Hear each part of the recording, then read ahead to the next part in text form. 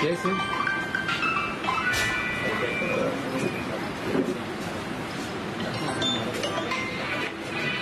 யாரு video coverage பண்ணுறாங்க.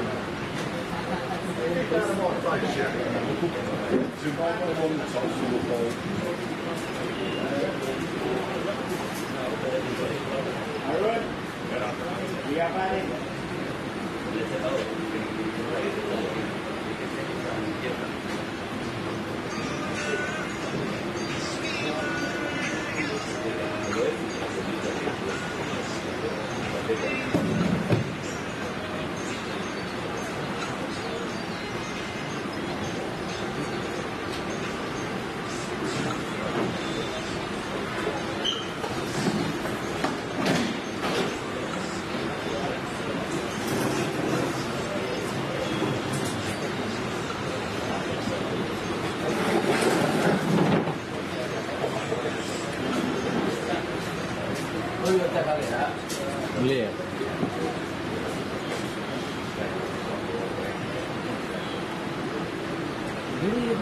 பேசுவாங்க எடுத்தியா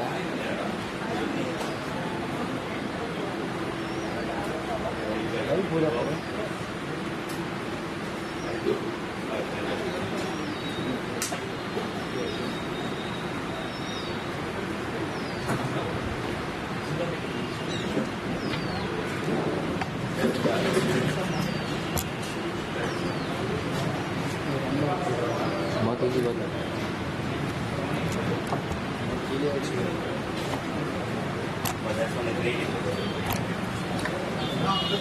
இதில் அந்த மாதிரிலாம் தெரியலையா? இதெல்லாம் இது பிடிச்சிருக்கா?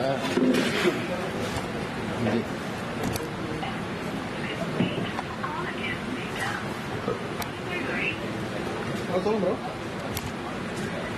லைவ் ஆன் பண்ணா சரி. நீங்கள் ஆன் பண்ணிங்களா? அந்த கேமரா அப்புறம் வரும். சரி.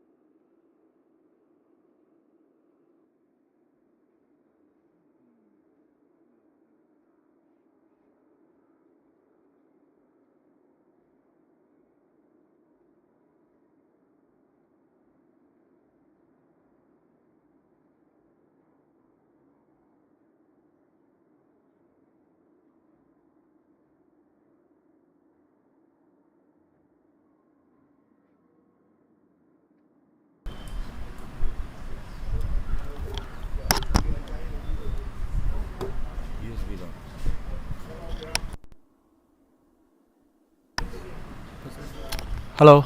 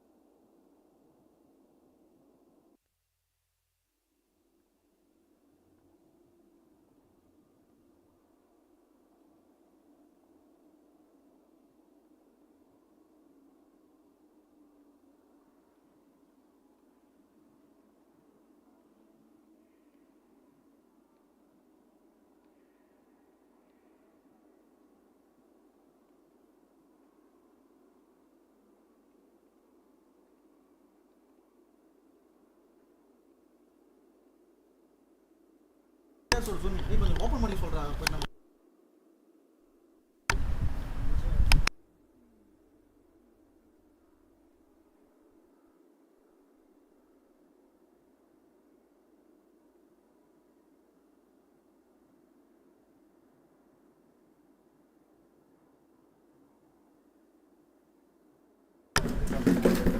Good morning, ladies and gentlemen. Welcome to VCI second over 60s Veteran Cricket World Cup tournament. Today's match is between Zimbabwe and Canada. The players are on the field for their respective national anthems. So, let's proceed with the national anthems.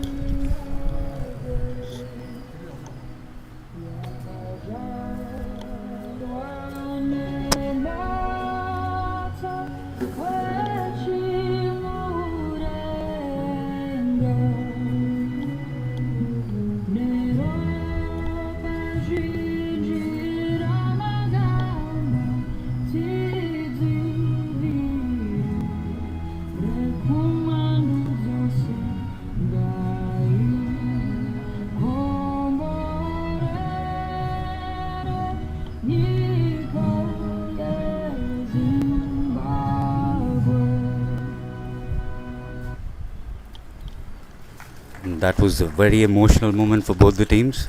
An amazing national anthem and a great start to a great cricketing match.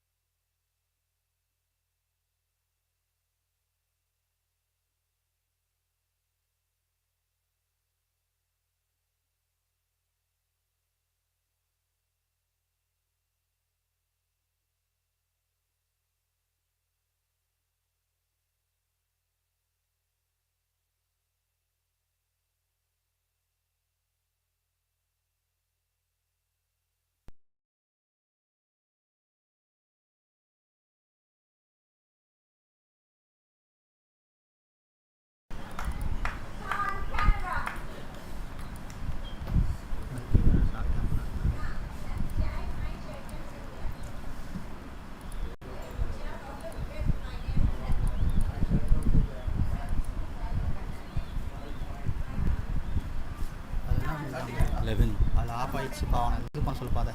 இது அங்கே பண்ணிட்டானா? Phone போங்க sir. Channel number என்ன வருதுன்னு bro, இது பண்ணிட்டாங்களா bro? இது ரெடியா? இது ரெடியா? அவர் நம்பர் இல்லை.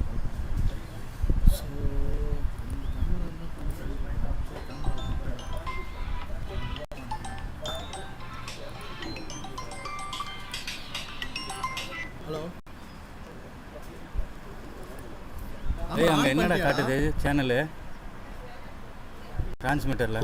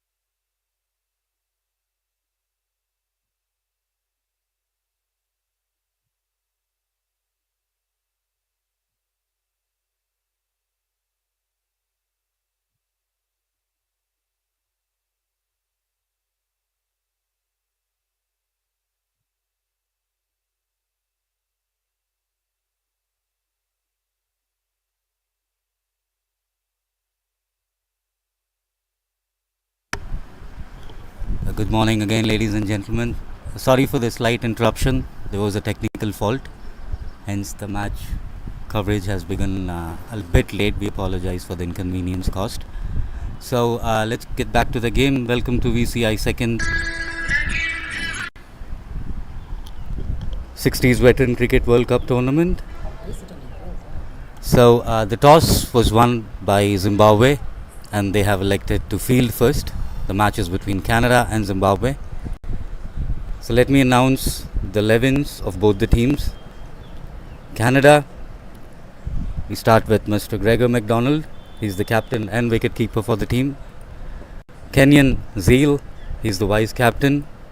Wayne Pacham, Rory McWayne, John Jameson, wicket-keeper. Wayne Jones, Warren Acquest, Gary Stein, Ian Harris, Barry Morgan, Peter Sands Thomas and Kevin Shonwell. And the 13th man is Len Beckwith. So this was the 11s of the Zimbabwean cricket team.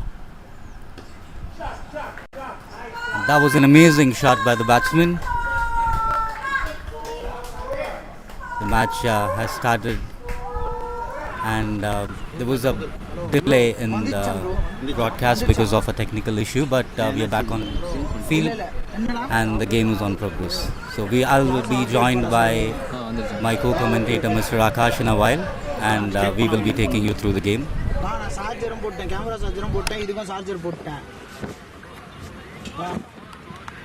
Okay.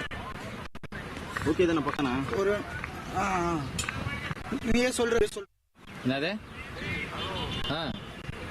So hello guys, welcome for the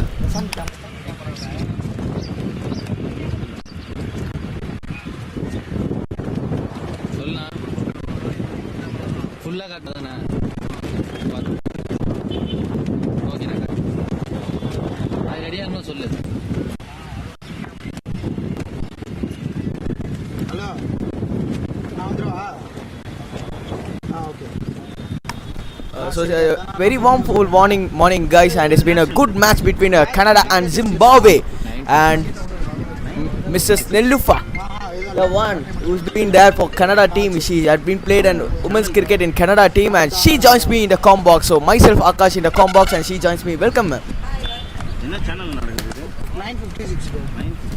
Warm welcome ma'am. The reason I want you is that sort of cheer, right? You have been giving, and you have a specific reason of saying a quote, and once it is being wet, you can be able to say that. Now for you, how you look this match and how you look for this tournament, how your team has been prepared for this. Team is prepared, but we have some hiccups in time with the bowling and batting. We failed yesterday, but we're trying to come back today and give a good fight with the Zimbabwe team. We'll see how this goes, and then we'll take it from there. Yeah, she's been an excellent encourager. I hope so. She will be in a regular age. She will be more encouraging, more energetic. And there it goes. It's just midway out. 2 has been added to the total. Two runs been added to the total, and that's how she encourages, right? And this is my second match actually I am doing for Canada. I did the first match for England versus Canada, and she's been so energetic, guys. Till even the sun has been so hot, the climate has been so humid. She's been like a energetic one. She's been so energetic till the last ball. Even the team going to lose, she doesn't care about it. She just want to make the team, make the players to enjoy this game. Correct, ma'am? Yes, definitely. Till the last ball, I'll be cheering Canada. Win or lose, we booze. Right? Yeah, win or lose, no problem. We just go out and just enjoy ourselves. That's been called a wide, and that's an excellent talk, ma'am. And how actually you're seeing a Canada team right now in the international standards? I'm just new to this team, but give me some more time, to get to know most of the players there. But Garvin, the captain's really good. He's a good bat, and the guy Ranjit on that side, he's a good bat. We just need to put their heads down and play a great game, and I think this game is ours. That's so good, ma'am. I remember Garvin, the one who has scored 120. Yeah, 100. I hope so. It's gone. tried to play out a cut shot. There used to be a word in commentators. They used to say slash and slash out, but the batter with the shot just touched the ball, and that's enough to get the nick. And that's how the Zimbabwe bowler has got his first wicket. The first one down for Canada. Ma'am, thank you for your valuable time.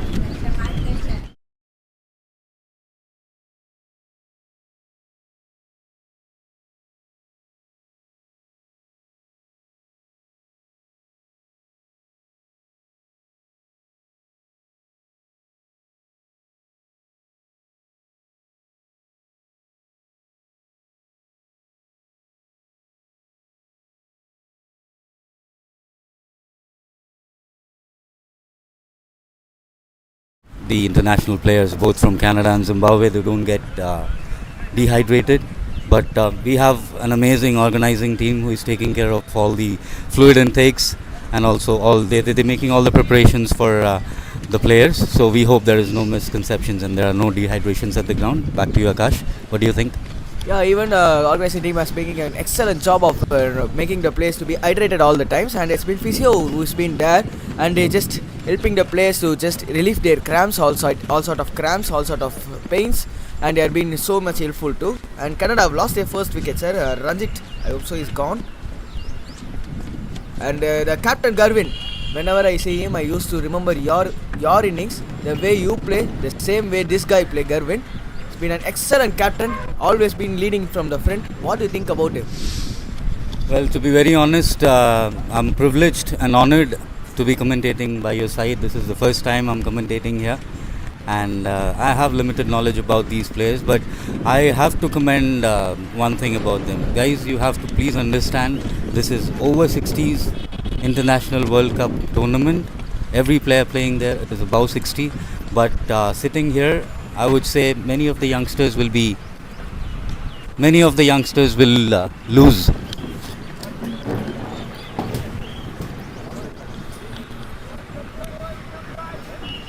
But again, there was a technical interruption there. Apologize for that. So what I was saying is, the fitness, the commitment and the will to play quality cricket is missing in most of the youngsters today. However, we do see gentlemen who are above 60 coming in slogging hard in this humid Chennai weather. So I believe this is going to be a beautiful day out. A beautiful game of cricket is awaiting us. So let me hand over the mic to our professional commentator who will be taking us through the game. The score, there was a lovely delivery, an arm ball straight into the off stump and well left by the batsman. What do you think about the batsman, Mr. Prakash?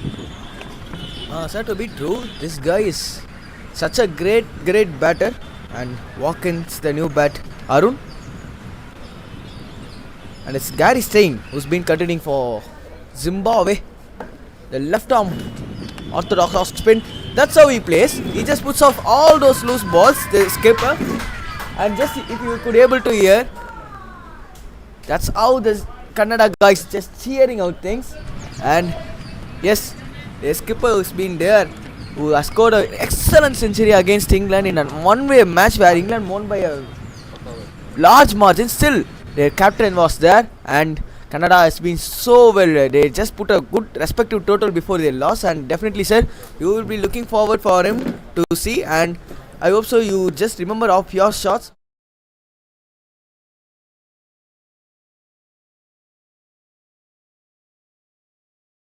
Leading from the captain, leading from the front, doing all those things, and making the team to put a respective total. Just how you play in the team. Well, that's an amazing feedback, Mr. Akash. Big words again. Thank you so much for your compliment. I would take that as a compliment. And I'm sure at this international level, he's much better than what we play. But let's hope for the best. Canada has started well, but in the process has lost one wicket. So the score now is after 4.4 overs. Canada are 32 for 1. The loss of one wicket. Garvin Budo and Arun Thaplu, both the batsmen are in the crease and they are looking to build up an innings. The partnership is 4 of 4 balls. Gary Stein is bowling a brilliant over as of now. He has bowled 5 deliveries and have just conceded 5 runs. So, what do you think about the bowling of Gary Stein, Mr. Akash? Gary Stein looks to be bowling a lot of arm balls. I hope so. The new ball in a well-rolled pitch is not going to be turned much. So he's just using his arm deliveries, and there comes the new batter Arun to face his first ball. Can we able to see an LBW just a ball skidding out of an arm like that? That's been close to the sticks. Just got the inside edge of the bat, and this is how I used to say, sir. These guys are actually not over 60 volt. These guys are over 60 young. They are able to run 2 runs. Just the ball was been there in the near fine leg region. Just went outside the circle. They could able to complete a 2. Definitely. I mean, running between the wickets and in the longer format of the game, and in Chennai, it's very, very difficult even for professional youngsters who play the highest format of cricket. So looking at them, running hard, taking singles, slogging, and the fielding and the will inside to play this kind of a competitive game of cricket is absolutely amazing to watch.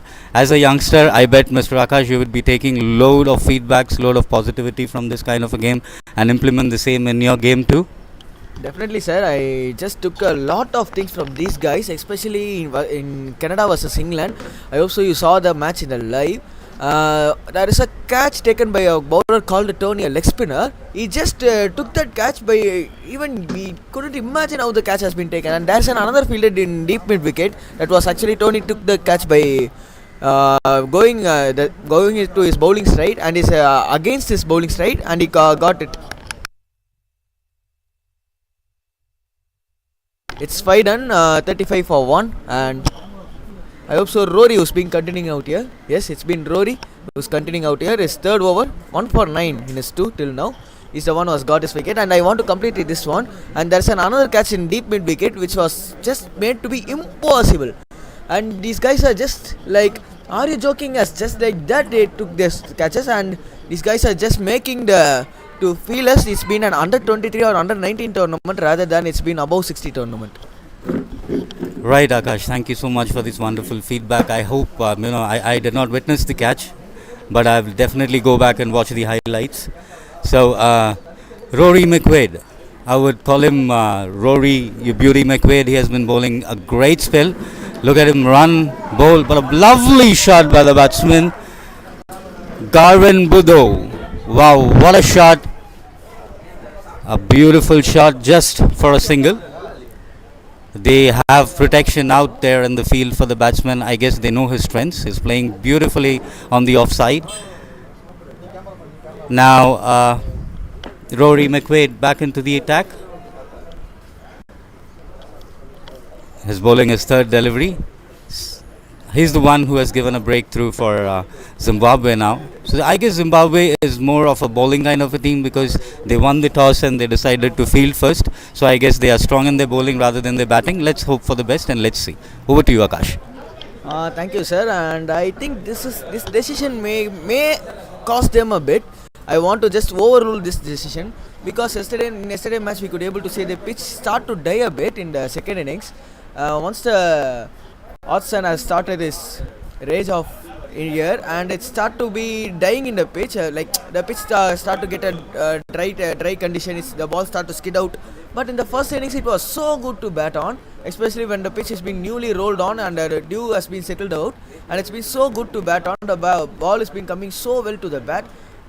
It's just a completely opposite second innings we could see in the last match. Was Australia versus Sri Lanka. Australia could post a big total of 319 and Sri Lanka got all outed in 87. They haven't batted badly, but it's been the track which has played its role. I hope so. That's what happened yesterday. That's been just stopped before fine leg, and you could be able to see an excellent fielding effort as well as an excellent running between the batters. A good cricket all round.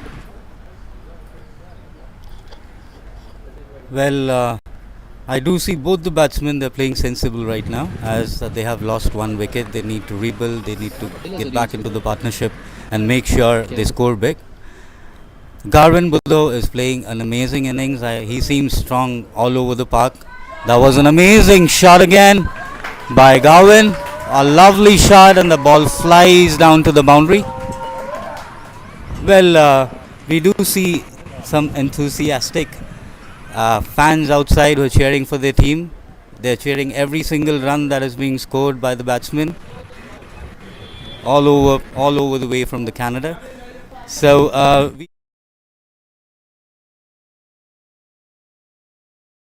the score is 43 for the loss of 1 wicket. The game is in balance right now. Canada is batting great, Zimbabwe is bowling good. So we are about to witness a great game of cricket is what it seems now. What do you say, Mr. Akash?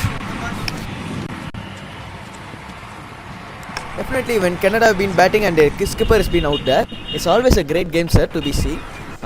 He could be able to score a big century, and that's what he could do. You just see in the last ball of the previous over, it's been whacked towards covers for a boundary, and this guy could be able to play some excellent cricketing shots as well as some slog shots with some good power. So it's always excellent to see his skipper. It's 43 for 1 for now in 6 overs.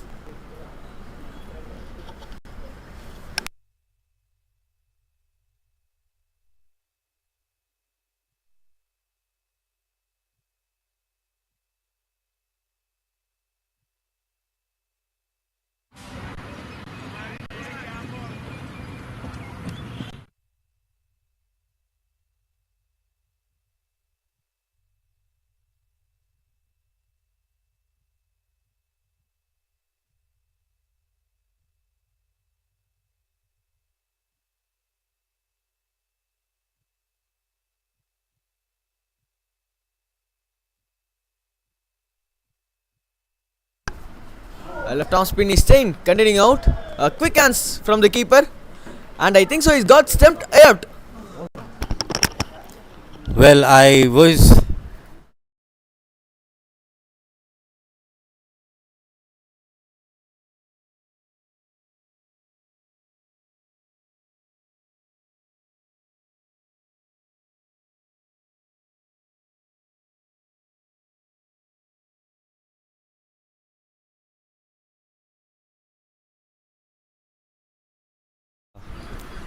Gary Stein has bowled 1.1 overs. He's conceded 9 runs and he has taken his first wicket. But this build-up, it was just a matter of time before the wicket fell. You could tell by the way he bowls. You could tell by the way he's bowling with the new ball. Left-arm spinner bowling with the new ball is not easy. The ball would slip. But he's controlling the ball. His control on the ball is amazing. He's been bowling quicker ones. He's been variating. And this ball, the arm ball, finally has given him the purchase. And Mr. Arun Saplu got out. Was bowled. And so we have a new batsman in our midst right now, Mr. Sanjeev Choksi. Let's see what he can do. Would he be able to help his captain to rebuild innings? Zimbabwe are bowling great. Canada needs to put their head down, play good cricket, play basics, and build up this innings and get them close. Yes, even in yesterday's match, we could able to see a big team like Australia could just able to score some quick singles between the wickets in the first half of their innings. In fact, until 20 overs, they could just able to, until they could able to score some quick singles between the wickets. And right now, Canada seems to be a bit struggling out. They are on 45 for 2. They just lost their second wicket, and there comes Sanjeev Choksi. 133 runs he have scored overall in this inning, overall in the tournament, with an highest score of 74.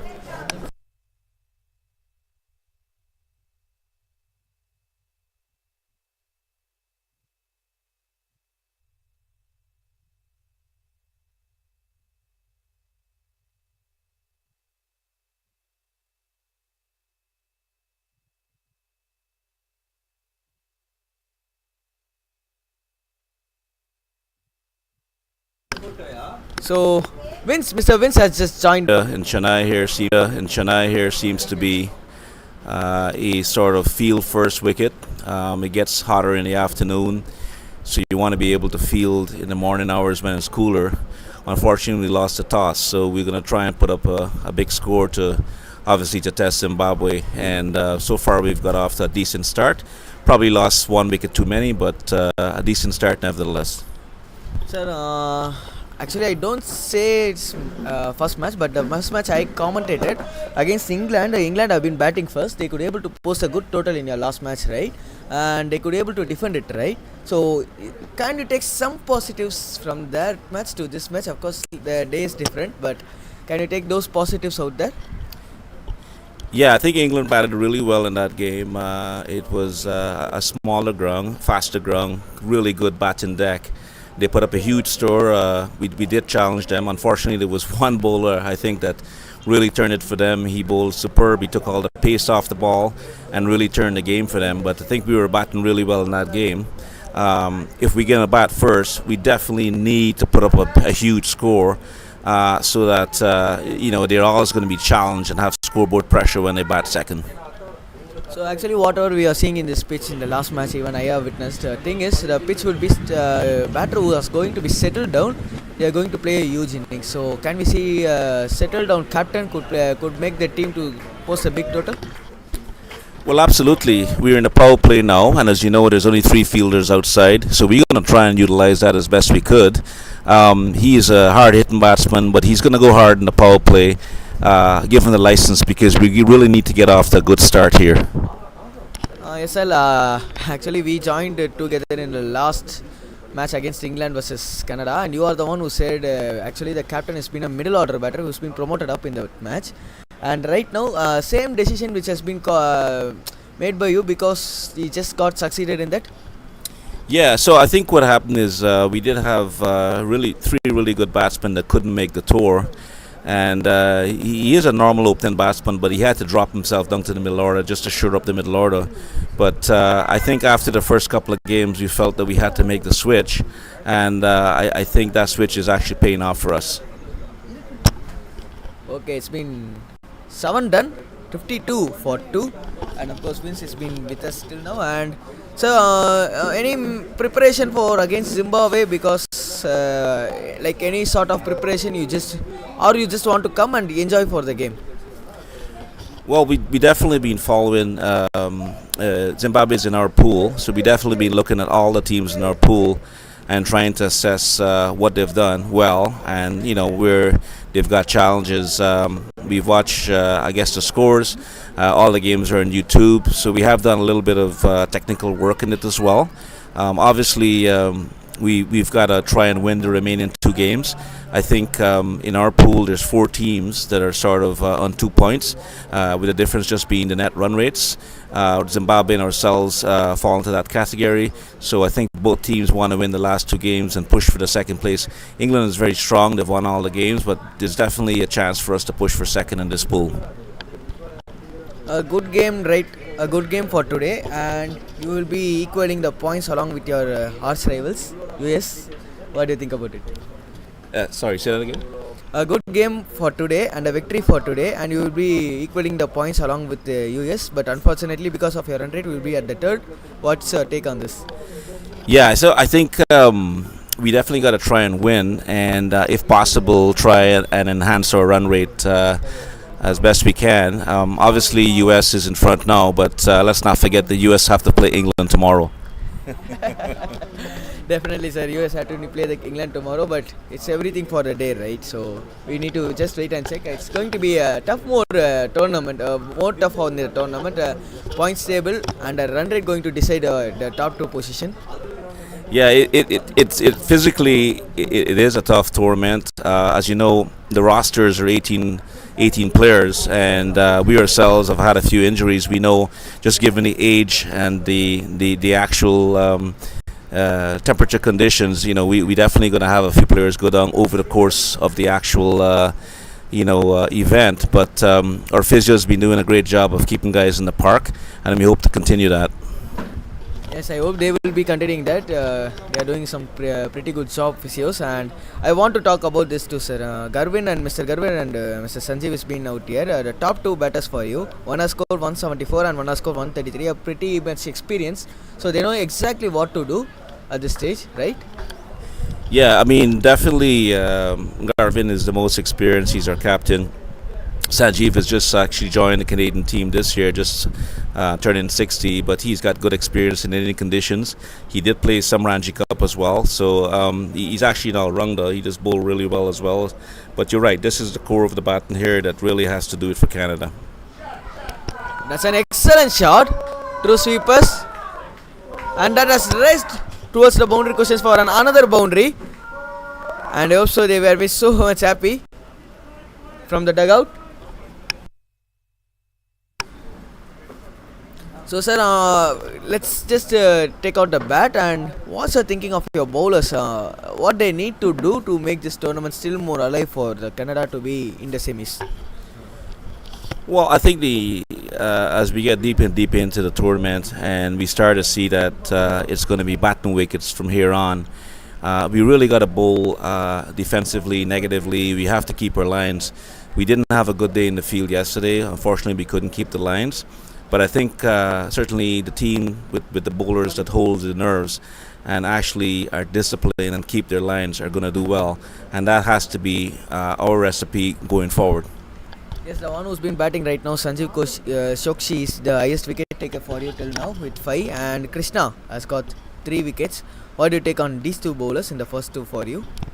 Yeah, so absolutely. I mean, Krishna is a line bowler, always holds his line really well, very disciplined. Sanjeev has got a lot of experience. Both of these bowlers do come on at different intervals, probably bowl 2 or 3 spells, just to spread it around. But I think Krishna, for me, is the one that's really, really disciplined in terms of keeping his line. And we hope that he's going to continue the same way here as well. Okay, just a question from opposite to your team. What do you take on? How do you take on Zimbabwe? Like, how do you think about the Zimbabwe team? What's their strength or weakness? What do you think about it? Well, we haven't seen a lot of these guys from Zimbabwe before. I think a few of them probably toured in the over 60 in Australia. But we've been following closely. They beat South Africa in a really tight game. I think their last game was against, I believe it was England. They put up a decent score. The English were too strong. But we're having a look at their bowling for the first time today. But obviously, they're just like us. They've won 1 game and lost 2. So we have to give them the respect and play accordingly. Yes, that's been a so nice speech from you, sir. Just we need to rely on today's game. We just rely on today's what we get today. It will be so good. So that's what you just said. So on the further tournament, what would be your improvements? So the immediate thing here is all 3 disciplines. Whether it's batting, bowling, and fielding, we really have to hold our nerve. We seem to be doing 1 or 2 disciplines well each game. We really got to put it together and do all 3. So yesterday, for instance, we had really early losses in the batting, and we were 2 down for nothing, and we managed to dig and scrape and got 200. The batting did really well. The bowlers unfortunately didn't have a good day, and the fielders were really, bowling was on 2 sides of the wicket. So we just couldn't get all 3 disciplines together.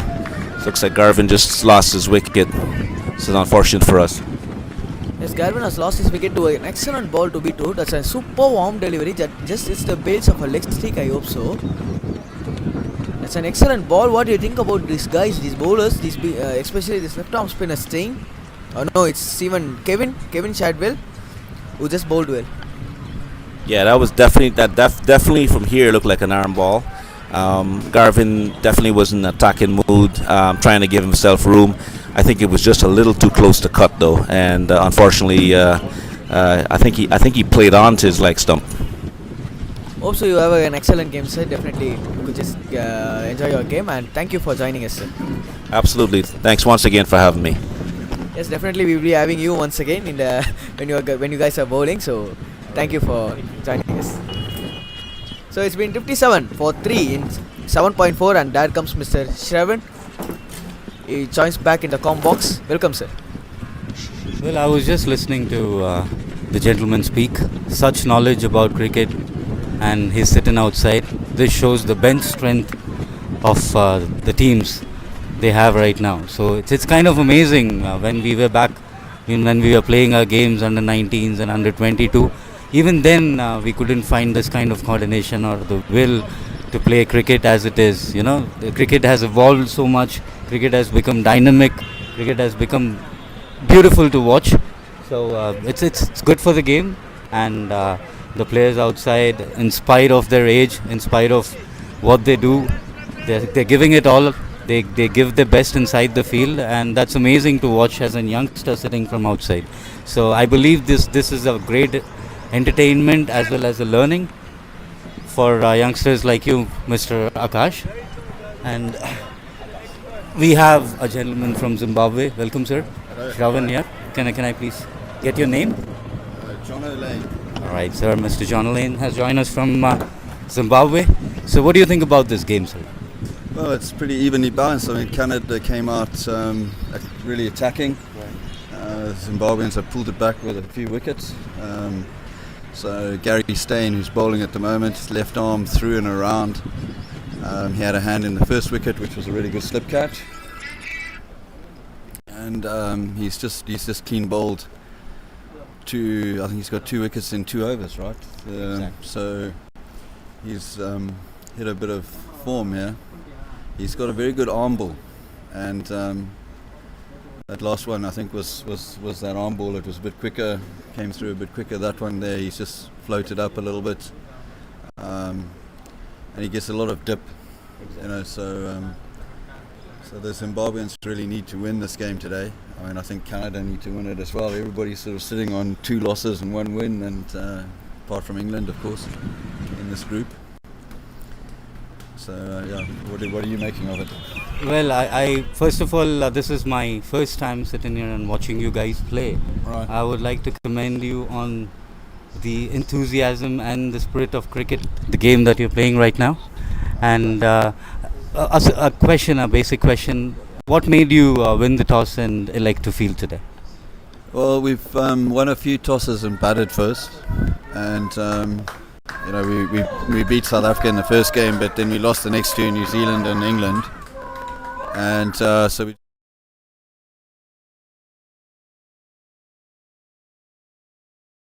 tournament started. So we know the pitch. We think it'll be fine for 2 innings. It's a good pitch.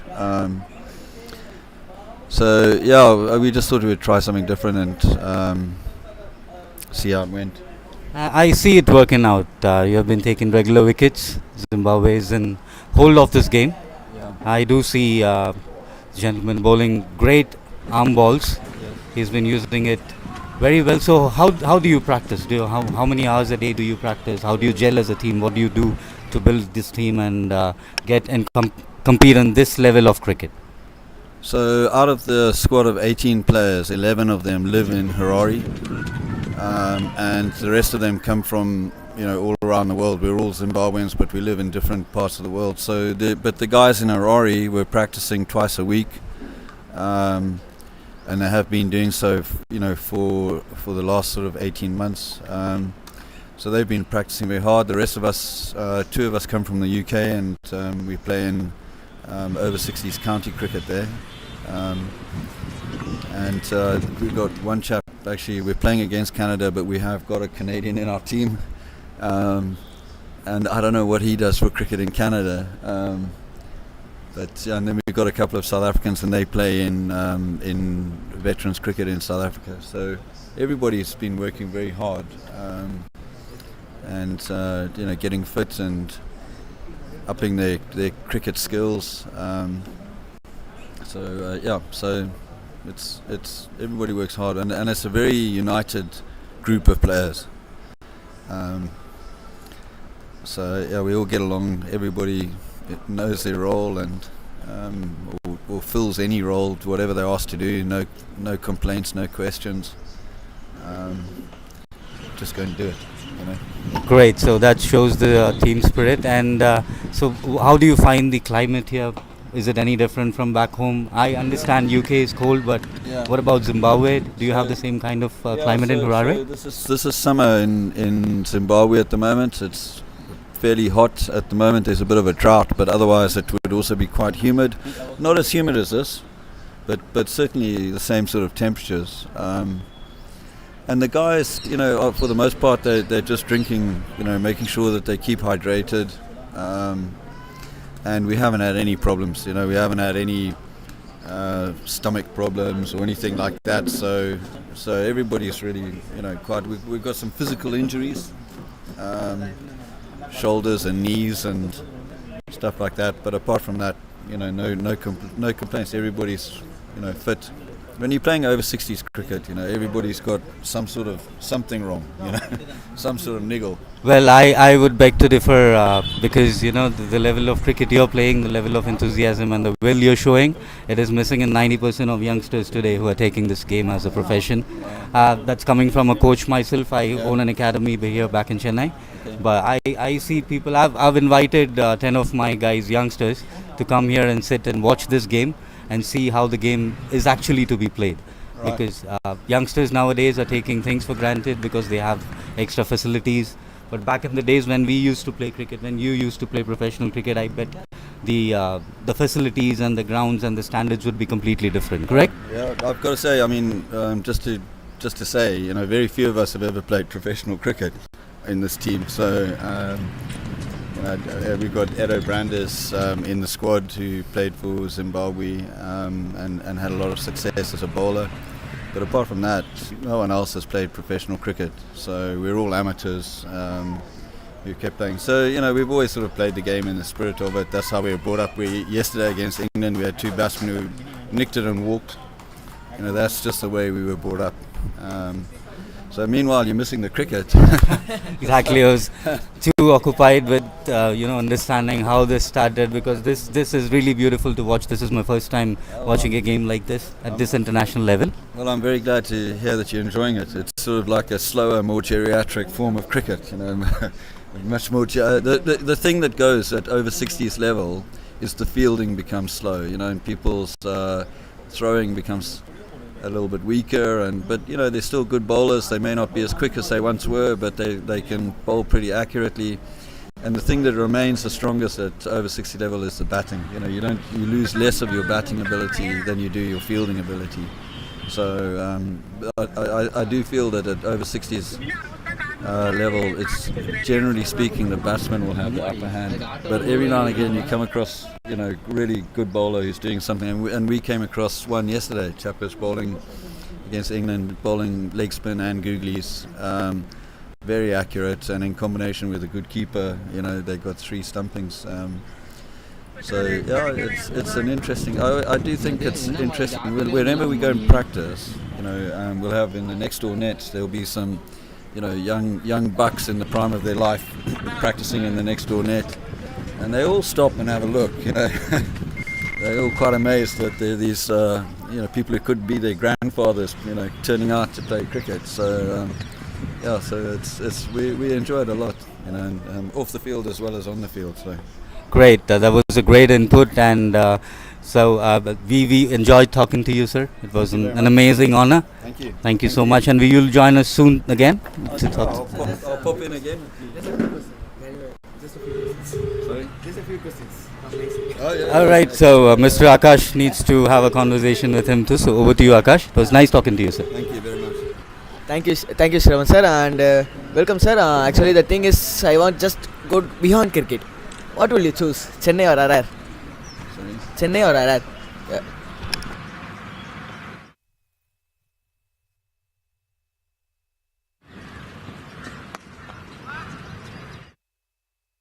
Sorry, it's in fact Chennai or Harare?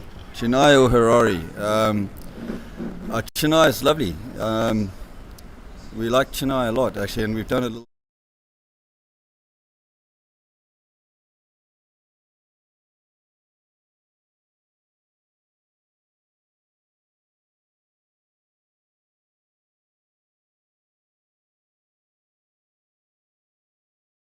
So obviously we like our hometown, Okay, I think so. Chennai would soonly become your second hometown, just like other players will be saying in IPL too, right?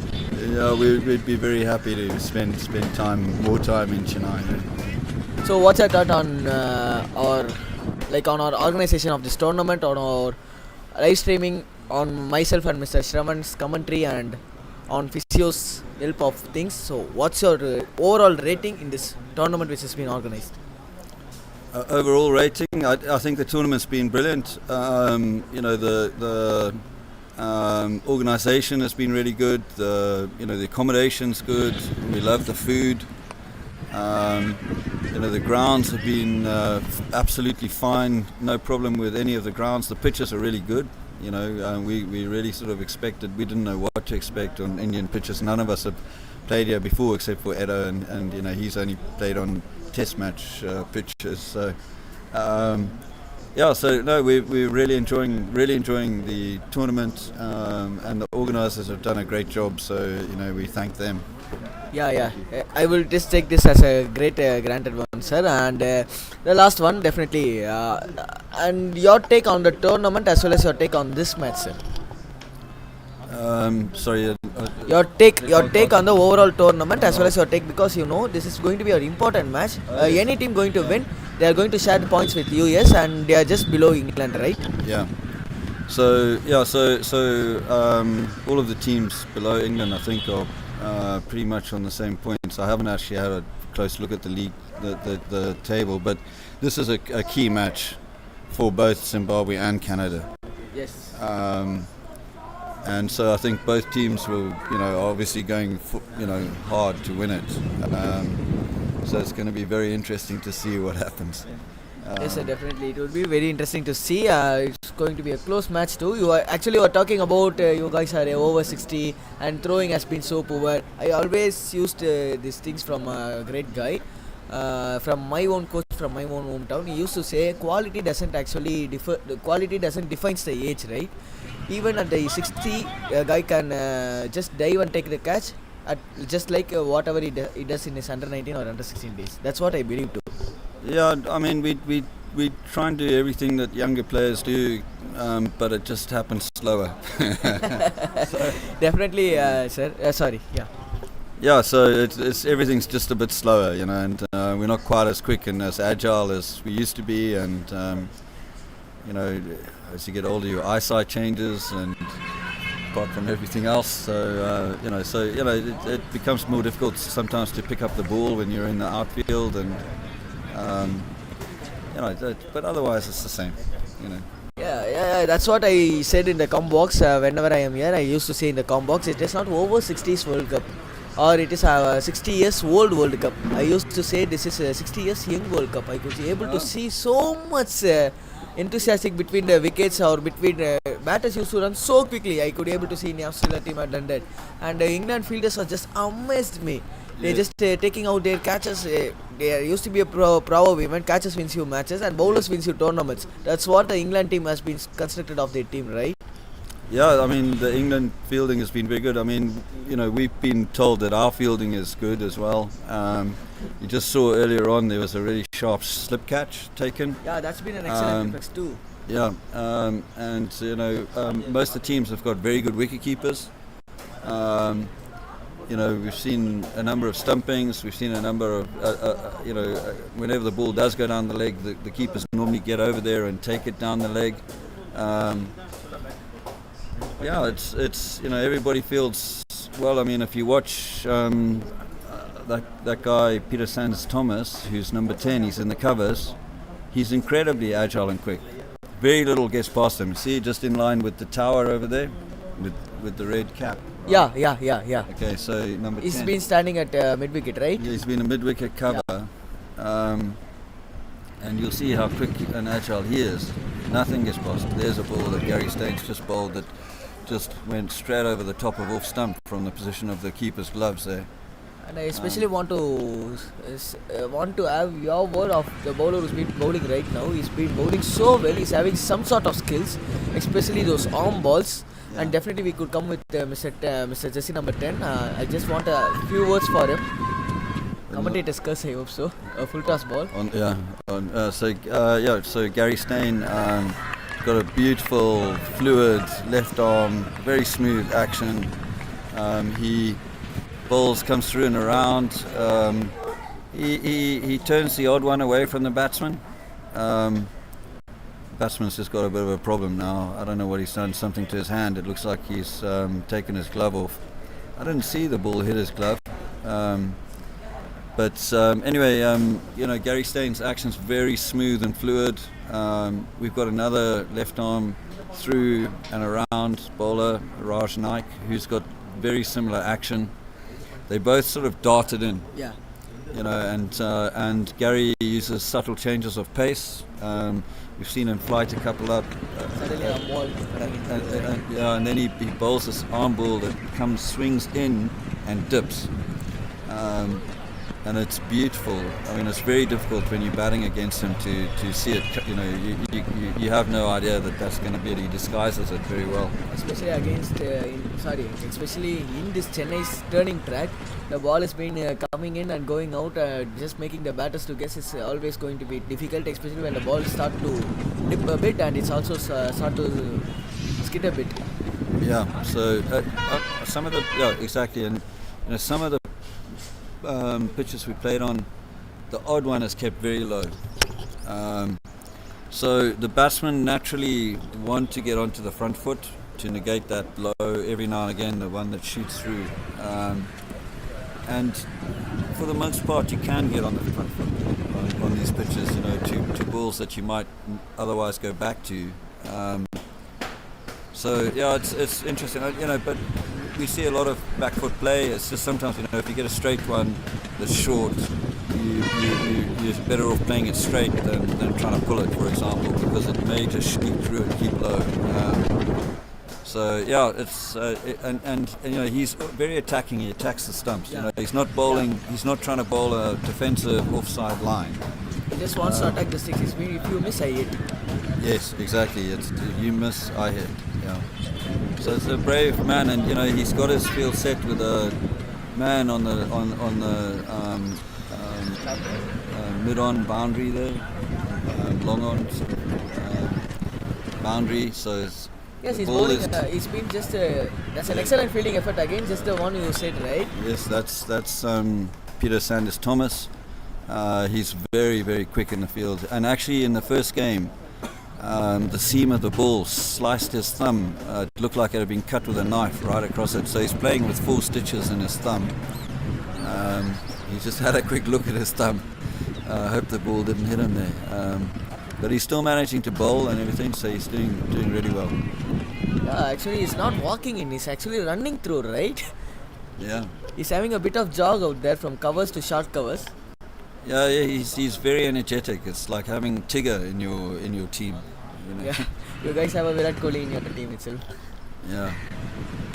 So the batsman seems to be all right now. He's got his glove back on and he's playing a couple of. He's treating Gary Staines with some respect. I would like to thank Physio a lot. He's been there to just making him feeling all right and feeling him comfortable to bat again for the batter. Full toss ball. Excellent fielding effort again. No ball. Another full toss from Stein. A very rare delivery from him. Just he's been bowling so well. Yeah, I think that one. Every now and again we get, because it's so humid and hot, your hands, if you're not keeping them dry all the time, you get one that slips out. And I think that's the one that slipped out. Is now the umpire is signalling a free hit. So let's see, the last free hit, they didn't score anything off it. Let's see what happens here. Oh, he just got a top edge and it Even free it makes the batter to think what he's going to bowl, right? Off spin or a non-ball. Yeah. How actually your own batsmen used to prepare him in nets? Sorry? How your own batsman used to prepare him in nets? They used to see his hand or what? He used to bowl in nets, right? You guys have some net sessions. So how actually your own batsman used to prepare him in nets? Yeah, so we just it's really variation of pace with him. When it comes quicker, that it's going to be he's not going to put any spin on it. It's just going to be the seam up and arm ball. So that's how we play him in the nets. He's a really good bowler. You just got to treat. You got to have a lot of focus when you're facing him. Okay, sir. Another question. The thing is, I hope so. You guys have some variation in your bowling lineup. How many variations? Like left arm, you guys do have two left arm spinners for now. I'm seeing a second left arm spinner. Is there any leggy? We don't have a leggy. So we got, all in all, we got 3 left arm spinners. And then you've seen Rory McQuaid bowling open from this end, so he's fairly quick for over 60s, and he's very skilled. He can move the ball both ways. Then Peter Sanders Thomas, the guy who you were just whose fielding you were just admiring, he bowled at the other end. Whether he bowls medium pace and with a lot of energy and he does a little bit with the ball. And we've got a whole range of other bowlers here. There's a lot of people in the team bowl. So there's a possibility, we'll get somebody come on who's, a bit slower. We can take the pace off if we want to.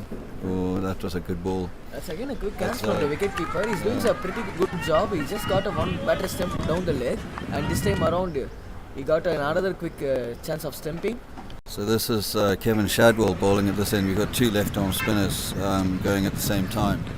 And Kevin's very tall, and he just floats it up there, and Gives a bit room. there's no pace on the ball for the batsman to use here, but he's bowling really well to an offside field, basically.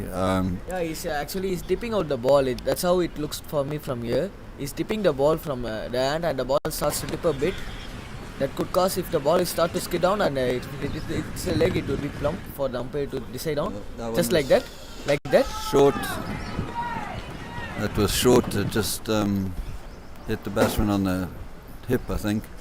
Okay, sir. One last question, sir. You won the toss. Want to field first. What's your target at the time? What's your team talk to be the target on the time? Well, we can't really, determine what Canada are going to score, but when we come to bat, we know what we have to score. Yeah. From that point of view, when we've batted first, we've so far this tournament we've got fairly low totals, or at least totals that haven't been high enough.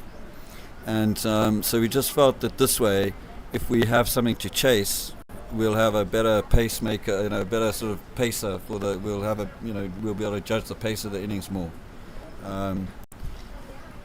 So that's the thinking behind chasing today. There you go, look at that, beautiful bit of fielding. Again, you feel so well. Absolutely crunched the short ball at to mid-wicket, short mid-wicket, where...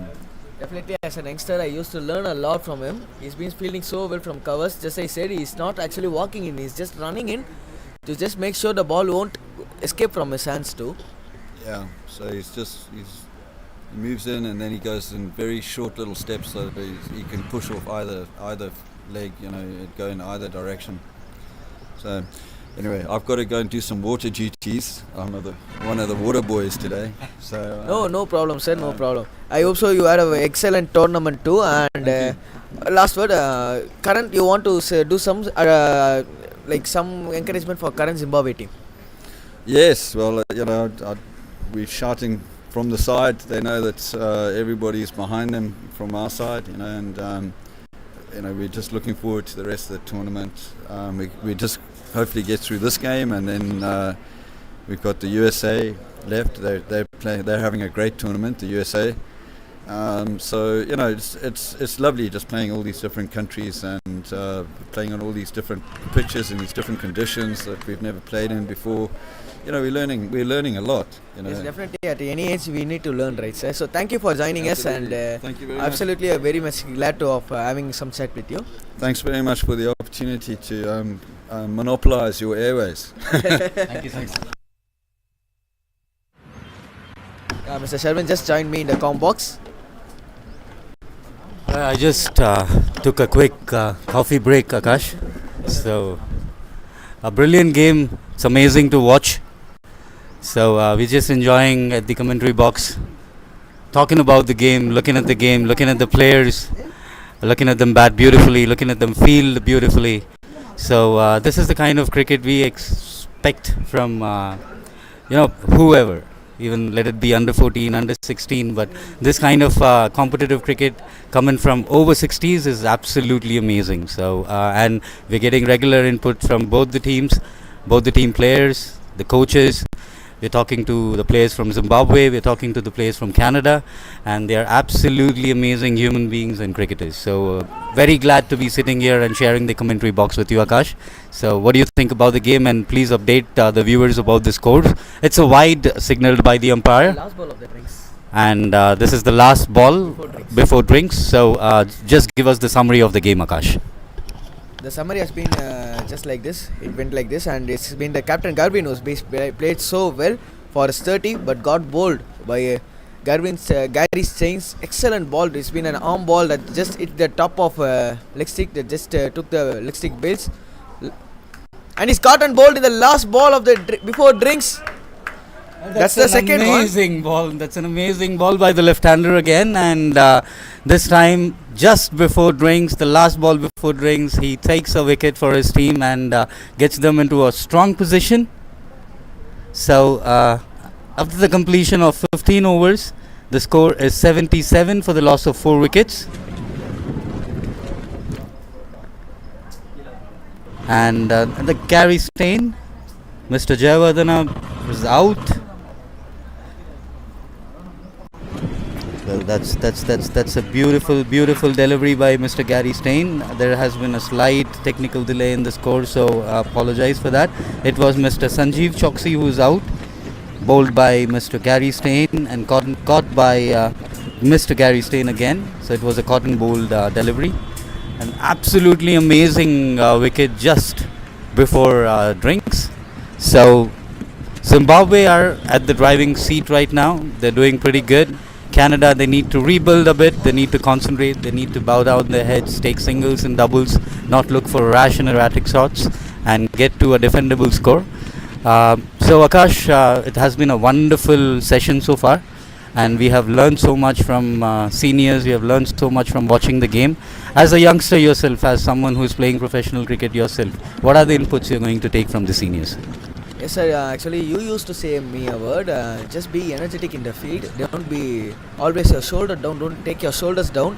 At any cost, be the energetic guy in the field. That's what actually these guys are just bringing into the table. I hope so. They just say these guys are over 60 and these guys are playing World Cup, and there won't be any sort of energy. But we're seeing a lot of energy in between them, and excellent fielding efforts, excellent bowling efforts. And even batting has been tremendous. Running between the wickets has been tremendous. So it's always so good to be honored and so privileged to be seeing this match and commenting about these guys. And these guys are making me to learn a lot. Just making me to go to the gym and working out of my body, and just making me to come in shape, so that I want to always compete with these guys. It's always these guys are going to get the better of me. That's what I hope so. 77 for 4 for now in 15 overs. Canada. Well, thank you so much for your kind inputs, Akash. We do see the list of sponsors, the sponsors who have made this game possible. So we can see the list of sponsors on screen right now for your benefit of the viewing viewers. So let's take the names of the sponsors next time we have a break. But right now, do enjoy the break. I hope the players are enjoying it too. We can see the support staff on the field helping out the players, getting them drinks, getting them hydrated. Chennai is a very humid climate. Chennai has a very humid climate, and it's really difficult for us to hold a full day of cricket. But looking at this young 60-year-olds, I believe this is going to be an amazing game of cricket.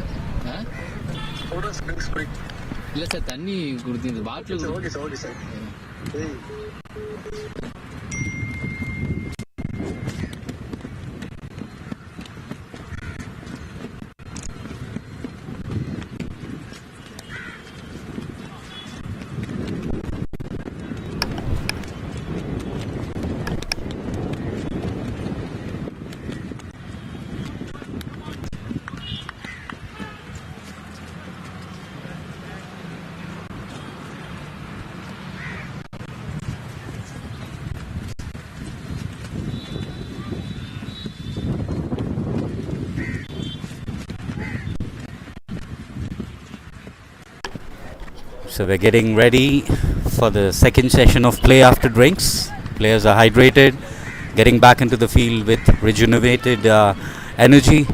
So unfortunately, Canada lost a wicket on the last ball just before drinks.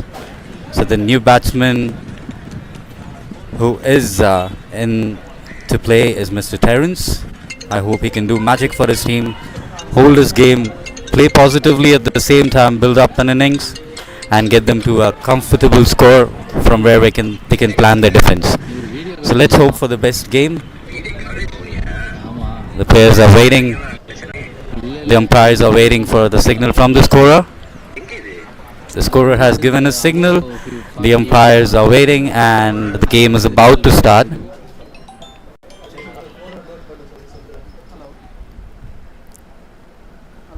So on strike would be the new batsman. I'm sorry, on strike is Edrivira Jayawardene, who has scored 7 runs of 18 balls. He's taking his time. He's building up the innings. That's what Canada needs now. Zimbabwe have bowled absolutely beautiful to be in this position. There is another left arm bowler who is bowling in tandem right now. Was a dot ball. An amazing delivery. Left-handers do have a slight bit of advantage over left-arm bowlers. And that's a wide delivery. Wide signal by the umpire. Well left by the batsman. Another extra added to the account of Canada. Zimbabwe, even though they have bowled well, they have conceded a bit of extras. They should control that in order to get themselves into a comfortable position to win the game from there. A beautiful delivery again, well defended by the batsman, no run. As I told you, this is a build-up phase. The game would go slow because Canada has lost 4 wickets. They need to rebuild their innings. They need to start from scratch. They need to start from zero. Put their heads down and play basic cricket, nothing rash. That's a good shot by the batsman and a lovely boundary. He picked up the gap precisely and perfectly. He did not try to hit the ball hard. He just placed it, and that's an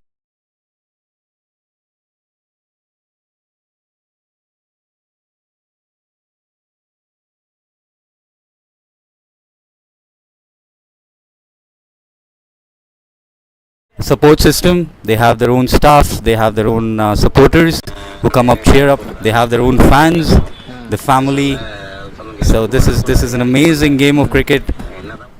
A full toss. Well played by the batsman, but straight into the hand of the fielders. No runs. Well, Canada shouldn't be looking for exaggerant shots right now. They just need to put their heads down and play basic cricket, as I've been saying it repeatedly, because that's going to save them. A partnership from here, a 50-run, 60-run partnership would really save them. Another wicket, and I would say Zimbabwe are right on the driver's seat. The ball bowled on the leg stump, well defended by the batsman. The batsman is not taking any undue risks right now, as they should. The end of over. The score is 82 for the loss of 4 wickets, Canada, after the completion of 16 overs. Canada were on the driving seat slightly, but the left arm spinners, they pulled it back for them. Took 4 quick wickets, and the game, I would say, is slightly tilting towards Zimbabwe right now. Another 4 good overs, a couple of quick wickets, and they would get right back into the game. Right now, Canada, they would have to start from scratch again. I've been repeatedly saying this. As a cricketer myself, I understand the importance of this middle overs play. You need to put your head down. You need to play according to the ball. Instead of assuming, you just need to react, use your will, spend some time in the middle, and definitely Canada would get to a respectable total from which they can stand their ground and defend. So let's see.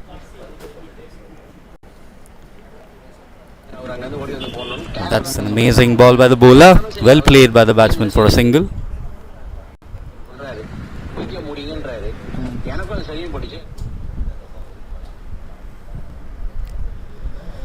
So really have to talk about Gary Stein. He's bowled 6 overs, he's conceded 33 runs, but he has taken 3 wickets for his team. Even though the economy is slightly on the higher side for this longer version of the game, he still is bowling really beautiful and has taken 3 wickets for his team. That's a short delivery. I would say an opportunity missed by the batsman. The ball was there to be punished. He had to hit it out of the park, but unfortunately the ball held its line a bit, and that's where the batsman missed. So Gary Stein is really bowling well. He's bowled 6.2 overs, he's conceded 34 runs, and he has given 3 wickets. He's coming in for this third delivery of this over. A great ball again, well defended by the batsman. The batsman has decided he has to spend some time inside the field, and that's how they should be playing right now.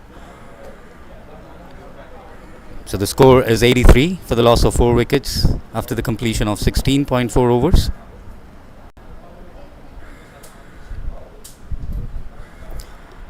A wonderful delivery again, played straight in the hands of the bowler. He's hit it back, hit it with precision.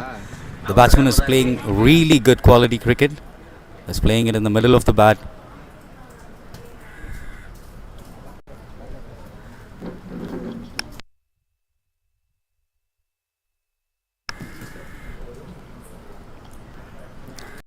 Well, I see Gary has slightly slowed up his deliveries. He was bowling arm balls, quicker ones with different variations with the new ball, but as the ball gets slightly older, he seems to have picked up a length and line wherein he is bowling his delivery slow. He's getting he's pulling up the batsman in front. He's asking him to play his shots. He's inviting him to hit him out of the park, which spinners really do in order to get into the nerves of the batsman and get them out. So Gary with his final delivery of the over. Again, that's an arm ball. Beautifully bowled, beautifully played, and beautiful running between the wickets. Great cricket all around. This is what I've been talking about, viewers. You know, I don't see youngsters playing this kind of quality cricket right now. I see a lot of club cricket games played, a lot of practice games played, a lot of tournaments, you know, even TNCA leagues wherein youngsters who have real potential, real talent, but this kind of enthusiasm and will is what is missing. Did you see the last ball, the way the batsman ran, the way the bowler bowled, and the fielding? That's the kind of effort we look from cricketers. That's what makes this game great. So a lot of learning from these people, including myself. I've learned a lot from them, and I would definitely share it with my juniors, with my peers, with my colleagues. I would invite them to play this kind of cricket. Even this is an international quality of game, but every opportunity is a learning opportunity for youngsters. So people who are watching this game, do watch it. Look at the players' enthusiasm. Look at the way they're fielding. Look at the batsman trying to rebuild the innings from 4 wickets down. So after the completion of 17 overs, the score for Canada would be 85 for the loss of 4 wickets. We have Kevin Shadewell back into the account. And that's a wide delivery. Let's wait for the umpire signal. No. That's a legitimate delivery bowled by Mr. Kevin Shadewell. Terence Holder is new. He's holding his ground. He's played a couple of balls. That's a short delivery. Well played by the batsman. Well hit. And that crosses the boundary, and it's an amazing boundary. Well played by Mr. Terence Holder. Kevin Shadewell has been bowling well. He's in his final. He's bowling his 6th over, and he has bowled 1 maiden. He has conceded 13 runs, but he hasn't taken any wickets. But he has been very economical. His economy is 2.52, which is very commendable for limited overs cricket. Being a left-arm spinner is an art in itself, and there is an advantage. Again, a loose delivery. As I've been praising him, he gives up a loosener, he bowls a freebie, and the batsman takes complete advantage.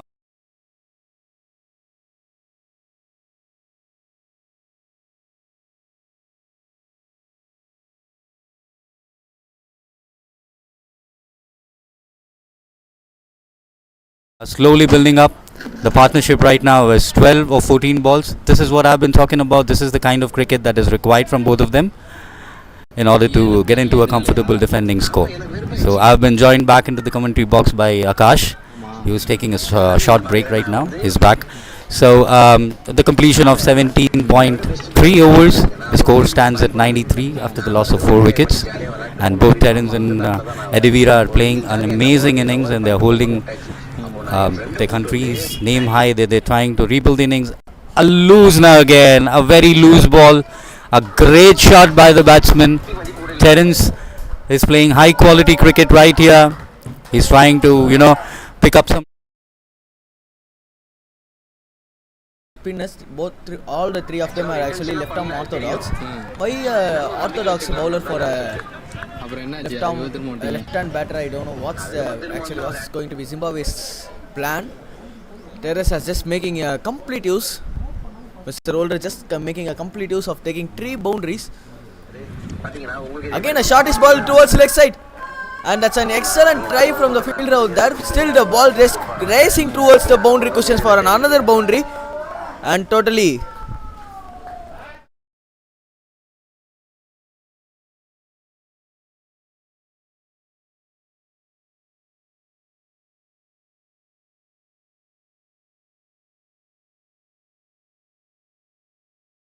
do you think it's going to be the good score, Ravan sir?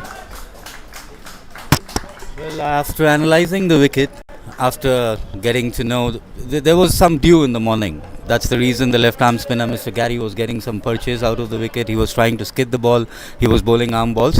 But right now, I think the wicket has become a bit easy for the batsman to bat in. If you get your eye in, if you try to play the balls according to the merit, if you give respect to the bowler and try to put your head down and play according to the basics of the game, I guess Canada could reach to a score of 250, 240, which would be a respectable total in order to defend it, provided they field and bowl properly with the basics again. I'm talking about a lot of basics here is because these people, some of them are retired professionals, some of them are amateurs, but all of them are above 60.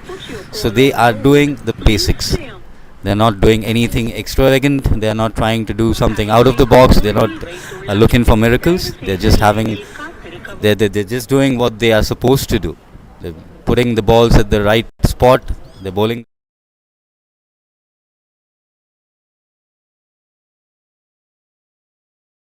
Will definitely look to hit the ball and the process give his wicket. That was a short ball played towards mid-off. Good fielding. See, this is the kind of example they're setting it out for the youngsters. The guy who dived and gave his all to stop the ball just for a couple of runs is above 60. I'm not showing their age right here. I'm just showing their commitment, the level of commitment they have. They're throwing themselves out on the field and catching the ball. So a lot of inputs to take from them, Akash. Definitely, sir. That's what. Oh, what a shot! That's where it's been just over the ropes this time around, and Terence Solder is not holding up things back. He's scoring in.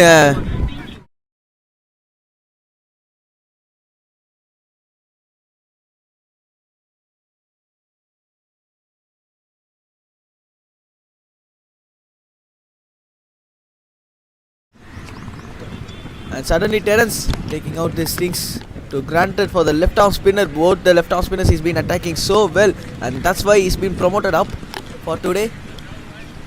He's been batting so well, Terence. A good left arm facey which we could be able to see in the second innings. For now he's been batting tremendously well.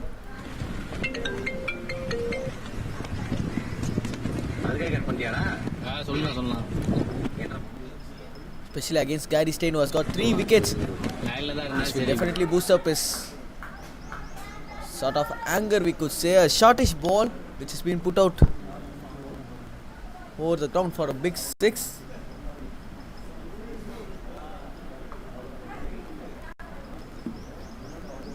So you are talking about dew in the morning conditions, right? And I also actually the humidity actually not stopped yet. It has been a bit of windy too. Just went over the head, and that's another boundary. This guy is not making us to talk. He's scoring runs in a very hurriest way.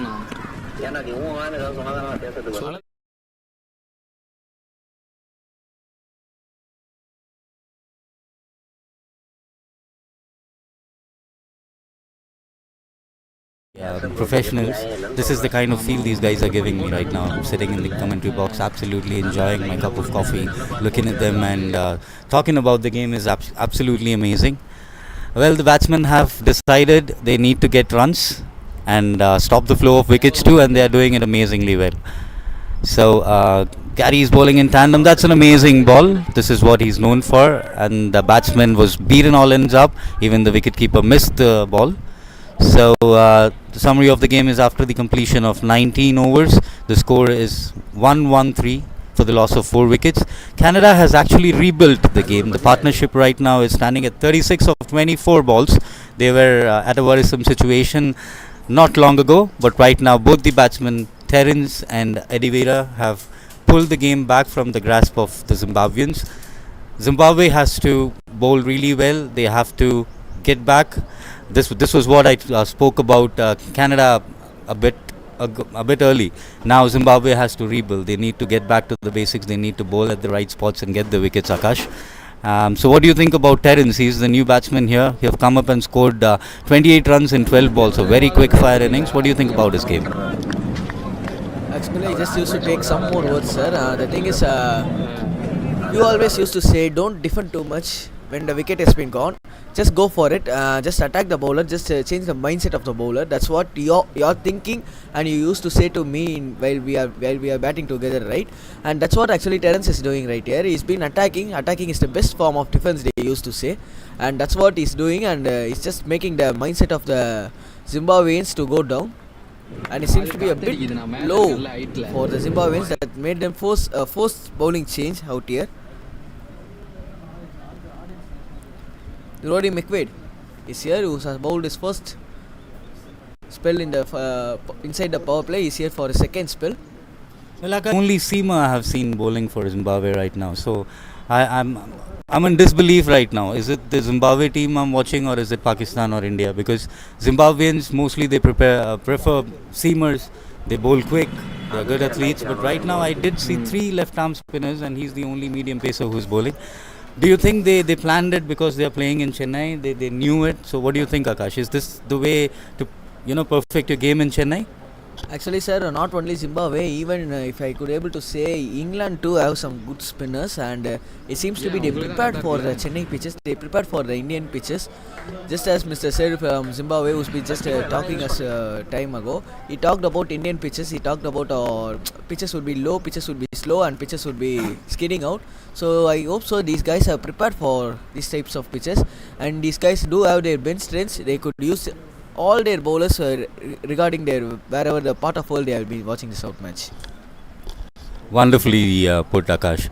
Well, I do see that even the spinner, even the medium pacer who's bowling right now is not express. He's using the wicket. He's just bowling good lunts, just releasing the ball, not giving pace for the batsman to use it against the bowler. So after the completion of 19.2 overs, the score stands at 1-1-4 for the loss of 4 wickets. Terence Holder is on strike, who has been hitting the ball all over the park. His 28 of 12 balls with 5 boundaries and 1 maximum is scoring at the rate of 233 strike rate, which is absolutely amazing for a middle order batsman, and that too after losing 4 quick wickets. Playing at this kind of a strike rate is absolutely amazing, Akash. What do you think? Yes, he's been batting so well. He's been just attacking the bowlers and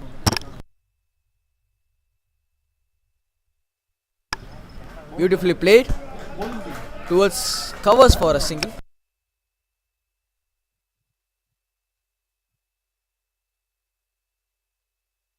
Sir, and just if you're able to see for Terence, there's an interesting field set. They do have a long on as well as a mid wicket with extra covers, deep extra covers. The same field set for this guy, and Terence. I hope so. Terence has just made the batter Jayawardene to score a boundary, and that's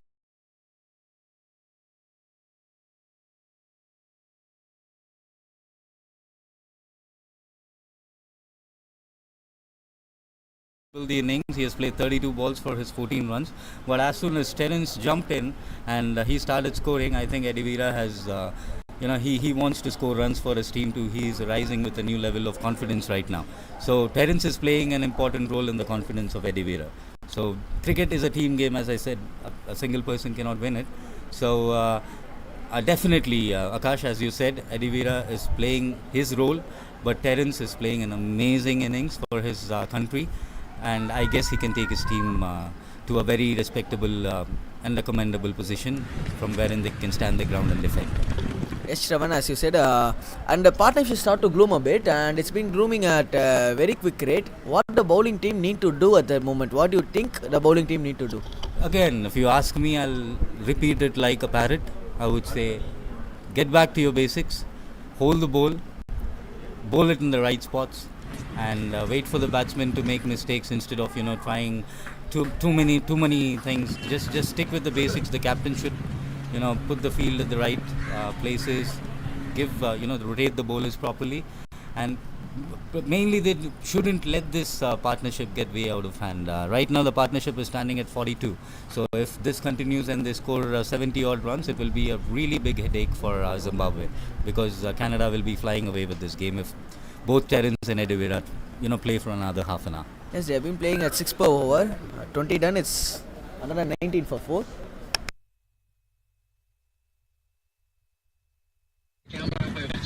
நல்லா தான் wait பண்ணுது.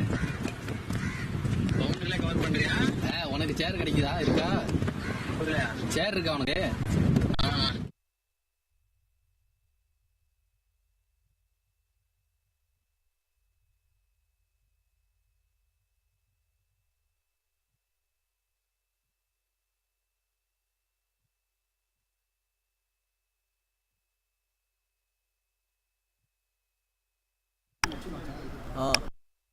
One sir, just I said, a change in bowling, maybe offie, I hope so. He's looking like an offie.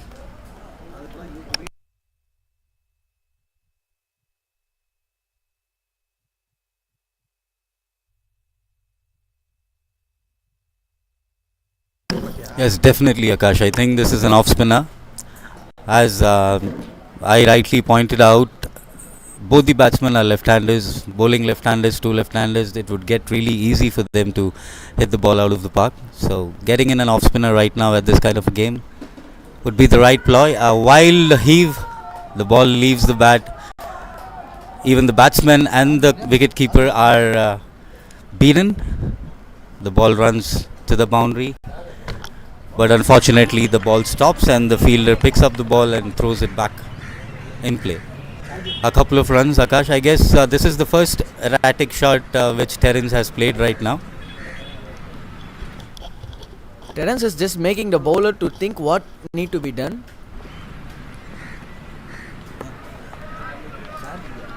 A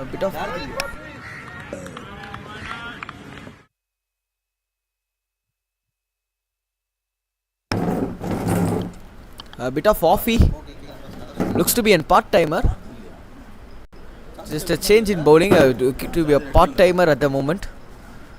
And Canada, suddenly in no time they start to score some quick runs. A no ball called from the umpire.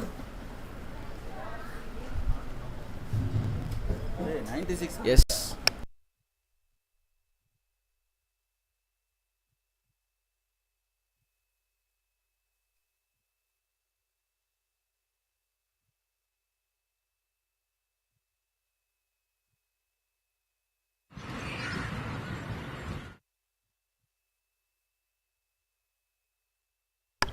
It's been a no ball call, so we are getting a free hit, hope so. No, even he just cancelled it. The umpire just cancelled it.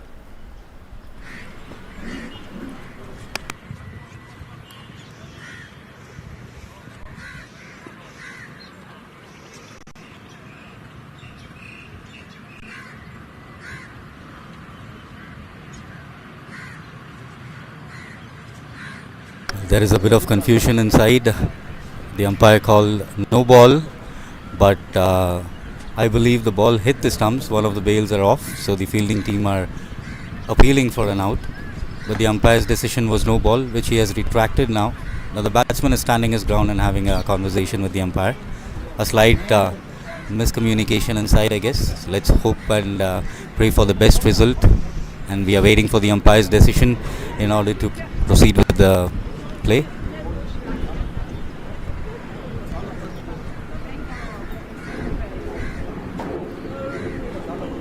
Now, would they take the benefit of the video coverage or would they give the benefit of the doubt to the batsman? Rightly.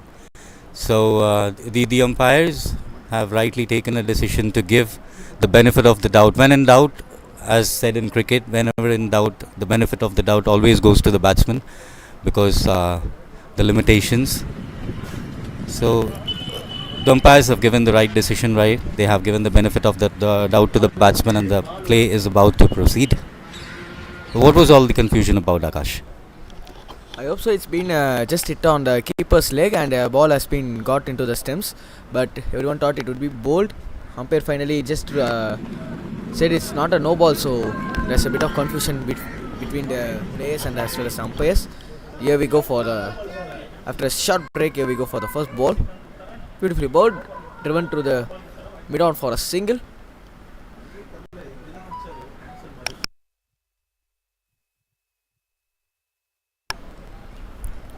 A big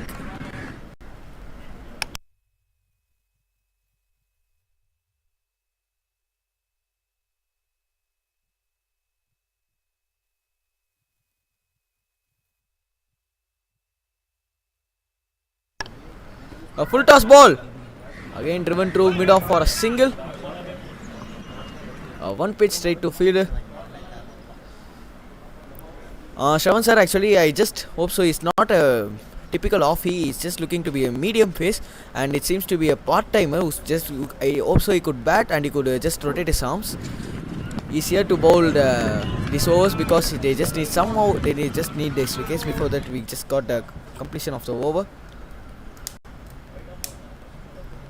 Well, yes, Akash. When your spearhead bowlers, when your regular bowlers are not able to get wickets, and after taking 4 wickets, you let the middle order batsmen settle in, ride their way through, and almost score 50 runs partnership.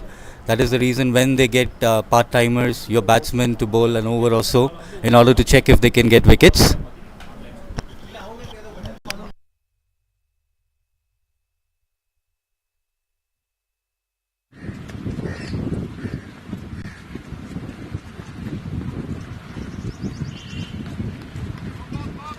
McWade is here to continue.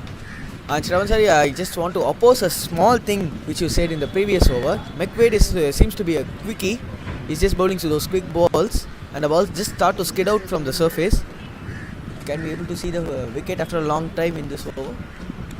My prediction, I hope so. I could. Went straight back to the mid-off region. Over has been added. And as you said, Zimbabwe just they need to put the things on spot. They should not lose their temperament. I hope so. But we are just seeing a lot of full tosses coming out. There just seems to be a temperament loss. As I said, the projected score right now stands at 268 runs, which is a humongous target. If both the batsmen, Terence and Edivira, they play their games properly, they would be definitely able to score 268 or 270 odd, which would be an immense boost, and the bowlers can work from there. A lovely ball, a beautiful ball. The batsman misses it completely. A good ball after a while, because they took 4 quick wickets, but the batsmen scored 50 odd runs, both the batsmen, and they are rebuilding their innings. Canada is getting back into the game. Zimbabwe is losing the track a bit. Where do you think they need to strengthen up Zimbabwe right now in order to restrict them? And if you were the captain, Akash, what would you do to restrict the team for 200 runs from here? For me, I will definitely go for wickets, sir. I just make the bowlers to attack to the stems. I just don't be that for defensive style. I want my bowlers to be attacking. Even myself a bowler, I just want my balls to be attacking to the sticks. Let the ball speaks out the things. If the batter misses out, it is going to hit the leg or it's going to hit the sticks. That's all. The thing is going to be simple, and they just need 4, in fact 6 good balls is enough for the innings to be ended. One good over has been enough for an innings to be ended. And it's always a progress, right? That's what even Mahendra Singh Dhoni used to say. Always a progress of the things. Well said, Akash. See, again, as you rightly pointed out, Zimbabweans, after taking 4 wickets, they have slightly lost the ploy. They spread the field out, wherein they should be attacking. They should be having the fielders inside the circle. They should have a slip, and they should have their best bowlers bowling right now, because as you rightly said, it's all about 6 good deliveries from here, and Zimbabwe can take the game home. But right now they're slightly going back on the defensive side, which is allowing the Canadian batsmen to hold their ground and score quick runs, and also play in tandem and build a partnership. So the projected score right now stands at 270. As I said, 270 is an incredible score right here in this field, in this kind of a slowish wicket which we have right now. It's very humid back here in Chennai, and these international players who are used to colder climates, they come here, they get dehydrated. That's the reason even organizers have arranged for professional physios, professional staff, in order to keep them hydrated, keep their bodies fit. Absolutely amazing job done by the organizers. That's edged on top of short third man, and the ball's running like a lightning ball. Ball stops right in front of boundary. The batsmen run for a quick couple. Again, as I said, Zimbabweans are making the mistake of having their part-timers come in and bowl right now. I think if I was the captain, I would have my best bowlers bowling right now, have my best fielders standing in the right positions, and they're not attacking. They have gone back to their defensive kind of a mindset, which is allowing the batsmen to score quick runs, Akash. I just want to oppose a point right here. I want my part-timers to be rotating their arms. Somehow if they could able to get 1 or 2 right now, and the main bowlers could just able to break the ship of Canada. That's what I think.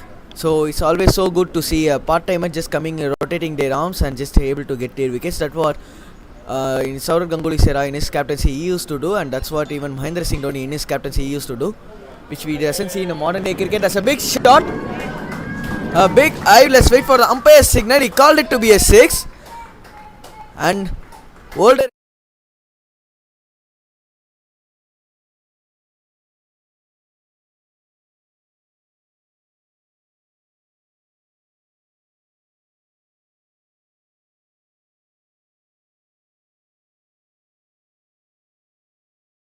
has potential. He has been playing an absolutely gem of an innings for his team right now. He came in when his team needed him. They were 70 for 4, but he came in, he held the reins, he played the captain of the ship, and he's pulling the ship away from the water right now slowly. I hope he can get them back to the docks. And that's a great ball. The batsman missed it completely.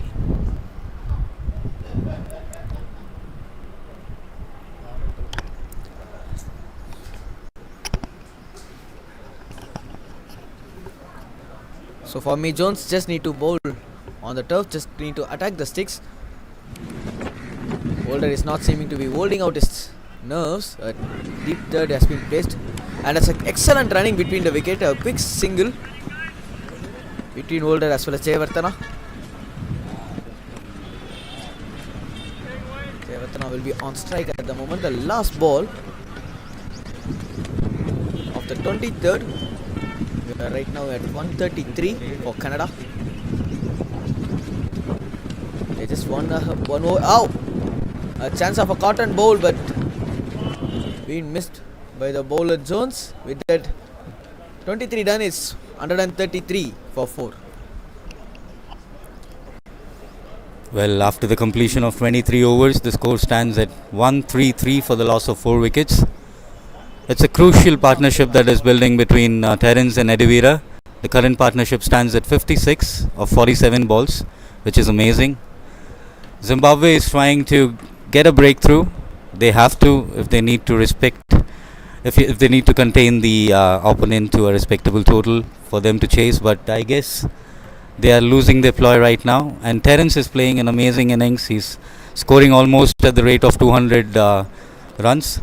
So his score is 41 in 22 balls, and he's holding the reins properly. He's building a great innings for his team. Again, as Akash said, bowling your non-spinning arms or bowling your part-timers right now is not advisable, because the partnership is almost 60 runs. So if I was in the field of play, I would have my best bowlers bowling right now in order to take 6 good wickets. And that is how taking wickets is the right way to contain a run rate rather than bowling dot balls at this longer format of the limited over cricket. What do you think, Akash? Yes, for me, taking wickets doesn't come in a ball, sir. We need to have some 10 to 15 good balls in a longer format rather than in a shorter format. In the shorter format, batsmen used to attack just like that. Is that a catch? A big shot. Eaves through long on for a single from Older. A batter like Older is also tough, as well as a batter who's used to rotate the strike is also tough to take a wicket. So they need to they need to contain at least 20 to 30 balls, and they need to make sure between the partnership there should be only 15 to 20 runs in those 20 to 30 balls. That's how the progress need to be done. And it seems to be so easy singles have been offered once the boundary has been started to come for Canada. And especially their main bowler McQuaid, who's here for his 6th over. You need to do something special. Maybe a change in variation from him. Can we able to see, sir? Well, absolutely. Again, basics. Bowl at the right spots, vary the balls, and hope for the best. But right now, I don't think the batsmen are in a mood to throw away their wickets cheaply. They're playing beautiful cricket. They're building up a partnership. Terence is playing an amazing innings. Eddie Vera is holding his skins too, and he's trying to play the second fiddle. He's holding his ground. He's almost scored 20 runs, and I guess Terence is making a difference in the way Eddie Vera is batting too. That's a great ball, a good length delivery, missed by the batsman and well collected by the keeper. So Zimbabwe need more of these deliveries in order to get back into the game. They were right in the driving spot half an hour ago, and right now we do see Canada crawling back in, and if this continues, I guess Canada will be in a commanding position very soon. A full toss, a great shot. The ball runs away to the square boundary. A lovely drive, a full ball, which has to be.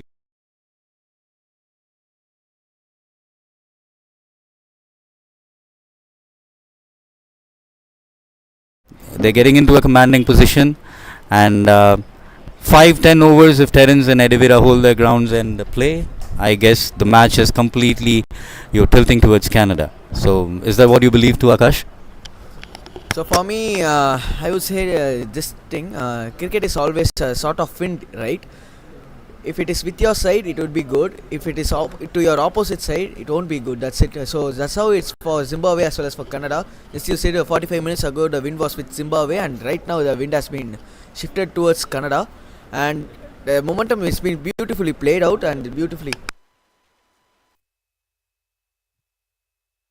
Canada, in fact. So it's been beautifully done. Maybe a change in bowling or the same bowler. Let's wait and see.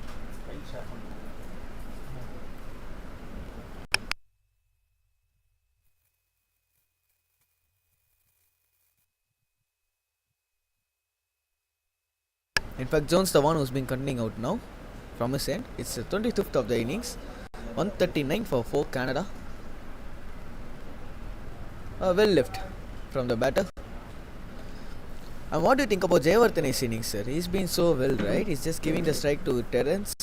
He's just making sure. And I need to say this, Terence just batting like a left-handed wrestle. He's just putting out all those good balls into the boundaries too. Whose jersey number is also 12.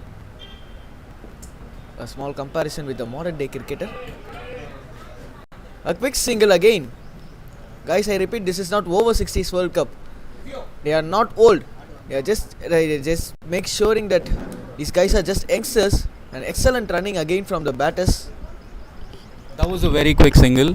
Even modern day youngsters won't be taking this risk right now. As I rightfully said, there are clubs, there are division cricketers, there are cricketers who are 16, 17 who are not willing to bend their body, learn the basics of the game. They have immense talent, but they don't get out because they don't listen to the seniors. But look at these people who are 60 plus, still fit, trying to gel into the game, trying to give us a competitive game, and they're playing for the pride of the nation. It's not some club level cricket. It's an international tournament. It's an international World Cup over 60s tournament, a beautiful tournament organized by VCI. So all the best to the organizers. They are doing a great job. There's a slight delay. There is a break taken. I guess there is some form of injury to the fielder. The physio is in the ground, and hopefully nothing serious. and the fielder would get back into the game.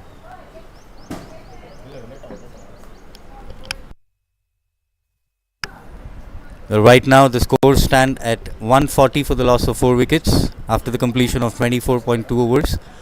Current run rate is 5.75 and the projected score is 260. So 260 is what Canada should be looking for. 260 is what they should be aiming for, and this at this level of batting, as Terence and Edevira are holding their grounds, I'm sure they would be able to achieve it. And with the respect of the Zimbabwean bowling, you should be looking for quick wickets. A couple wickets right now would put them back into the game, but if they let these batsmen play for another 10 overs, I'm sorry, I think the game is over for Zimbabwe. Provided they have a great batting lineup and they can even hit back 260 and 300. That is again, cricket is a funny game, you could never assume, but still right now I would say Canada is in a very comfortable position. They are driving the play, and now the 10 overs, if Terence is in the ground, I hope Zimbabwe will take quick wickets and get back into the game. I have Mr. Lane back with us. So Canada was in a kind of fix when he spoke to us last time, but right now I think they're actually playing good cricket, and they are in a comfortable position. What do you think, Mr. Lane, about the progress of play right now? Yeah, so it was 77 for 4 at one stage, I think, after 15 overs. I'm not sure what the score is now. What is it? The score is 140. 140 for 4 after how many overs? 24.2. After 24, this is the 25th over, right? So yeah, these two left-handed bats for Canada have done a really good job in pulling the scoring rate. They're going at 6 and over, I think. So they've done a really good job. There's a lot of aerial stuff, and that's another one that has just come off a thick outside edge and just gone over the top of point. Just landed in. They've had a couple that have just landed in gaps. Just little chips like a 9-iron that's just landed on the green somewhere. Anyway, we got at the moment the bowler is Wayne Parham. Just bowls some nice tidy sort of medium pace.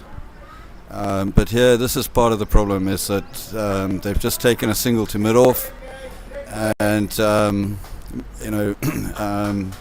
the feeling from off the field perhaps is that some of those fielders are inside the ring.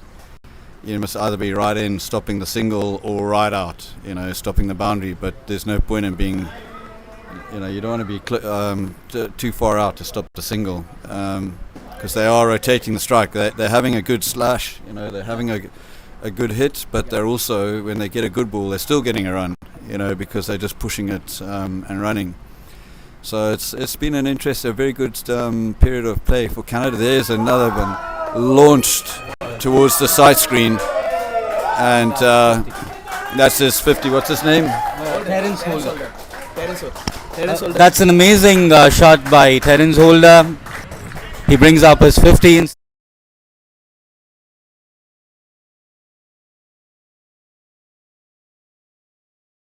Is getting his team back, as Mr. Lane rightly said.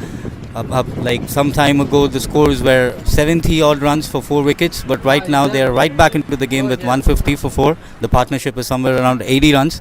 So, Mr. Lane, do let me know what would you do something differently if you were in the field? What would you do in order to curb the runs? Well, I think this chap's very strong on his legs. And I think that you really need to have an offside strategy for him.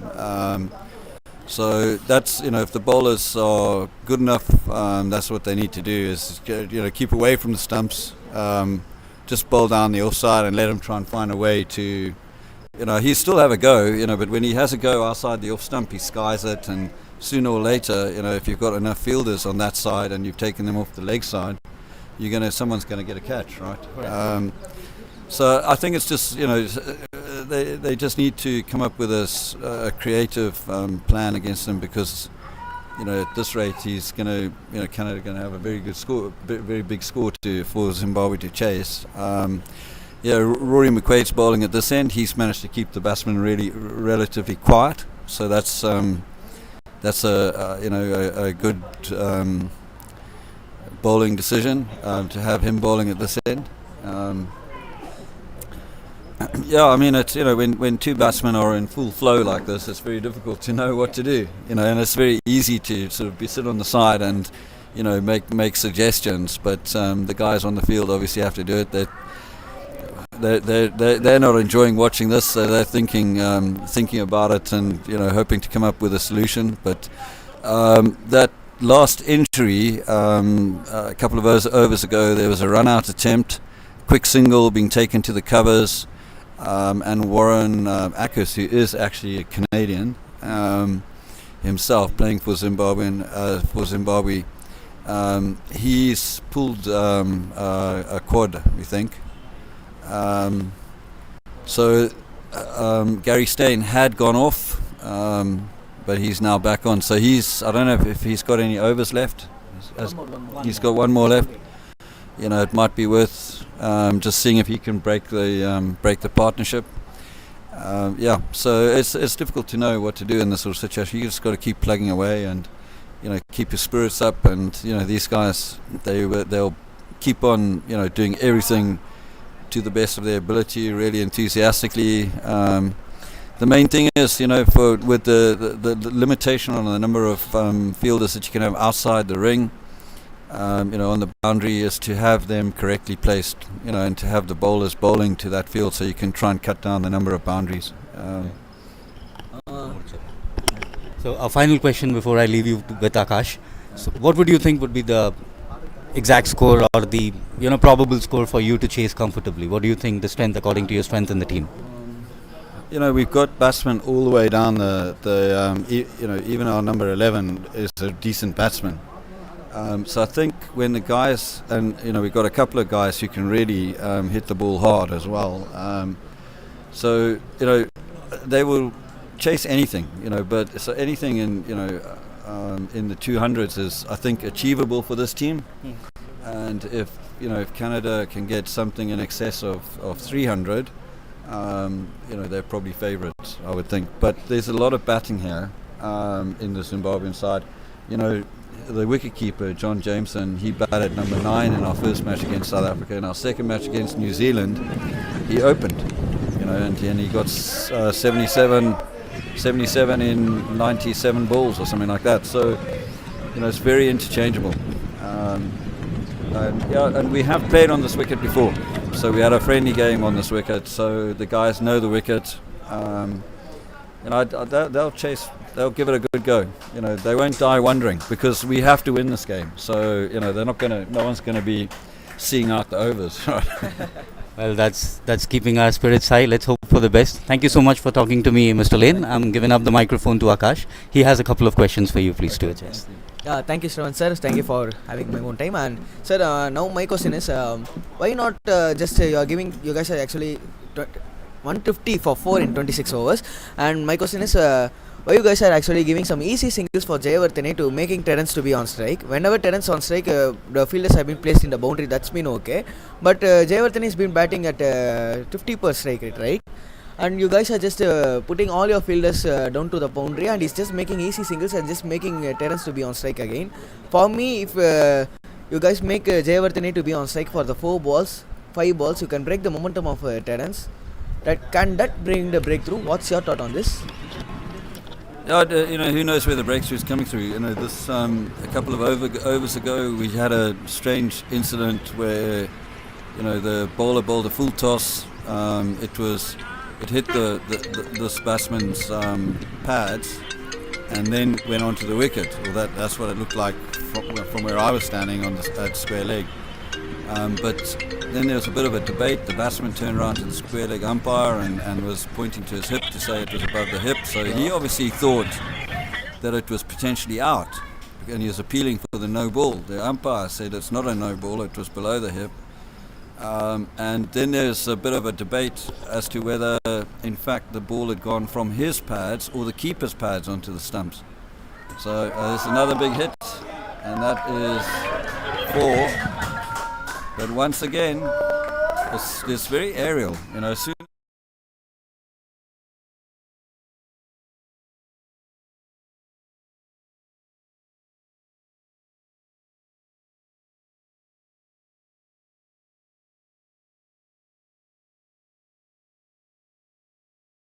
They've already chipped a few in the air. They've been lucky and they've bounced in gaps. Yes, always. There's been a word called fortune favors the brave, right? Sorry? Fortune favors the brave. Fortune does favour the brave, you're right.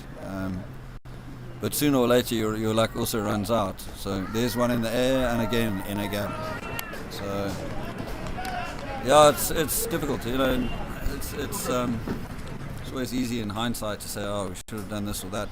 But the guys will just keep on focusing. They won't get downhearted or upset by this. They'll just keep on going. They're just, they're like machines really. They'll just keep going and they'll. So yes sir, myself and Mr. Shravan was been talking about this.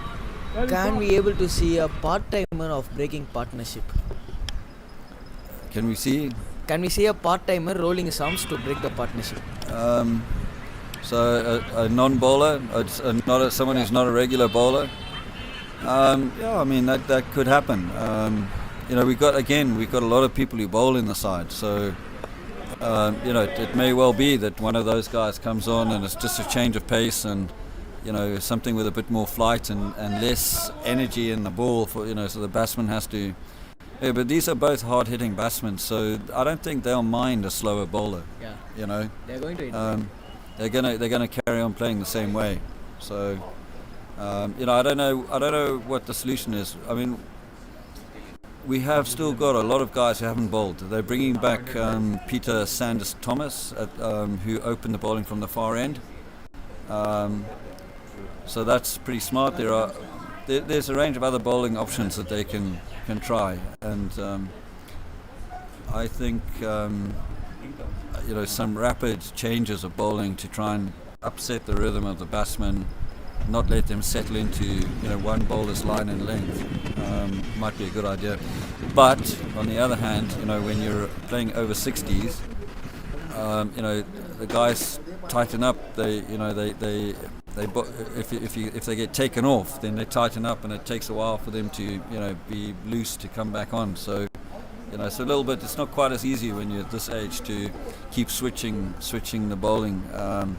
Some guys come on, they want to bowl all 9 overs in one stretch because they know they're going to be too stiff to come back for a second spell. So there are options, and then you've got other people who only want to bowl from one end, or with the wind in a certain direction, and so your options as a captain become a bit more complicated. But these guys will find a way. They will find a way. Yeah. Hope so they will be finding the way, and for me, I hope so. You guys, you said about bowling options. You do have a variety of bowling options. Is there any offie? Can we able to see any offie? 2 lefties are out there. Any offie? Amongst the other bowlers, and do you want to? Yeah, I mean there's. We've already seen 2 of the left-arm spinners. There is a third spinner, but he's not playing today. We've seen some of the medium pace options, Rory McQuaid, Peter Sanders Thomas and Wayne Parham. There are more medium pacers out there. One of them, Wayne Jones, he bowls very straight, very tight line. I mean, it might be interesting to try him. Who else bowls? There's the chap who just got injured actually, Warren Ackhurst. He bowls as well, just nice little off spinners. The chap who's adjusting the field at the moment, Kenyon Zeal, number 11. He's a good bowler as well. A medium pace bowls. He hasn't bowled yet. He bowls. He's got a really lovely fluid action, and he gets the odd ball to come through. Fairly zippy. So he had a good spell yesterday against England, actually. There are a few different options. Which one would be, the next? Who's going to break the partnership? I don't know. But, it's always an headache, right? When suddenly you guys could able to get the first 4 wickets within 15 overs, then no wicket at the time, and the Suns slowly start to take on the things, and it's going to be an headache, right?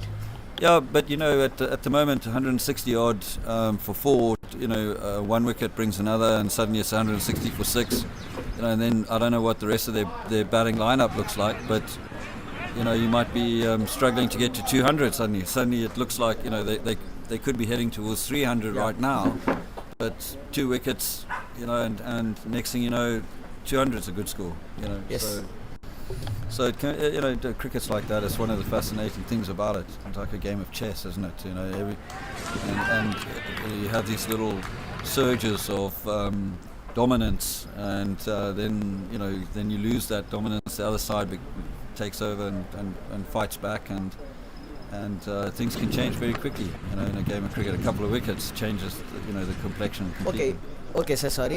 Your take on this pitch? The pitch. Yeah, your take on the pitch, how it seems to be right now. It's been, for me, it seems to be coming onto the bat so well, rather than the first of the innings. In the first 15 overs, it's not been so much coming onto the bat. Right now, it's been coming onto the bat so well.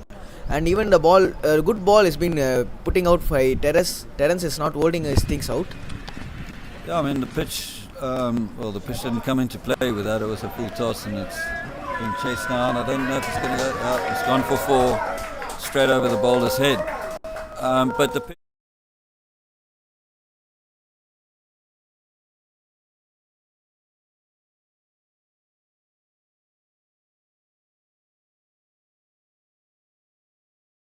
it's nice. This is a batting pitch, right?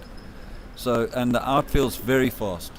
So if you've got 200 or 250 on the board, it's not a winning score. Right, even 270 may not be enough on this pitch and this outfield. Anything that goes past the fielder is 4 runs. So So what's your score? What's your score right now? You guys are going to take a drinks break in 2 overs, and the last 15 overs, what would be talking to your bowlers? What's going to be your bowling scorecard so that will be chased in the second innings?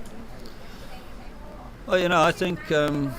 I think like I said, if you can limit them to anything under 270, it's there's a possibility you can chase that down. And I said on the previous spell I had up here, that anything under 300 they will go for.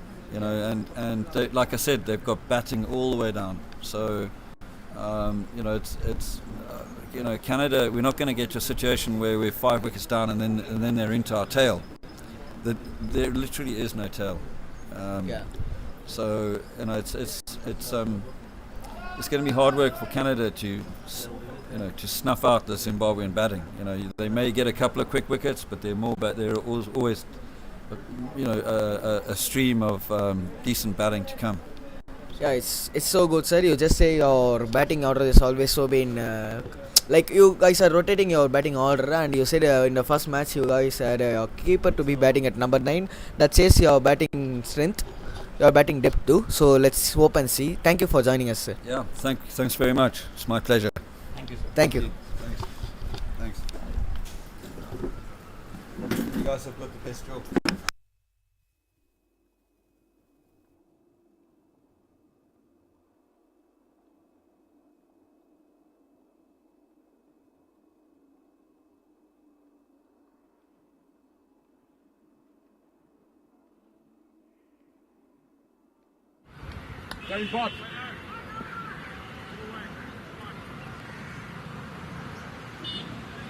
It's 161 for 4 at the moment in 28. A big shot, a big dive, and finally a catch. We cannot be able to say a catch has been dropped. A good try from the third man fielder, and a 2 runs been added to the total. And as I said, fortune favors the brave. All the balls which has been going in the air, it's not been taken by the fielders, or it's been landing on no man's land.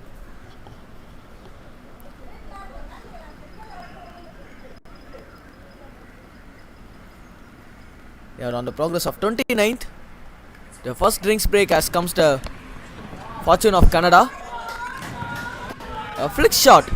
Ball was just down the leg, and it's been beautifully flicked by Terence for a single towards fine.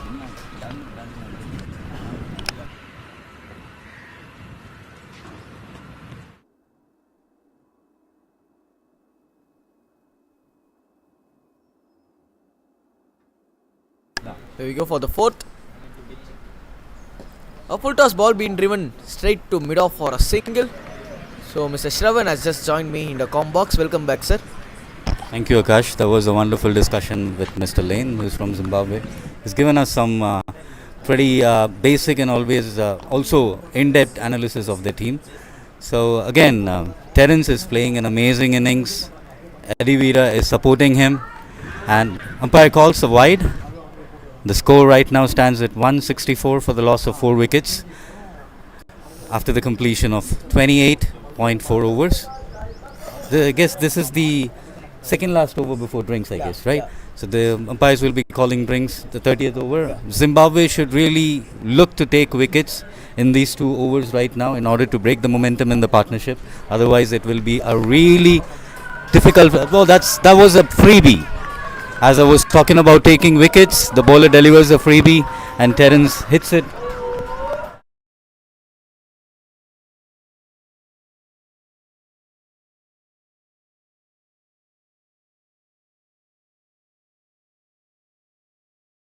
Really scoring 300 plus runs at the rate Canada is playing, and Terence is playing an amazing innings right now. Eddie Vera is holding his ground. So at a point Canada were 70 for the loss of 4 wickets. Now the score is 166 for the loss of 4 wickets. The partnership is almost 100 runs right now, courtesy Terence Holder and Eddie Vera. They are playing an amazing innings, and I guess Terence, if he stays for another 5-10 overs, a century is to come. What do you think about it, Akash? More than my thinking. That's another big shot towards side screen, and that's another boundary for Terence. As I said, Terence is not holding things up back. He's just attacking the balls.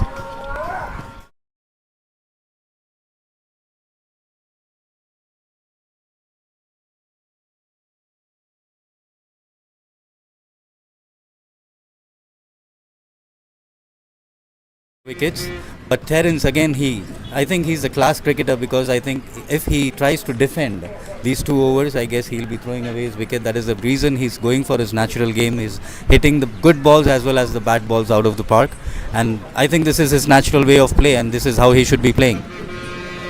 So yes, sir.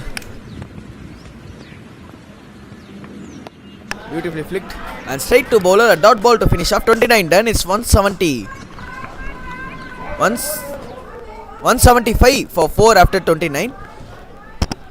Well, at the end of the over, let me thank the sponsors: Miracle, Tata Steel, Nexus, Sunvis, Kesar, Leo, Stepstone, Macwise, Winners, Sportis, Rotary, UV School, and finally our own sponsors, Crick Heroes. Thank you all for making this event possible. A beautiful organization, a beautiful organizing committee which is getting us this high quality of international cricket. This is a great concept of getting all levels of cricket, all age groups involved, and that to tagging it internationally is a wonderful approach.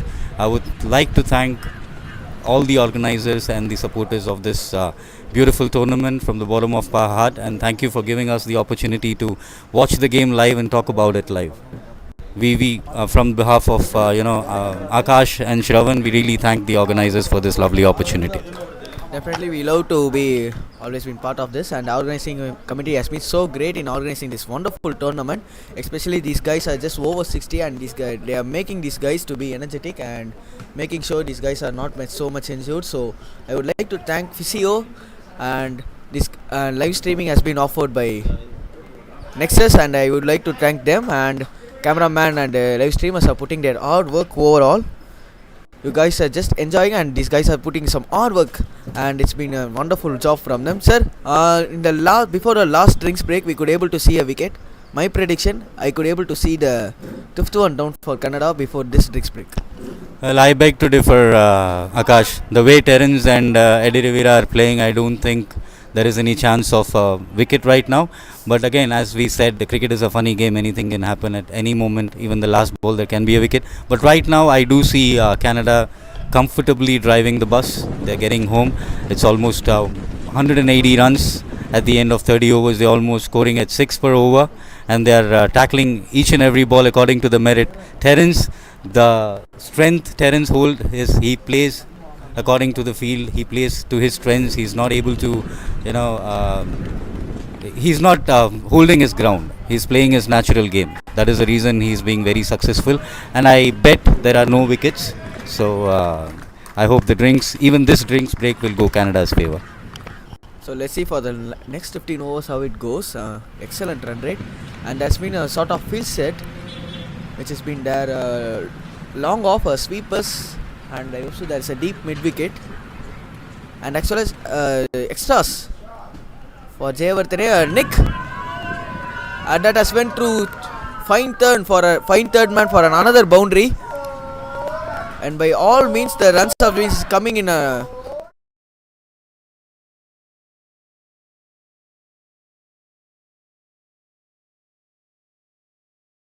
shoulder. Terence has been contributed 67, and the other 33 from Jayavardhane, who's been batting so well too.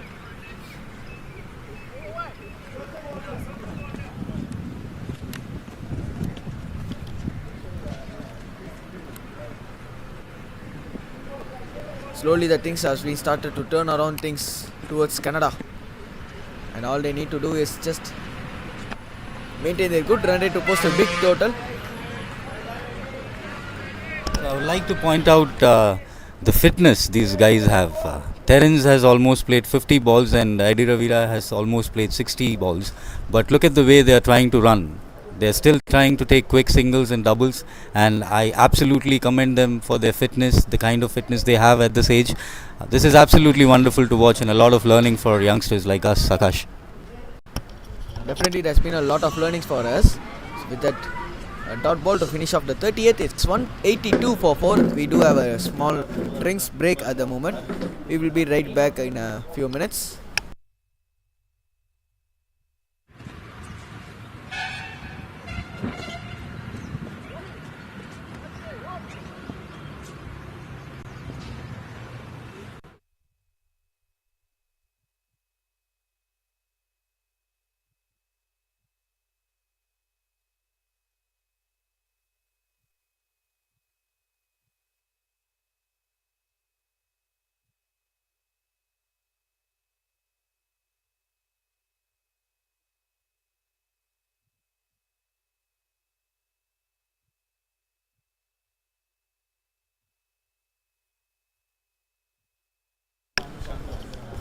Well, this is the second session of drinks.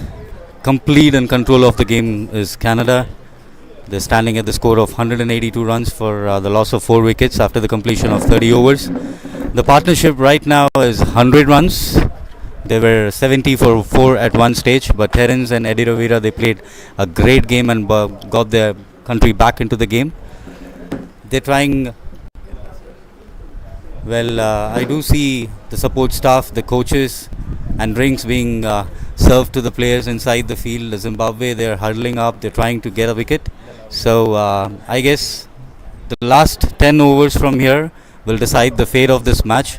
If Terence and Eddie Ravira hold their grounds and play for another 10 overs, I think Canada is definitely in the driver's seat. But on the contrast, if Zimbabwe bowls well, they stick to the basics and get a couple of quick wickets, there is a chance of a turnaround. So after this drink session, let's see what happens and let's hope for the best.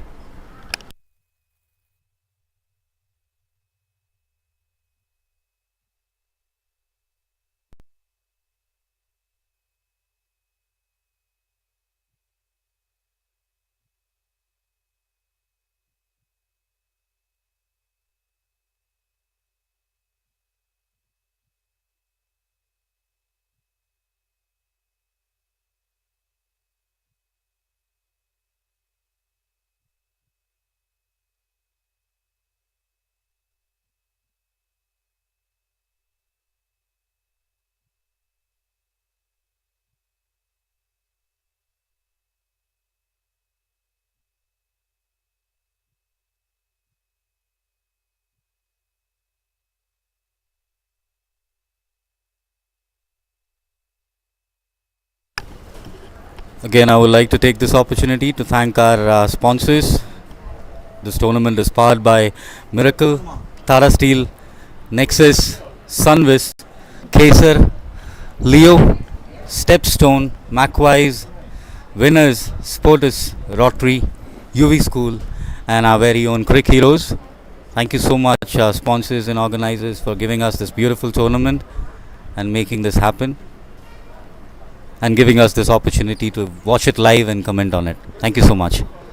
So the drinks are off the field, the players are getting into position, the umpires are getting into position. 10 overs from now will decide the fate of the game. Terence and Eddie Rivera, they are playing a wonderful innings. If they continue for another 10 overs, definitely Canada has game on. But on the contrast, if Zimbabwe bowl good deliveries, keep to the basics and take quick wickets, they would definitely get back into the game. The game is definitely poised. So the score right now, after the completion of 30 overs, is 182 for the loss of 4 wickets. Current run rate right now is 6.07 and the projected score is 273. The projected score is slowly climbing the ropes. At this rate, if Terence sticks for another 10 overs, 300 is on the cards. And 300 on any pitch, on any conditions, on any given day is a huge score. At least 7 or 8 batsmen from the Zimbabwean team have to play good in order to achieve the target. So let's see if Zimbabwe is able to pull it back, or would Terence rule the ground again.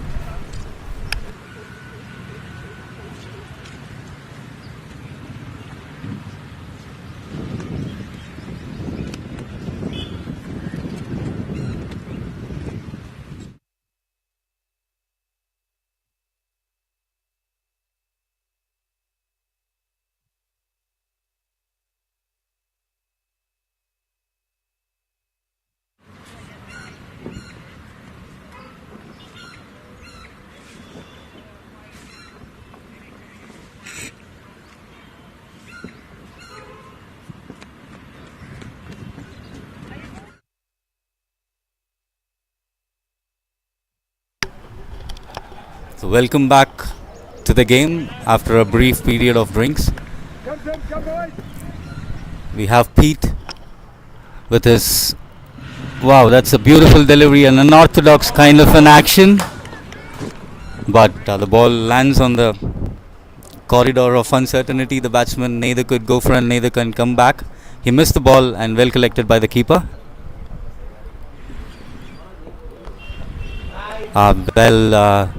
Zimbabwe shouldn't be letting easy singles and doubles go their way at this point of the game. They should be very active, very relaxed, and at the same time try to cut off the singles, because Pete, he gave a easy single of his own bowling, which is not advisable at this point of time. Terence on strike right now to Pete. A short delivery, heave it away but completely misses it. Umpire signals a wide, another extra added to the Canadian scoreboard.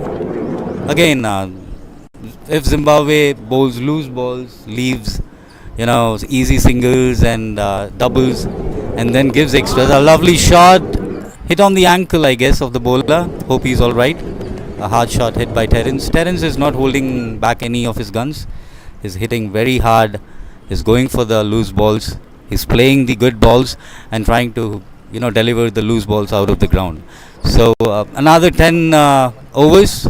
If Terence stays, what do you think the target would be, Akash? For me, my prediction is just Mr. from Zimbabwe said target would be around 270. From Canada would be a good score, and maybe 300 could be an excellent score from here, because both the batsmen start to attack a bit. A change of arms. Wayne, who's been bowling out here, leggy. And I would like to thank every viewers from all parts of the world, especially for this match, Zimbabwe and Canada. You guys have been watching this match live from Nexus channel, and I would like to thank you guys, and would like to support us and just give us even a feedback how we are going off with this live. It would be so much useful for us. 31 done, it's 185 for 4. Eddie Rivera kind of reminds me of a former Sri Lankan cricketer. If you remember Arjuna Ranatunga. This is the kind of game he plays, the kind of style he has, his quick singles, and he's holding his ground. He's playing the best second fiddle to Terence. Just because he's holding his ground, Terence is able to score easily and score at the current strike rate that he's striking right now. So I guess Eddie Rivera is playing the exact innings that Canada would require from him, and Terence is just taking the bowlers to task. He's hitting all over the park. He's hitting on all over the field. And I guess I've been saying this repeatedly, and I'm going to say this again. If Terence plays for another 10 overs, 300 is on the cards, Akash. For me, if Terence is able to play in the next 10 overs, for me 350 is on the cards, sir, because he's been just attacking all those bowlers, and slowly he's just improving his strike rate in a very quick way too.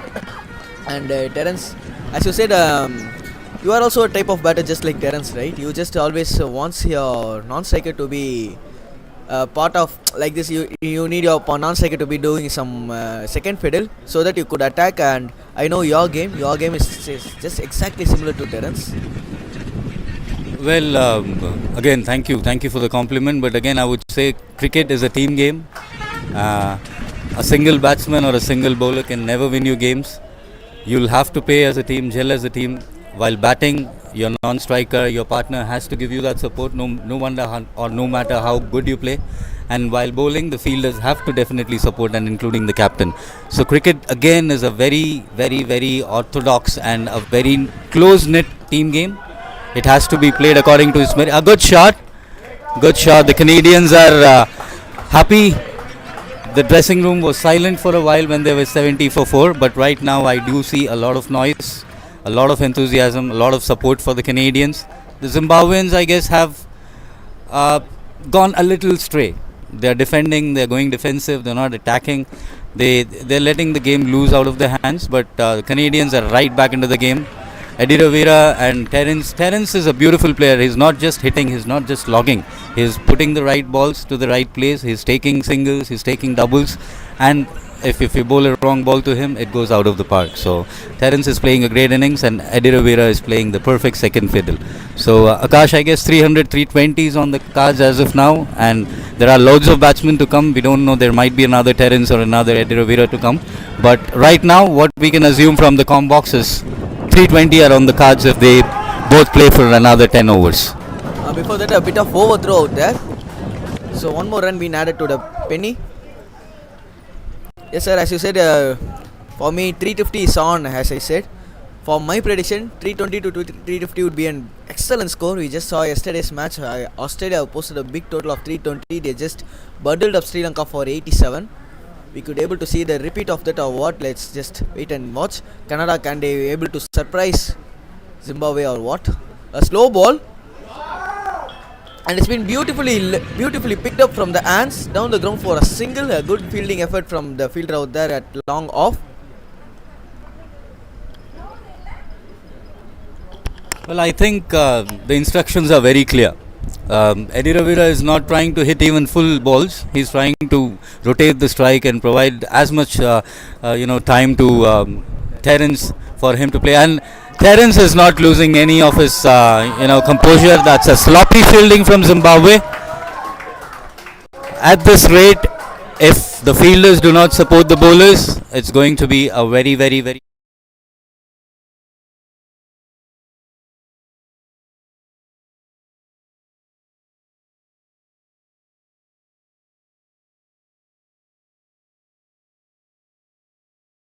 away from Zimbabwe, and he's still out there, and because of him Eddie Ravira is gaining momentum too. So who among both the players are the best, you guess? For me, Terence is a big hitter, but Eddie Ravira's patience and his will to stay and rotate the strike is what making the difference right now. I would say I would like to compare this in a Mahabharata. For Arjuna to be there should be Krishna, right? So just like that, for Terence there is Eddie Ravira, who's been supporting role, and he's been doing so good job so that they could make a big partnership which has been blooming up, and the partnership is around 118 in 103 balls. And I want to ask this question to you, sir. Your view on the field set. There's a weird field set from that end, from the pavilion end. The field set there's an extra covers, there is no long off. That's where Terence has just scored a boundary. Now they just changed the field because of the boundary in the previous ball. There is a long on, long off, a backward square, a deep backward square, a sweepers. Your take on this field? And I think so. There's also a deep mid, and for me, for Jayawardena, they just want to make sure that the field set should be, most fielders should be in. He's just trying to rotate the strike, as you said. Well, definitely, Akash. I guess right from the 15th or the 16th over is where Zimbabwe lost the ploy. Even after taking 4 quick wickets, they employed defensive field set. As I said, the slip should be in. There should be more fielders inside the circle, inside the 30-yard, 15-yard circle. I understand having a defensive field for Terence because he's hitting the ball hard, but they're employing the same field for Eddie Ravira, which is kind of a surprise because he's just trying to place the ball into the gaps and run. So having the same field for Eddie Ravira and Terence is not a good ploy according to me. For Eddie Ravira, they should be attacking, and for Terence, they should be letting go of the singles and getting him off the strike. That should be what Zimbabwe should be doing right now. So yes, let's wait and see how actually the plan is going out to be. Drinks break is being offered 2 overs before. Just opens the face of the bat towards backward point. And another quick double between the batters. Excellent running from Terence as well as Eddie Ravira. And Canada has been started cruising through the big target. They are on 196 at the moment. 4 more runs lesser than the 200, magical 200. The leggy Wayne can be able to break through. A full toss ball. Just got him on the patch for a single towards fine.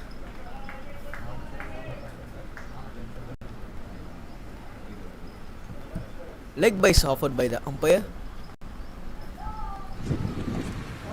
So as I said, actually Terence is having a jersey number of 12 and he's just making me the resemblance of Andre Russell. What's your take on that? He's been batting like a left-hander Andre Russell. Well, yes, a slight comparison, but I wouldn't say Andre is the right comparison for Terence because Andre is all power hitting, but Terence is using his head. He's calm, he's composed, he's trying to, milk the runs as well as hits. So yes, when he hits big sixes or boundaries, he resembles Andrew Russell. But I guess Terence is more of a Michael Bevan kind of a guy. When needed, he hits his boundaries. When needed, he runs. Did you see the last ball? He ran a couple. At the age of 60 and 60 plus, he has almost played 60 balls right now and he's playing at 76. And he's trying to sneak in quick singles and doubles. Absolutely commendable, and this is another class of cricket that I'm witnessing right now. Really blessed to be sitting here. Thank you organizers again, and thank you sponsors for giving me this opportunity to witness this game. And I believe, Akash, it is a learning for a junior like you too, who is playing competitive cricket right now. We should all take great learning from Terence, and especially Eddie Ravira, who is giving his all to rotate the strike and be in the wicket. And again, Zimbabwe, I think they have lost their ploy after 15 overs. They should be attacking again and again from the com box. As a cricketer myself, I would advise them to attack.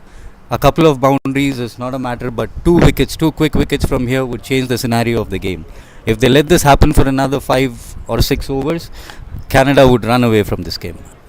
So time for the main bowlers to come out, right? Left arm spinnies. There are 2 left arm spinnies being bowled. Stein is having 1 more and another bowler is just having 2 more overs, if I'm not wrong. Yes, Gary Stein and even Kevin is having 3 more overs and Stein is having 1 more over. That's a big shot from Holder towards mid-wicket. And that's another boundary towards mid-wicket, towards cow corner region. And as I said, Terence Holder is not holding his backs up.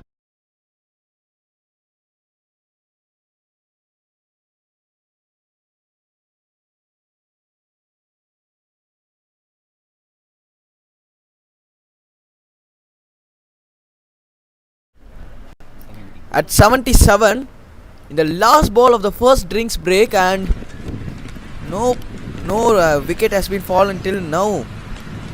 After that, it's been a bit surprising, and it's been also a bit encouragement for Canada team to go through this tournament.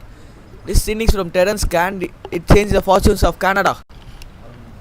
Well, definitely. See, this is what I've been talking about. Terence and Eddie Ravira, they're playing an absolute gem of an innings. This is like, losing 4 quick wickets and then getting into bat, getting your eye in and scoring at the rate at which these both batsmen are scoring. The projected score is getting higher and higher. It's 275 right now. So 300 is on the cards, viewers.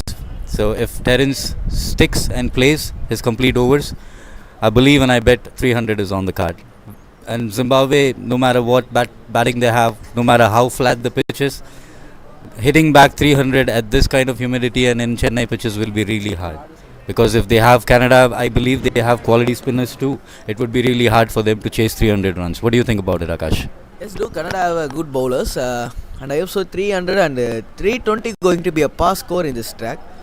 The ball is coming nicely onto the bat, but yesterday in the test match we saw the pitch start to be sticky in the second innings in fact. Excellent ball from Peter. It has just passed through the nick of Jayavarthane. And a small encouragement have been done by the wicketkeeper himself.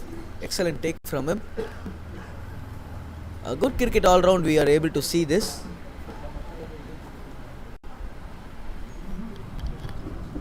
Two not 4 at the moment with 2 more balls in the progress of 34th. That's been an excellent shot using the bottom man power towards long on for another boundary. And not only Terence Hettivira.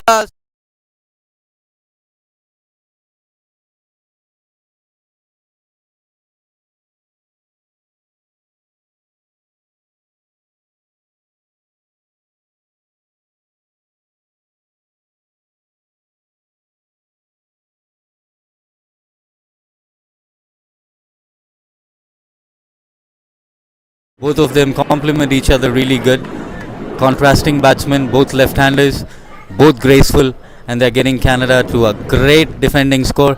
Look at that. He just simply hit the ball. There is a miss from the keeper, I guess, and the ball's running away from the boundary. It's a boundary. The umpire signals a boundary, and the keeper in the process of catching it, I guess, is injured. Let's wait and see if there is a physio intervention.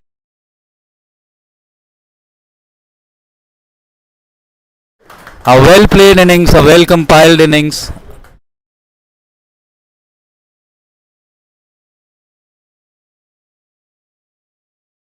Great feat, and 10 more overs to go. No wonder if he switches his game on, hundreds on the card. And Terence is playing beautifully. He's at 81 for 53, and I'm sure he's going to score a century too. There is an injury break right now. I guess the wicketkeeper has injured his thumb trying to catch the ball. So I hope there's nothing serious, Akash. Definitely, I also hope there's nothing going to be serious. Physio will be taking care of that. He just tried to glide the ball towards third man and hope he gets the outside nick of the bat. Just passing through the thumb of wicketkeeper, getting it on his thumb. It's 210 for 4 in 34 overs at the moment with last 11 overs on the bank. Projected score has been at 278 with the current run rate they are going at 6.18.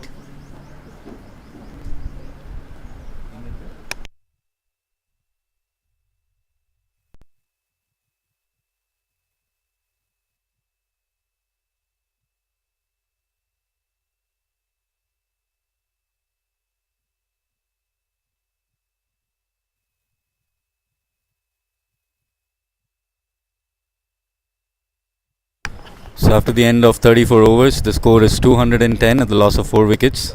Absolutely amazing how Canada got back into the game. They were 77 for 4 at one time. But after the completion of 34 overs, the score stands at 210 runs for the loss of 4 wickets. Hettivira is playing an unbeaten knock. He's just scored his 50. It's 51 of 80 deliveries. And Terence is playing a complete contrasting innings. He's playing 81 of 53 deliveries. Pete has slightly been on the expensive side for Zimbabwe. He has conceded 51 runs, he's taken no wickets, and he's bowled 6 overs. So Canada definitely on the driving seat. They're definitely looking at a big total. If they score, as I said, as I was talking with Akash a few moments ago, if they score 320 runs, I guess 80% of the game is Canada's, unless they do something really erratic. So still there is a delay. There has been an injury. There's a replacement keeper in. The keeper has come out. I hope there is nothing serious. The physios are attending to him. The on-field doctors and physios. So Anderson, who was the keeper, sorry, it's Jameson, has come out, and there has been a replacement keeper. There's a slight delay in play because of the injury. The umpires are looking for it.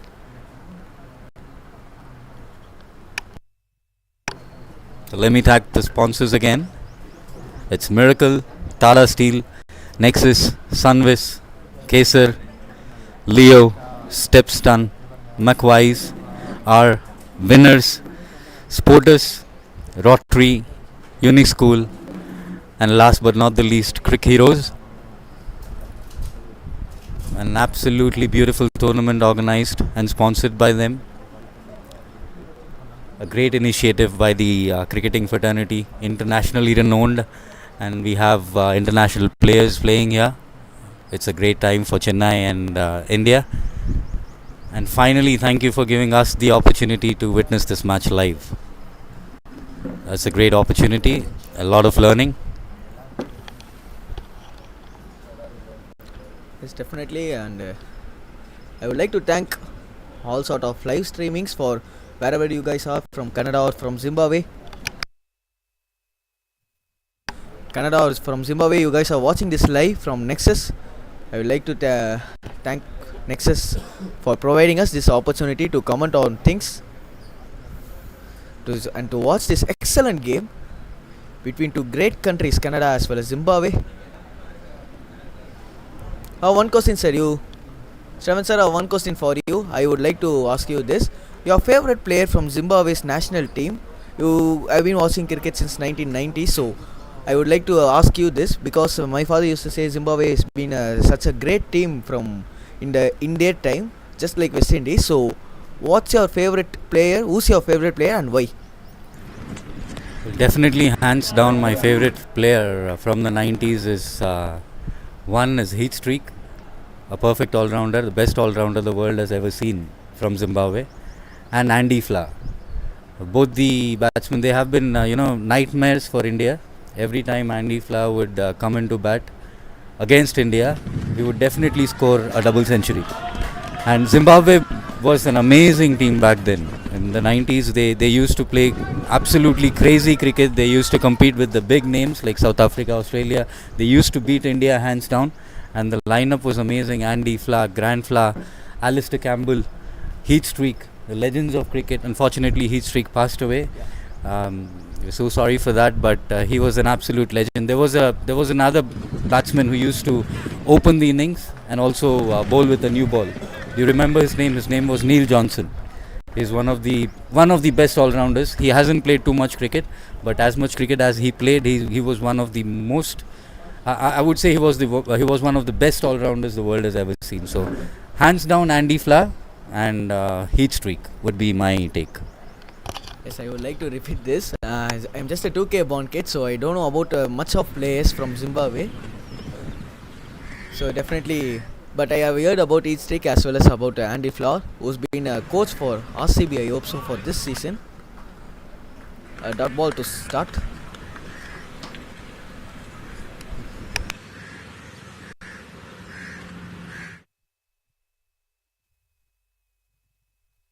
So you have been watching this match, right, for 35 overs. And what's your? You said actually these guys are giving their energy level out. And other than that, what's your take on this match, which you will be teaching your youngsters to be on your academy? What's your take? Like, leave off all their energy short. But other than that, what will be teaching? Apart from energy, if you ask me, I would teach them about the patience. So our youngsters right now, if they go in and they try to connect and they hit a couple of sixes, the very next delivery they go and try to score a big six. What they need to learn from this is patience, how to build an innings, how to put your head down, get back to the basic. Cricket is nothing but basics. Improvisations, variations are a part of the game, but if you have your bases strong, all the basics covered, if you're technically strong, then I guess you have a long way to go. From this match, I would like to tell the youngsters, you have asked me not to talk about the energy, but energy is the first thing I would be talking about, given their age and given the commitment, given the level of, both the batsmen have been playing in this humid conditions for the last 1.5 hours, I guess. but they don't look tired. They're still looking for couples and singles, and they're running. They're putting in their effort. The same goes for Zimbabwe.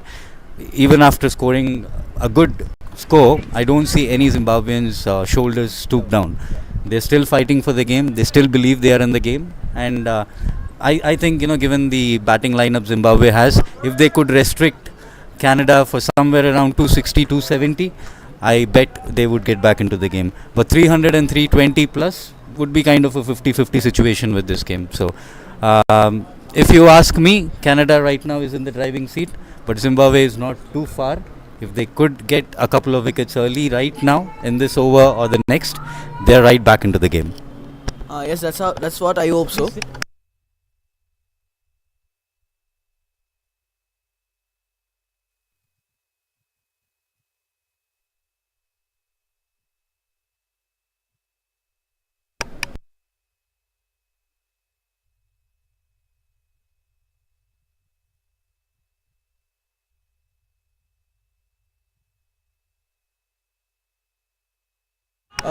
A full toss ball, and Terence Holder just couldn't able to make a full use of it. Got him on the pads for a single. Mr. Lane has joined us again back in the commentary box. He was talking about one of his colleagues back then. So can we have some inputs, sir? Yeah, so at the moment you've got Kenyan Zeal bowling. He's just had a bit of a looseness first ball, but there we go, now he's right on this mark again. And he's got lovely fluid action, right arm over his bowling, sort of medium pace. And he bowls from very high delivery point, so he gets a little bit of movement off the seam. The keeper there's been a change in keeper, so the skipper Greg McDonald is now keeping. John Jameson got hit on the finger, dislocated his finger. I've just been to see him in the change room. But he's strapping it up and he's going to go back on. So there's nothing serious about the injury? It was just dislocated, and so they've just put it back in place and they're putting a bit of strapping on it, and I think he's going to go out again. He's expecting to go and take the pads and the gloves again, but we'll see what happens. We could able to see a maxi innings, right? Yeah, so anyway, I mean, you're absolutely right in what you're saying. Canada have got the upper hand, and there's just a mighty heave that's been nicked for 4, but it's 4 on the board. It doesn't say in the scorebook that it was an edge.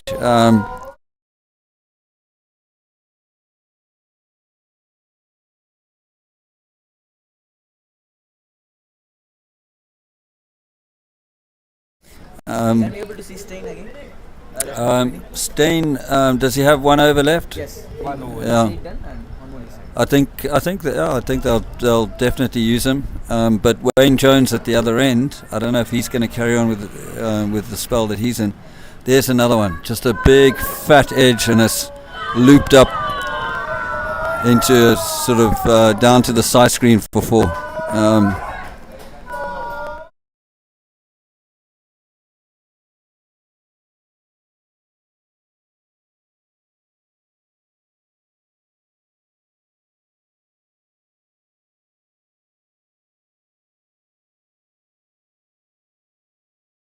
That if you want to put pressure on a side, you have fewer boundary riders. At the moment, Zimbabwe have got, I think, 4 or 5 boundary riders, and there's nice little lofted drive through mid off, but it's been picked up on the boundary. So we in our county side, we like to crowd the batsman a little bit in a position like this, and get as many people inside the ring as possible. Maybe keep, instead of taking your maximum number of boundary riders, you just keep 1 or 2 in the favoured areas. So for these 2 left-handers, it's probably sort of mid-wicket, mid-on and mid-wicket. Where will you give for, especially for Jayavardhane, for Edivira Jayavardhane, where you will give your 2 fielders outside and all your fielders inside? If those 2 fielders are outside, where will you keep for Edivira Jayavardhane, who's been batting at non-strikers end? Yeah, so the thing is that these guys are chipping things into the air, right? And so you want at this stage, Zimbabwe needs 2 quick wickets, right, just to put the brakes on and keep the score down to something that's chaseable. So one way of doing that is to have more people in catching positions. There's a straight drive that just about took the bowler's head off. Wayne Jones.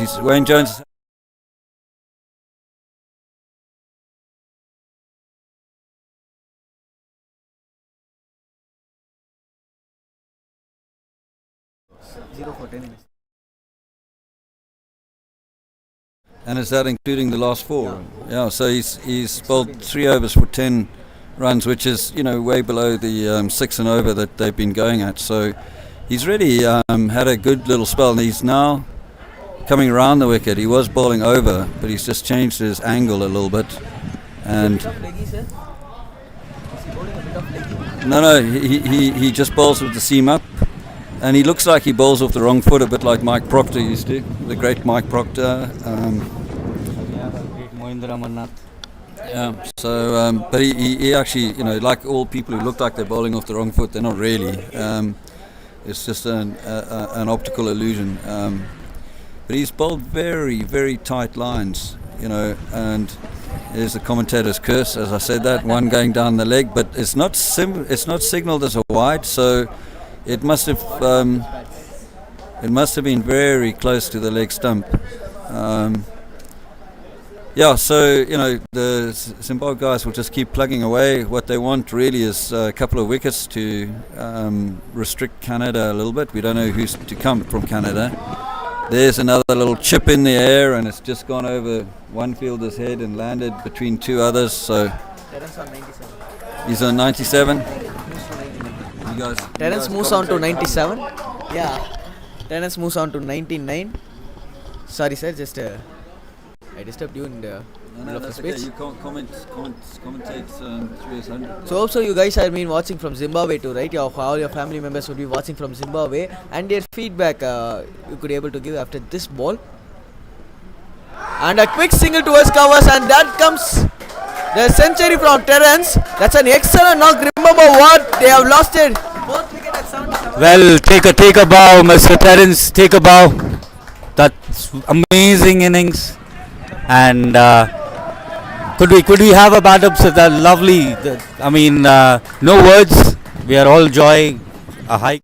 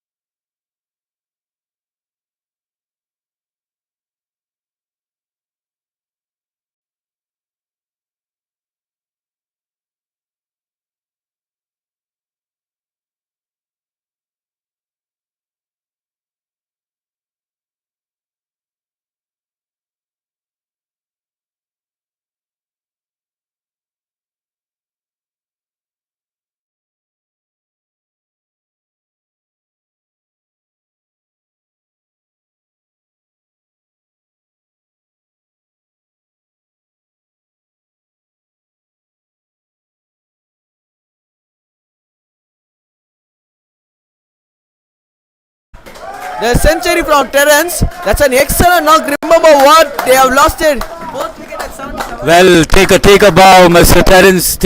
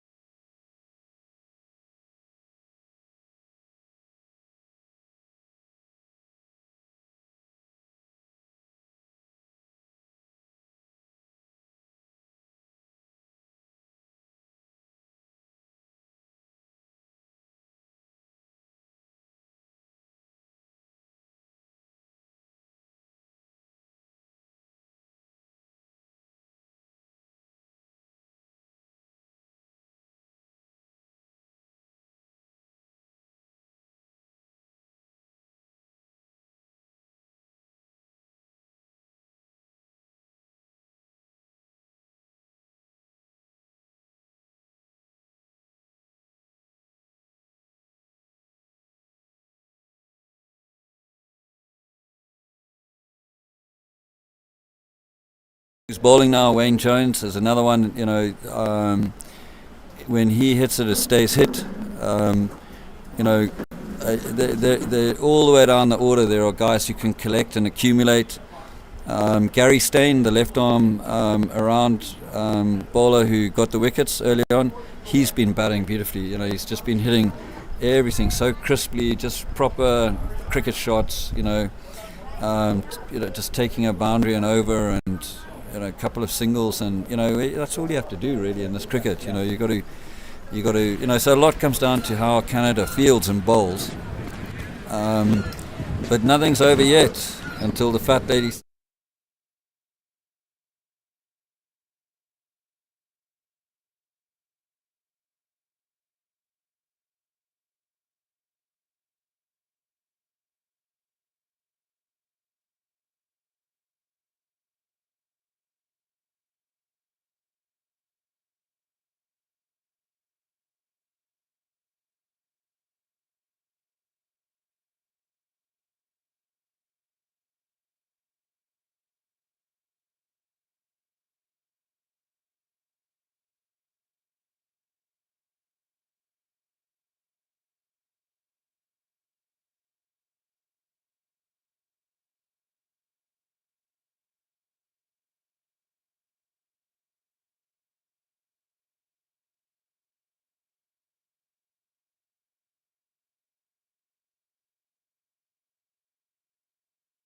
Field and how they bowl, but who knows which way it's going to go at this point. At this stage, we just don't know.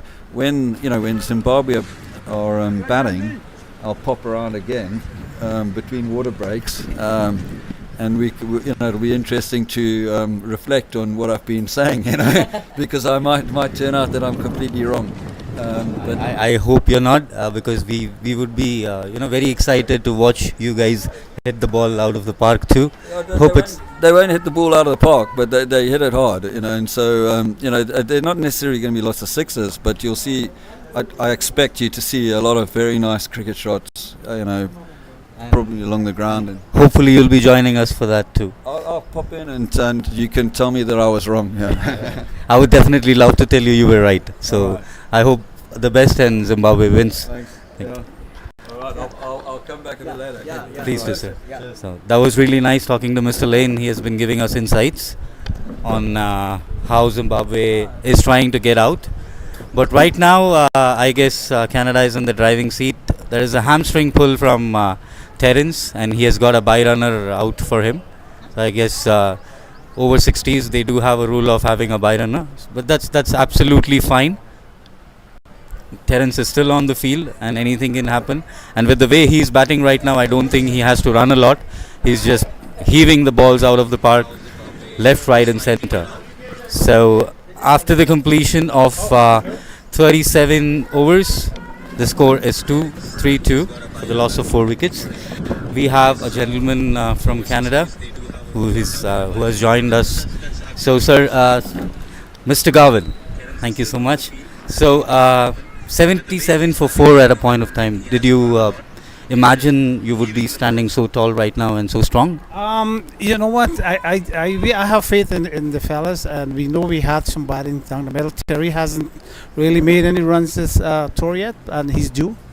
And so is Eddie. So they're capable batsmen. As you can see today, they were batting well and putting their head down, understanding the task at hand, and so far they've done well. So yeah, I had faith in them. Didn't lose hope after 4 of us are out. Thank you so much for the insights, Mr. Garvin. So how do you go about preparing? Forgive me, pardon me, but I don't see people, youngsters half this age, half enthusiastic or half willing to play a competitive cricket like this. So at this age, how do you gel as a team? How do you go on practicing? How do you get together and give us this amazing outlook of the game? Well, cricket is in all of our bloods. We've been playing it for all of our lives, and we're in our 60s, so we're old school cricketers, and we learn from a young age what it requires to play cricket at a high level, and we just keep working, keeping our bodies in shape, working, staying fit. And but for us, I must say that in Canada we are at a disadvantage at this time of the year. This is our winter right now, and we've left minus 20 degrees to plus 30 degrees. That's a 50-degree swing, and it's getting grounds to practice. It's non-existent. So coming here. The century from Terence. That's an excellent knock. Remember what? They have lost it. Fourth wicket at 77. Well, take a bow, Mr. Terence.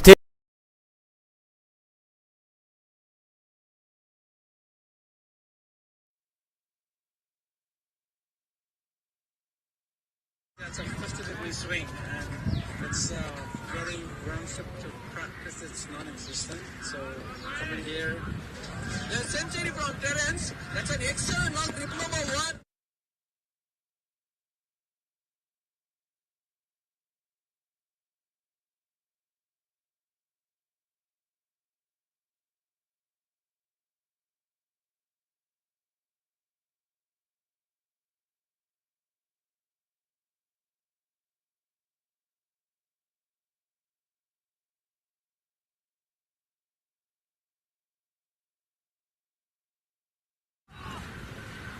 Come, Bubbly, come, boys!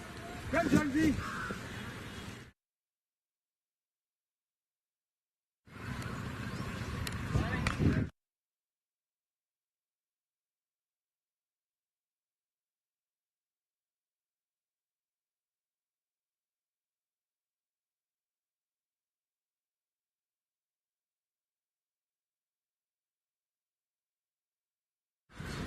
Come, Bubbly, come, boys!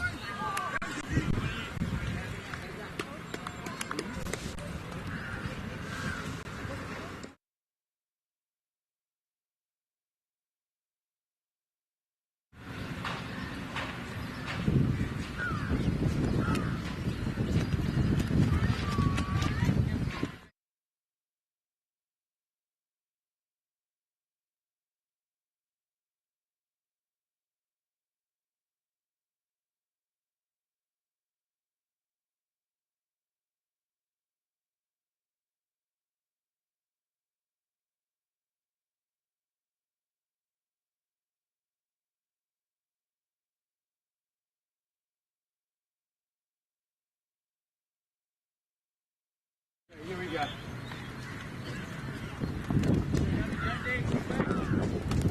Let it move.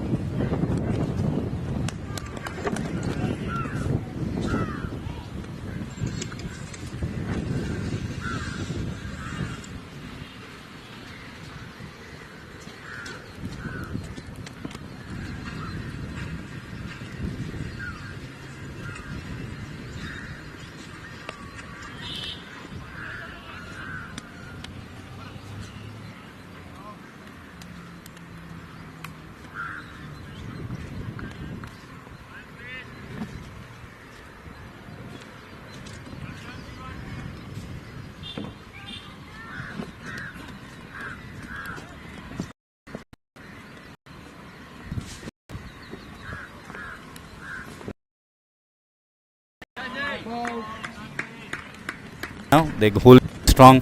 Terence is going great. Editovira, sir, Editovira reminds me of Arjuna Ranatunga back in Sri Lanka. So does he have any similarities? Because the way he plays, he builds his innings very slow, very calm, composed kind of a guy with a lot of patience. So is he always like that even outside the field? Yes, he is. He is, and he is Sri Lankan, like you said, from Arjuna, and he's a very good cricketer, good batsman. He bowls it well as well, but he's been having some issues with his knee, which was slowing him down a bit. But we knew he had the potential, and that's why he's on tour, right? He's got that ability, and at some point in time, it will come out. And today's day, we're seeing all these guys. Their greatness is coming to the surface. Great, sir. Thank you so much for answering all the questions. I'll just pass on the mic to my colleague. He has a couple of questions for you, but it was absolutely amazing talking to you, Mr. Gavin. We'll meet again and talk and discuss a lot on your onslaught too. And I hope Canada bowls well and gets back home today. Thank you so much. Thank you, Shravan sir. And I would like to have few questions. It's not definitely for somewhat few questions of cricket and few questions of outside cricket. And I will be starting with outside cricket. You said you haven't visited Chennai yet. I'm from Pondicherry, and have you heard about Pondicherry? And you know a bit of Pondicherry? No, I'm not. I don't. If you don't, just you have a Google of it, and if you are just willing to it, just a 3 hours travel, you can come out there. Most of the tourist spots are out there, and it's the best place to be. Done and dusted to be well relaxed time for you. Okay, I think that's something we'll try to do over the next 2 days. Saturday and Sunday we have off, so we'll probably try to do that. If you can give me that information, I will definitely. Yeah, definitely, sir.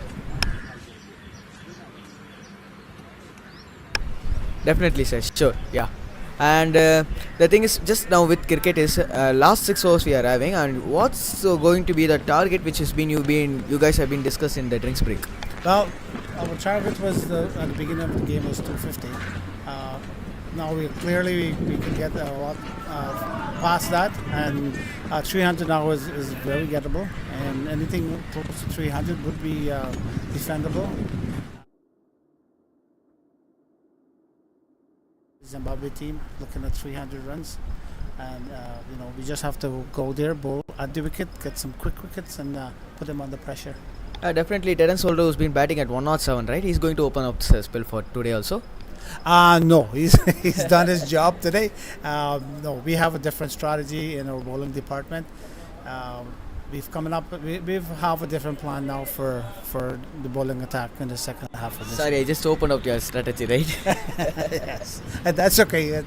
They will see it out very shortly anyway. So, but yeah, we have to give Terence a break. Batting out there this long in the heat and humidity, I know from firsthand a couple games ago I couldn't even stand up after getting out.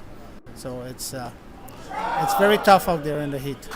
Yeah, it's been always so tough on the heat, and it's been a bit of humidity for today. The sun hasn't come out, but it's been too humid right now, and it's been an excellent effort from the boys. Still, they are running like youngsters, right? I know. I'm surprised that they're running like this.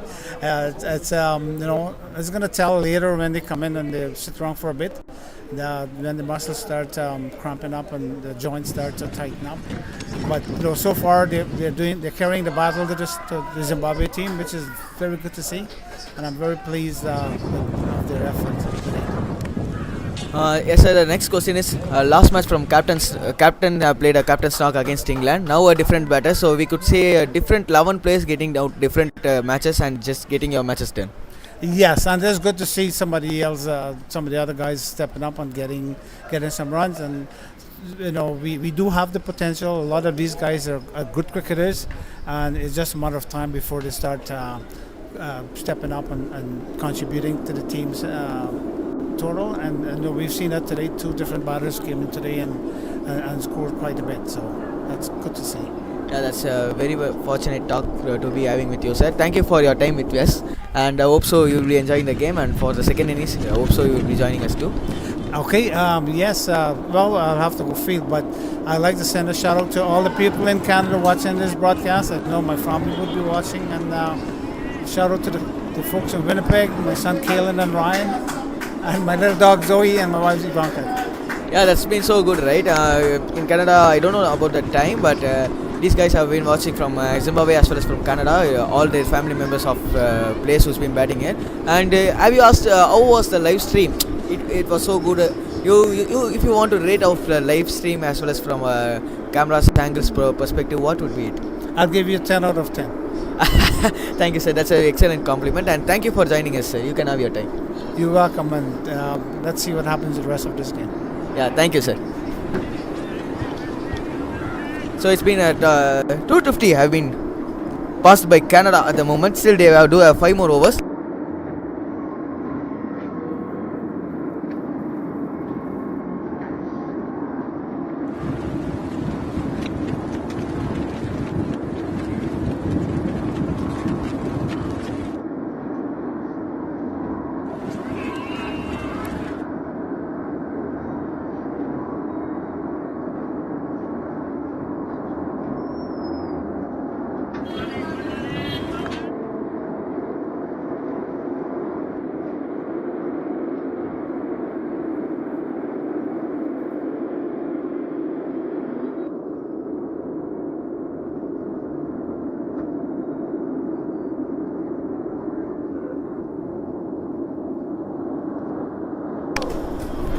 Well, Canada is still on the driving seat. Eddie Ravira is inching towards his century, and Terence Holder, I guess, if he stays for another 10 or 12 balls, he would definitely score a 120 or 130. Last 5 overs, we have reached the slog-in overs, and we have 2 set batsmen playing for Canada, which is a bonus. Zimbabwe, it has been a struggle for them after the 15th over. They got quick 4 wickets. That was a short ball. Well played by Terence for a single.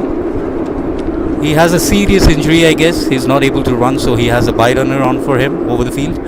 And these guys are just playing very sensible cricket. Eddie Ravira, I guess, again I would say he was the backbone, the chief architect of what Canada is right now. And Terence just took his opportunities and blew the bowlers apart. Zimbabwe has to come equipped with a plan. The game is slipping away from them very slowly but surely. So Zimbabwe should look for a couple of wickets at least now, have complete new batsmen playing the slog overs to their advantage. If they let Terence and Eddie Ravira play and complete the innings, we are looking at a very big score right now. So we stand at 255 for the loss of 4 wickets after the end of 41 overs. Eddie Ravira at 64 from 96 balls, and Terence Holder 110 from 78 balls. The current run rate is 6.24, and at this current rate the projected score is 281, which I'm sure if these both the batsmen play would be somewhere around 310, 320, which is a very big score irrespective of the size of the ground or the outfield or the pitch. 300 has a psychological effect on the opponents. It's not easy, the 3 figures with the 3 on which starts. So I guess Zimbabwe will have a hard time chasing it. But again, as I said, cricket is a funny game. Anything can happen. One batsman can take the game away from the fielders and the opponent, like Terence did. And with the support of Eddie Ravira, he's still going strong. So let's see what the score would be for the final overs. 4 more overs left. After the completion of 41.1, the score is 256 for the loss of 4 wickets. Now Akash has joined back into the commentary after a brief break. So let's hear his perspective on how the slog overs are going to be and how Terence and Eddie Ravira will perform. So Akash, what do you think? It's 256 for 4 right now. That's a long heave, a big heave, and the ball races outside the boundary. Terence has been playing this brand of cricket. He's just been seeing off the good balls and hitting the bad balls out of the park, all around the park, and he's doing a great job. He's unbeaten for 110 in 78 overs. So this has been a great game of cricket. So Akash, again, sorry, he just hit the boundary, so I had to get back to commentary. I was asking you a question. So what? It's 260 right now. First mistake from Terence, out, caught. So is this the breakthrough Zimbabweans were looking for? Is this a turning point in the game? Terence just gave his wicket away, and there are 4 overs left. But what a beautiful innings! What an amazing innings by him. The century from Terence. That's an excellent knock. Remember what? They have lost it. Both wicket at 77. Well, take a bow, Mr. Terence.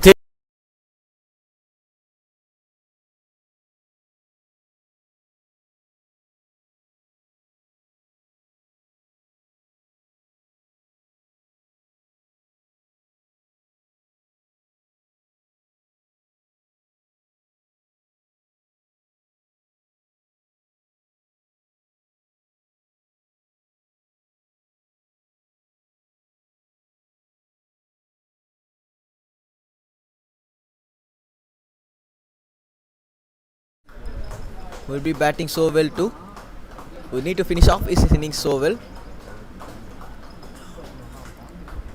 Right at the moment it's 261 for 5 for Canada. They still need to get 40 more runs.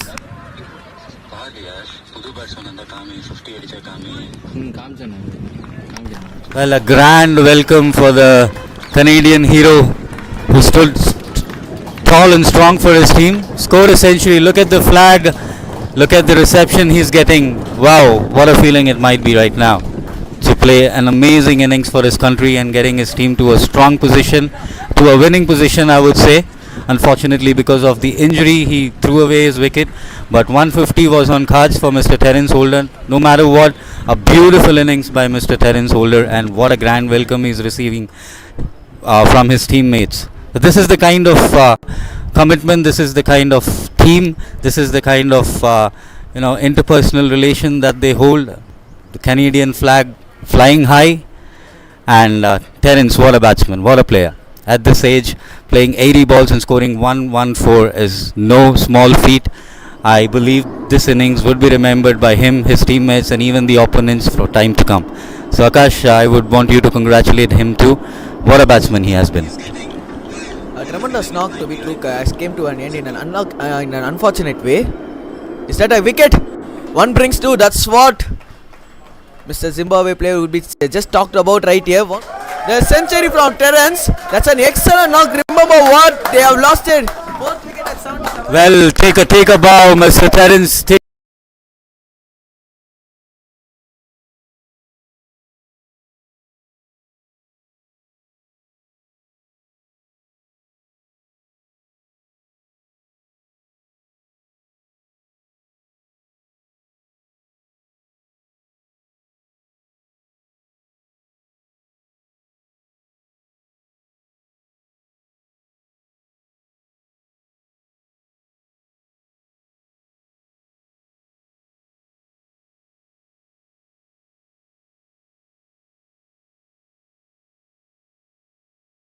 Three 261 for the loss of 6 wickets, and set batsmen for the slog overs were a boon, but right now after Terence got out, an immediate wicket falls. So this is the opportunity where Zimbabwe needs to cash in, attack. They should forget what happened and try and restrict Canada for say about 280, and the game is very much on, Akash. To be true, the last wicket was so much unfortunate for the Canadian batter Russell. He just went out and just tried to cut the ball and got the inside edge of the bat. Well gathered by the wicketkeeper himself. Second one for the bowlers here. So it's 261 for 6 at the moment in 41.4. We do have 2 more balls in the 42nd over.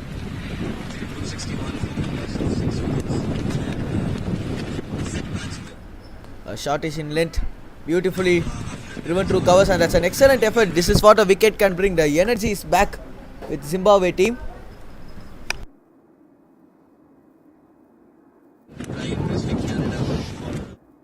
It's Shaim, the new batter, who just came in and made a good back foot drive towards covers. A dot ball. Sir, for me, I would say a dot ball to finish off the 42nd. I will just ask you this question. Now, who need to attack? Last 3 overs, definitely batters need to.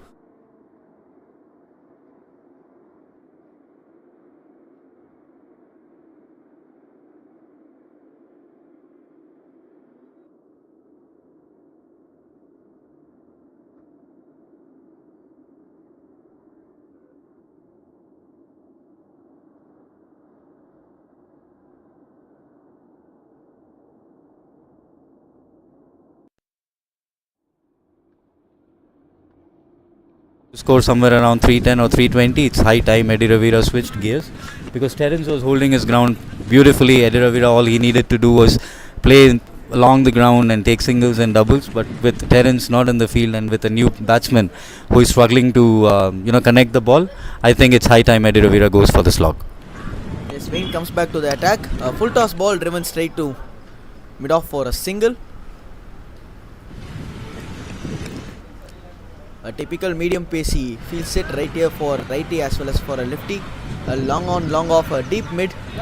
Sweepers have been placed.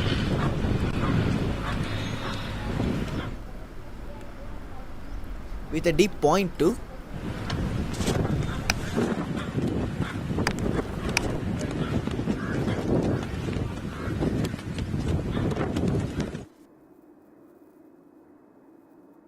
I would repeat, a deep square, a deep backward square, a deep mid, a long on, long off, as well as sweepers being placed on the boundaries.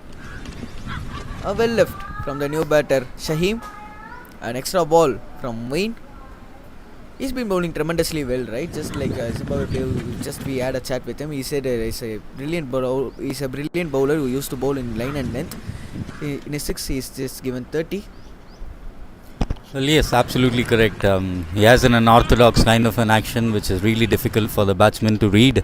Well, absolutely a new batsman is on the crease, and see, this is what wickets does. The Zimbabweans, the body language has improved. They are attacking. They have men inside the circle, and they are trying to stop the singles. A huge appeal, and the umpire's fingers have raised slow but steady. The century from Terence. That's an excellent knock. Remember what? They have lost it. Both wicket at 77. Well, take a bow, Mr. Terence. Take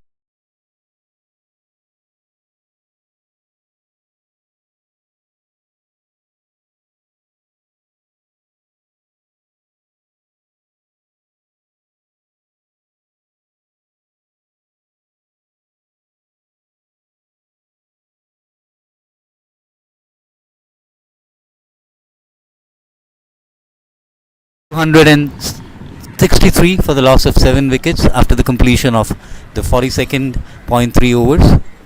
Zimbabweans have pulled back the game slightly. Canada were in the driving seat for a long time, but in the last couple of overs, Zimbabweans have taken 3 quick wickets. The main batsman Terence Holder is out, and the 2 new batsmen were out too. It's difficult. The wicket looked easy when Terence and Eddie Ravira were playing, but you can see, right, when the new batsman goes in, it's difficult for them to settle in. That too in the slog overs where you need to go and hit big right from the ball go. So, what do you rate about the pitch right now? For me, the pitch looks to be so much true-faced. It's been coming on to the bat so well, especially as a batter. You don't need to do much of things. You just need to be settling out. You just need to play 30 to 20 good balls. Even if you score 0 to 10 in the 30 balls, it's not a big matter. You can just able to score good scores once you start to play out those good balls. So for me, a new batter need to just rotate off strike and give maximum strike to the well settled batter Eddie Vira. There comes the new batter Fernandez to face off his first ball. 1 brings 2, 2 brings 3 at the moment, and a vintage way of taking a guard, right? Just taking out the bail and hitting out the bail on the turf. Whenever I am just seeing this, I used to remember Brian Lara used to do this, if I am not wrong, correct? Yeah, Brian Lara and Shiv Narayan Chandrapal.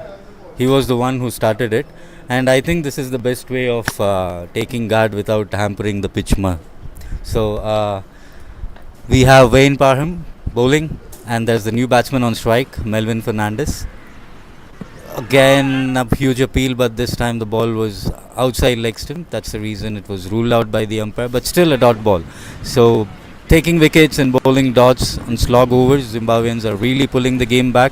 If they can restrict Canada for somewhere around 280, 285, they are still in the game. And with this kind of a wicket, if a batsman gets his eye in, tries to play, as you said, 30 odd balls for 15 runs or 20 runs, I guess he can score big. That is what Terence did. He never let the bowler settle. Right from the word go, he played good shots. He played shots all over the ground, and that's where he got it.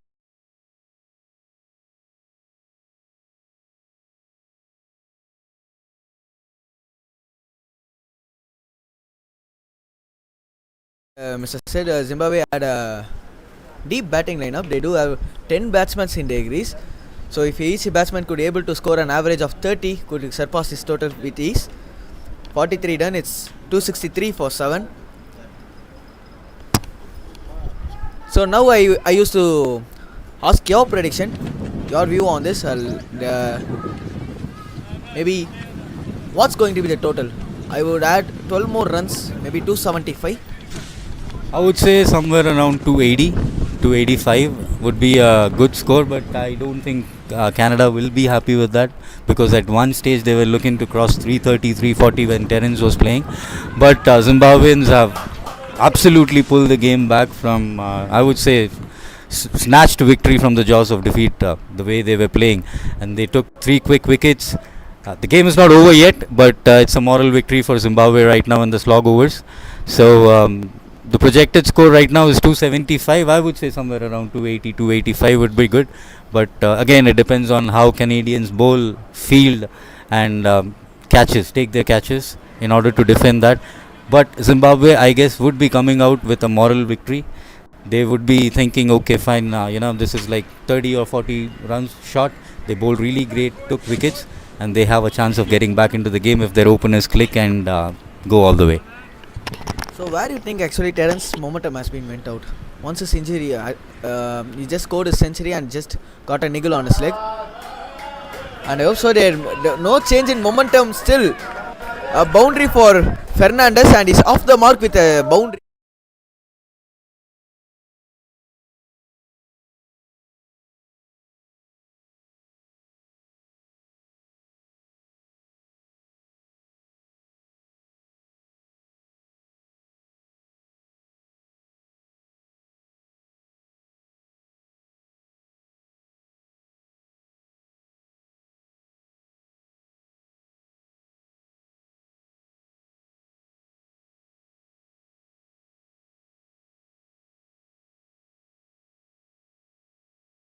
Plus, but again, the moral victory for Zimbabwe, and they bowled absolutely beautifully.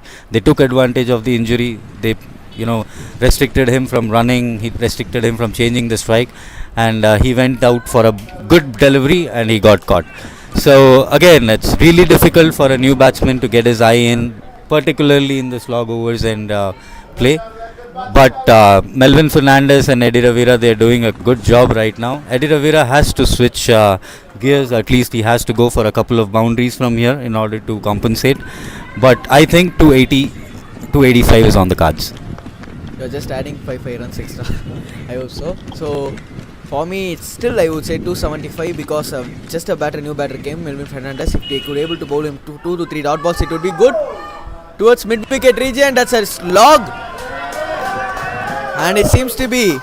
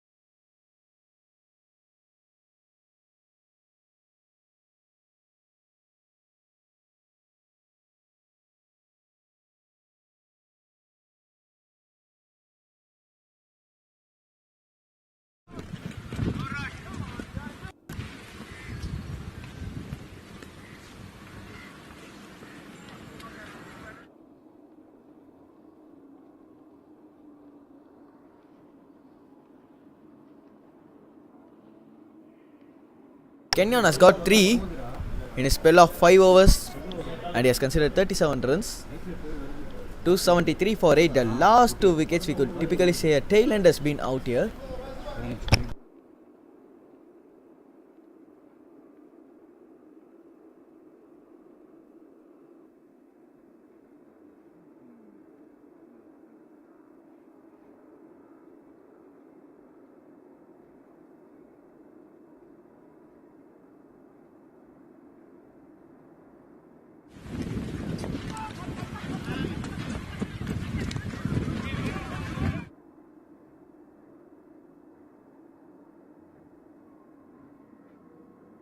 So Wayne going to continue his last over of the innings.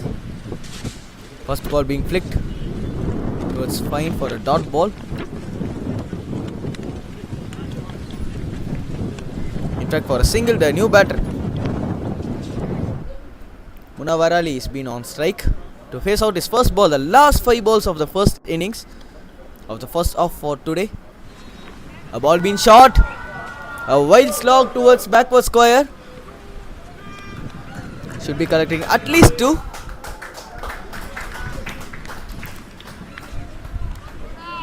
Munavarali just got off the mark with a double. A good fielding effort. It's 276 done and dusted by Canada. They just got a run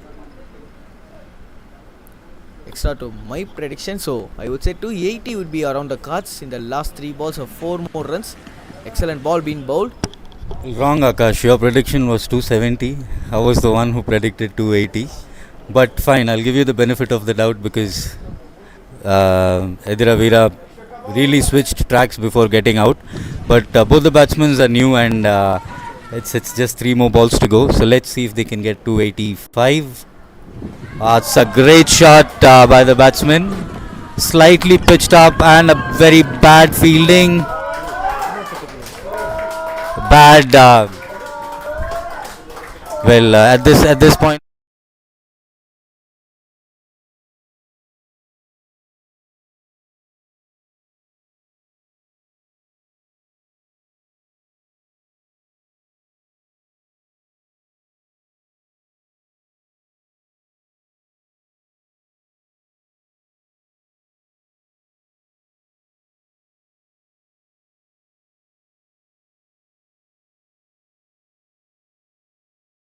I guess they are 30-40 runs short now. Over to you, Akash. Yeah, I don't say it's been 30-40 short. They are just went above par. Umpire could be calling to be a wide, trying to down the legs, and an extra run being added to the total. 283 with 1 more ball to go. So yes, as Mr. Garvin has just predicted it, they need to score of around 285 to 300. That's what he said from Canada, and he could be able to post at 283. Next straight to third man, and the last ball of the first innings, the first half for today, comes to an end. It's 284 from Canada for the loss of 8 wickets. And I would like to have some quick summary of what actually happened in the first innings. It's Garvin and Ranjit, the one who have opened the batting. Garvin scored 30 runs in 25 balls, and Ranjit have scored 12 in 13. It's Arun Taplu who came as a 1-down batter and got dismissed for 5. Sandeep Choki came in as a 2-down and is scored 14 in 31 balls. And it's an excellent partnership between Eddie Veera and Terence. They could able to score 114 from Terence and 72 from Eddie Veera, with Terence scored 15 boundaries and 3 sixes. Eddie Veera has scored 8 boundaries in his innings. And after that we could able to see some quick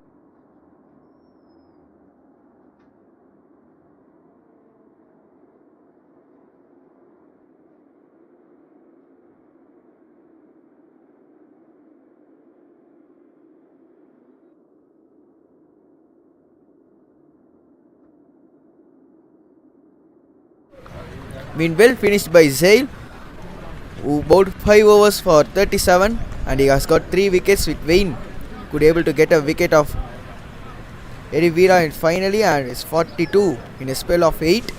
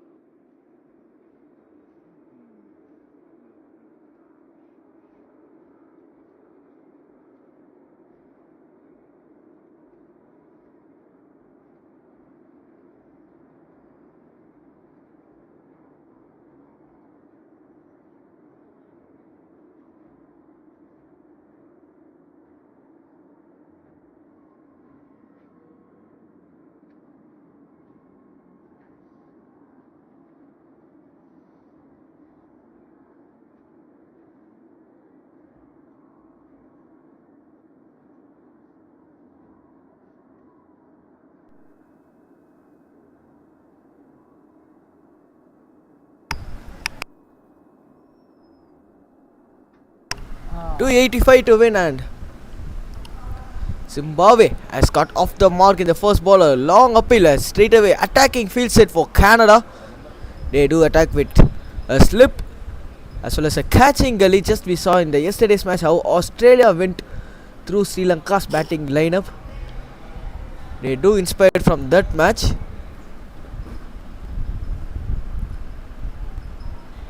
To long off to get off the mark. First runs on the 4 for the new batter.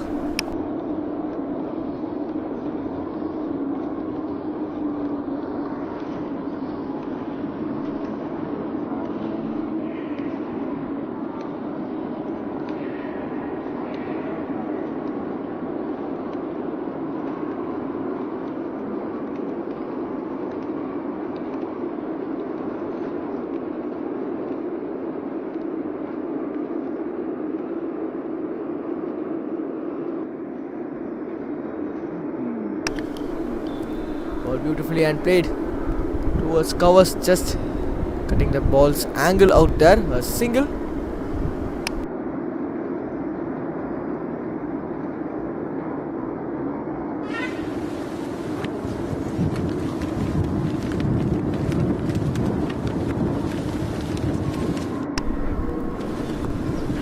But straight to the bowler. Putting his leg front foot and just playing out the defense shot.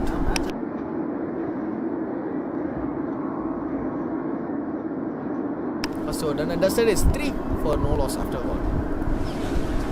Jan Harris and Wayne, the two new batters for Zimbabwe, and Shaheen was bowled the first over with just finished off with 3 runs in his first.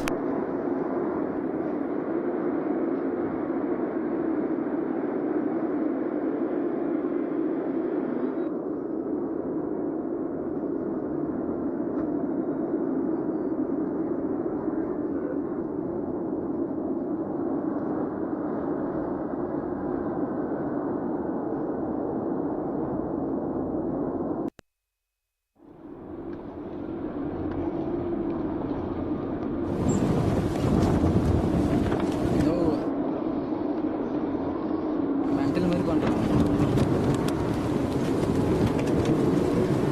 நான் இதான் சொன்னேன்.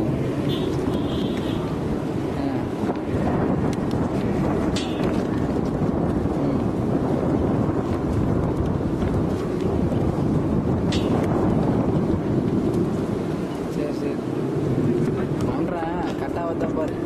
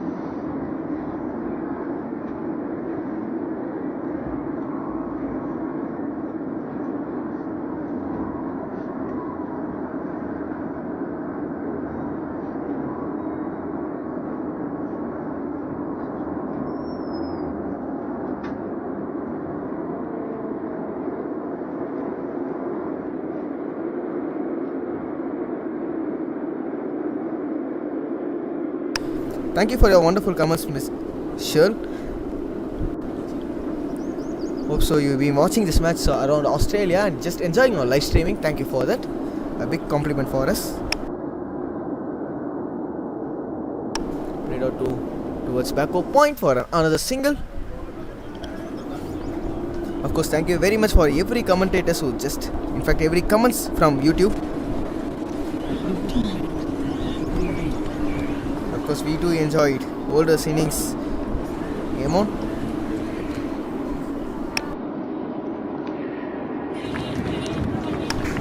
Excellent stop around there towards point region. Yet again a diving effort from the fielder out there.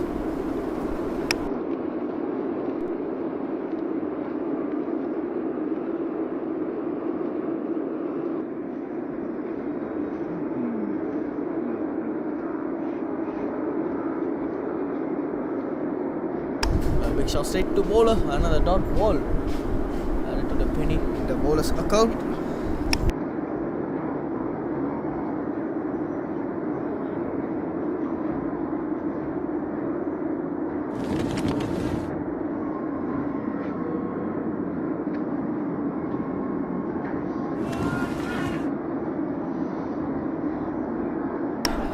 And yes,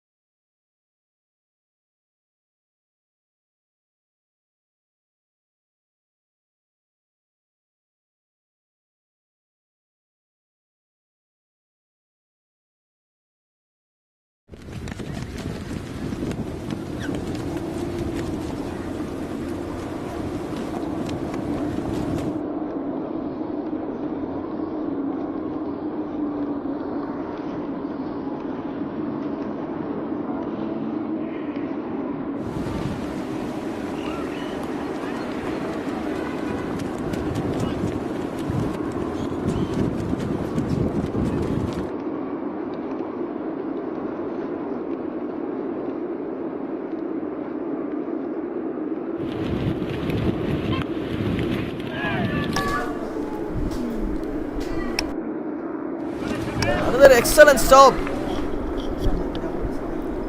It's been 10 for no loss at the moment for Zimbabwe.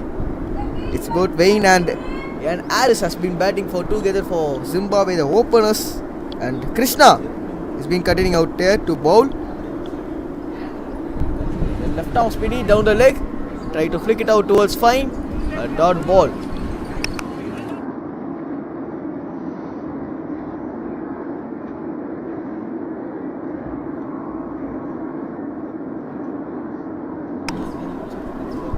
A shortish in length and need to be punished by the batter Ian Harris, and he could be able to get another boundary.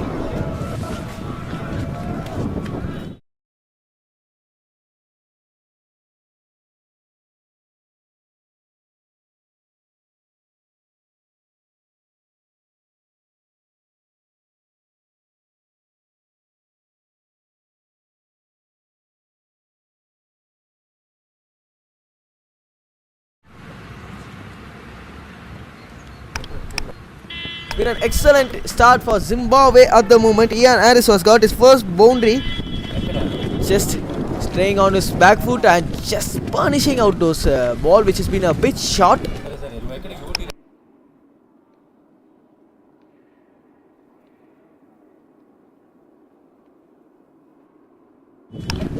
Came down the track, a full toss ball, and again punished to extras for another boundary. Back to back boundaries for Ian Harris.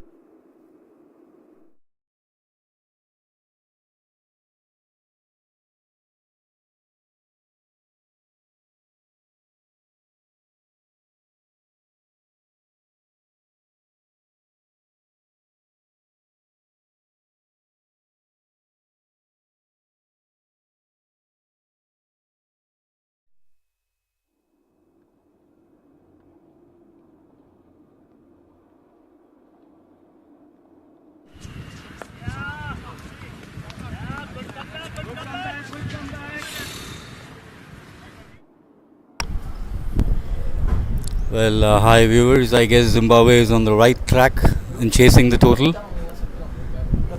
They are 18 for no loss. As the second catch, Canada cannot afford to leave these catches. Catches win matches. If you drop catches, there is no hope for the team. And that too, if a bowler bowls and it goes straight into the bowler's hand, he needs to take his own catches. Otherwise, nobody would help.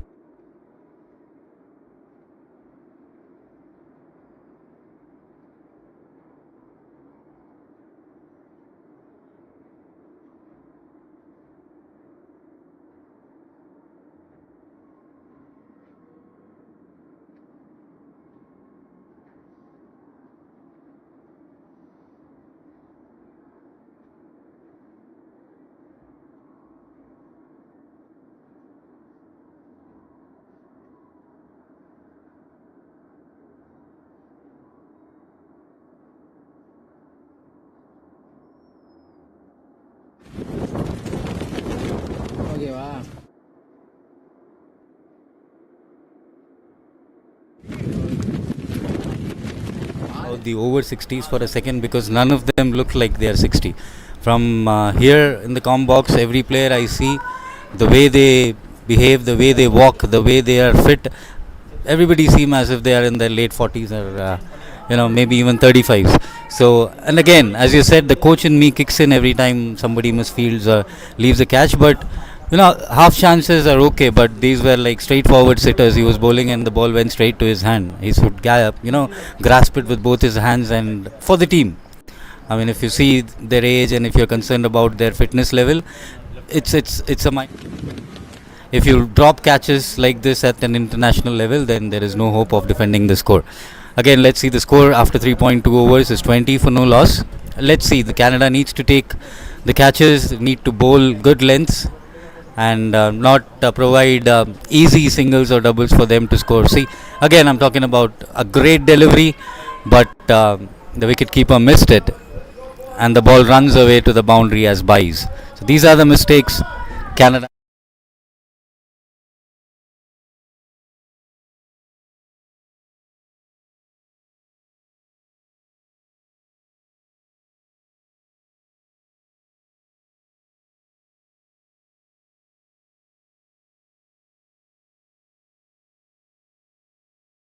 We have seen the pitch act a bit two-faced since morning. It was kind of sticky, and the ball had the wicket had a spongy bounce to it. The ball used to stop, and that is the reason the opponents were struggling in order to get going. But once the sun set in and once the wicket dried up, it became a place of a batting heaven when Terence and Mr. Ediravira was playing. It didn't seem a difficult wicket, but again, it has a spongy bounce right now. It's a new ball, a bit hard ball. Canadians need to take advantage of the situation. Even if they do not take wickets, they need to restrict their score. They need to bowl dot balls. They need to bowl in good areas in order to keep the game under control. Right now, the Zimbabweans are going at 6 overs. At this rate, they would definitely reach the target, and they haven't lost any wickets. So, Akash, I guess this is going to be a tough game, balanced game, and I think the game would go till the last ball. What is your take on it? For me, just a bowler who's been bowling right now, right? Shahim is such a great bowler who has some good variations. I hope so he will be able to get the first breakthrough. If one brings two, Canada is back on the track. 24 for no loss in 4 overs at the moment. You just heard about Mr. Shravan of his thoughts in the mic. He just said this pitch has been so good. A good shot, again a wild swing which has just went to square leg for another.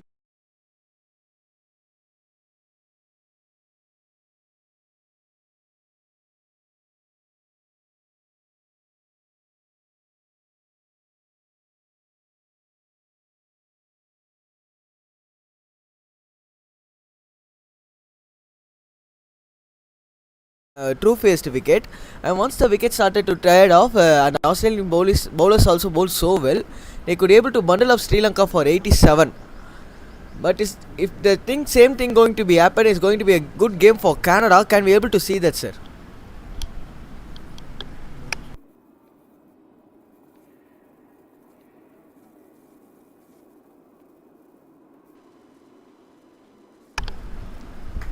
A good shot. A cut shot to point, another boundary for Zimbabwe, and Zimbabwe batters are getting some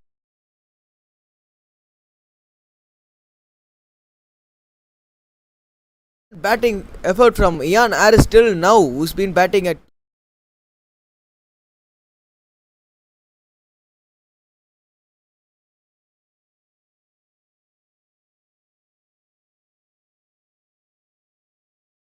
Well, Akash, earlier we were having a discussion with Mr. Lane, one of the players.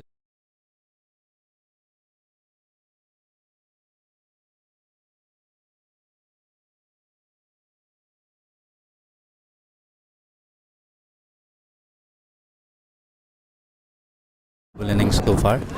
So I guess in order for Canada to get back into the game, they need to take wickets. They need to bowl.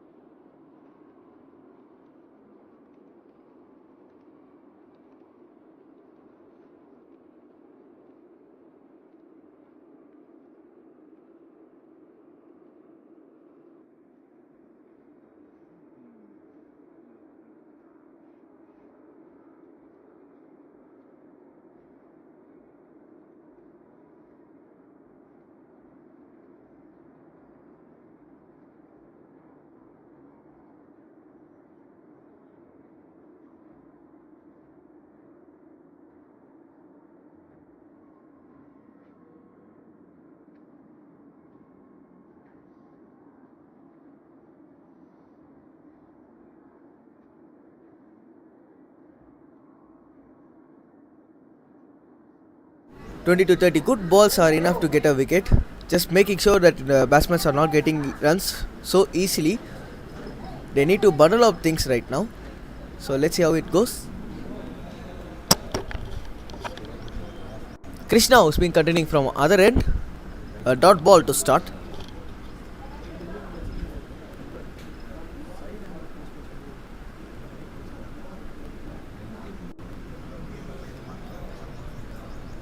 There we go for the second one. Beautifully bowled and played straight back to the bowler.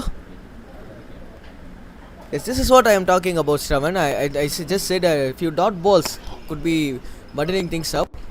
So they just need to stick on their progress. They should not looking for wickets, bowling those loose balls down the patch. That's what I hope so. They should not do. And definitely for fielding perspective, they are doing good in their fielding, just like that.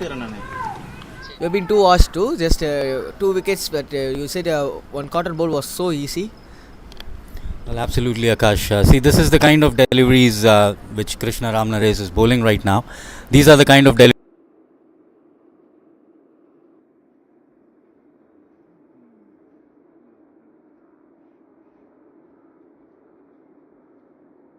stumps. But if you go for dot balls, you'll be bowling just outside off, and the batsman will have trouble connecting it.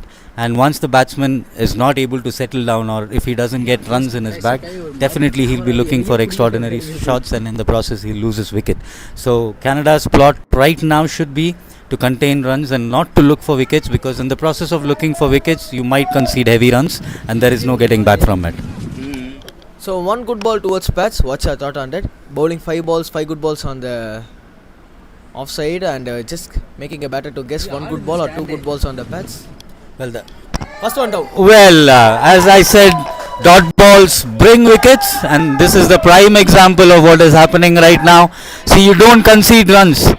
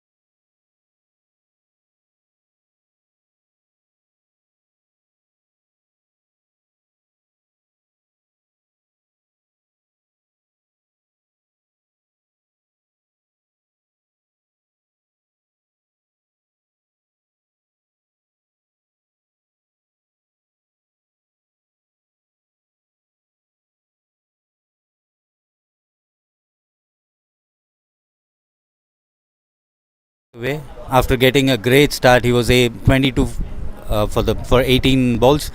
He hit 4 boundaries, but he just threw his wicket away because he lost his patience. He just had a couple of dot balls, and that instigated him to go big shot. So the bowler was absolutely on the mark. He bowled 4 great deliveries, 1 on the stumps which conceded a single, and there was a slow ball just outside the off stump. The batsman tried to go big, and in the process ended up losing his wicket. So I hope this is not the start of a collapse for Zimbabwe as Canada had. So I hope the batsman will put his head down, get back to the basics and start building the innings.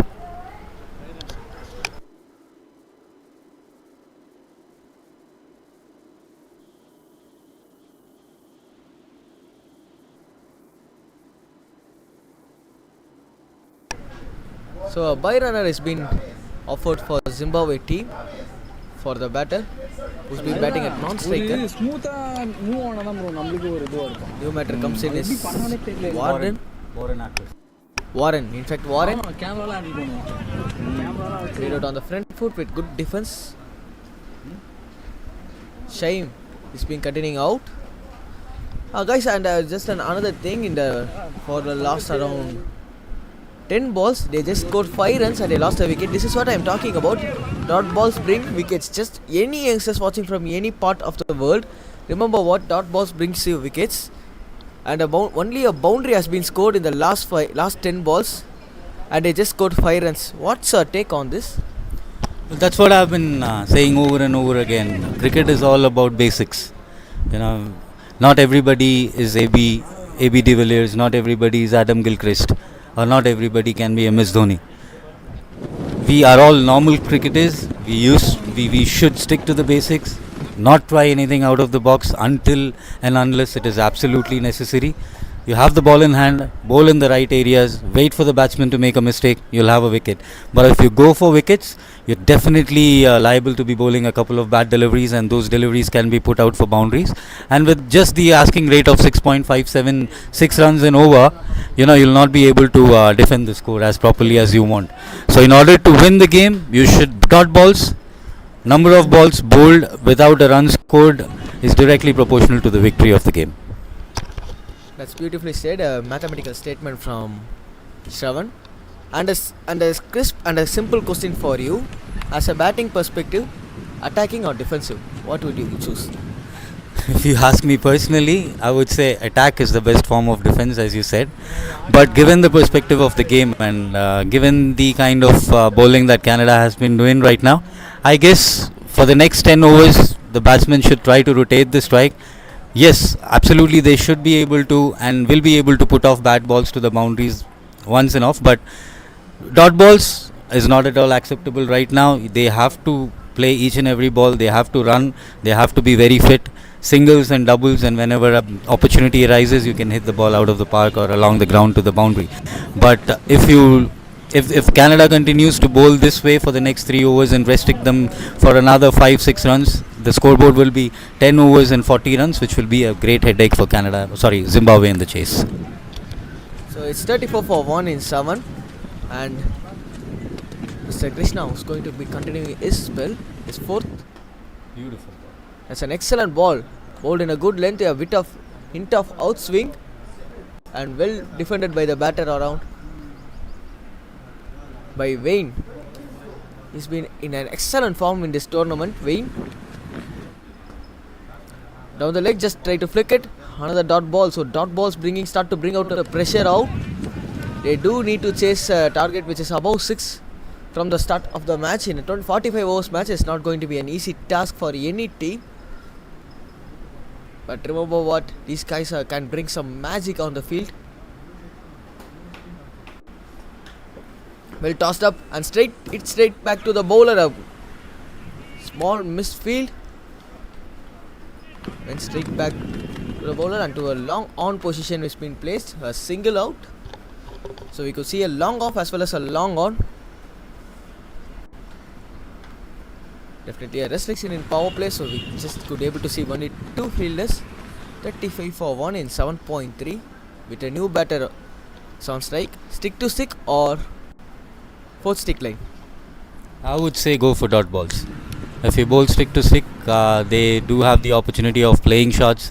If you bowl the ball up, they would have the opportunity to get under the ball and hit it out of the park. Right now, I would say just around the corridor of uncertainty, the good length. And you should invite the batsman, don't give them pace.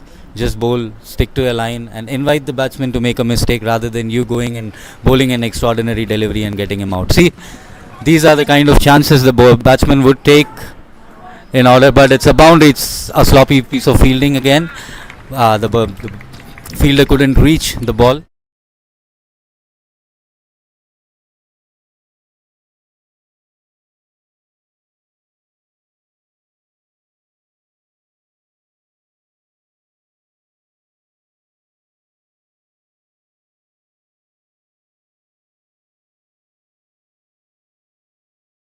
A bit of lethargy in the field. They need to get back, regroup as a team, support their bowlers. The fielders should be doing much more in order to restrict Zimbabwe to from winning the game.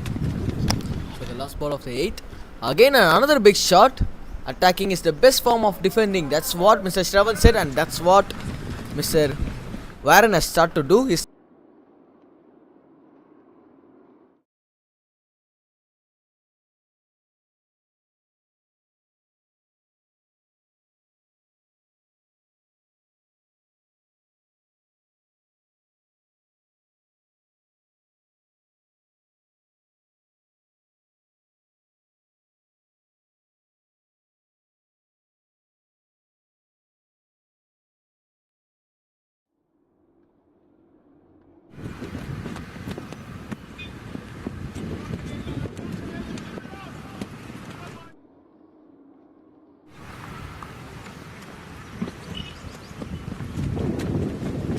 Left arm spinner coming diagonal.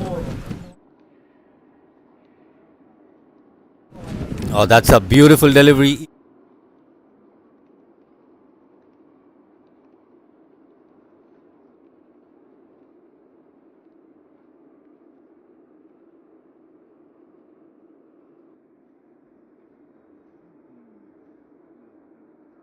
Over in the slog overs, which would be very easy.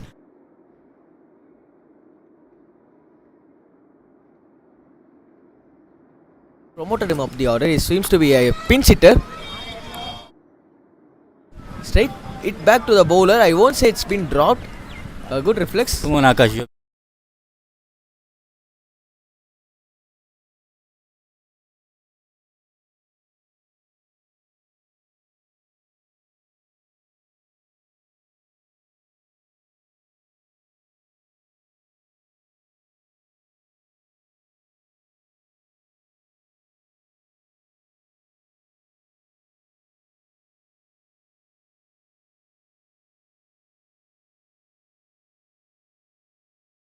Be all righted actually, but he's just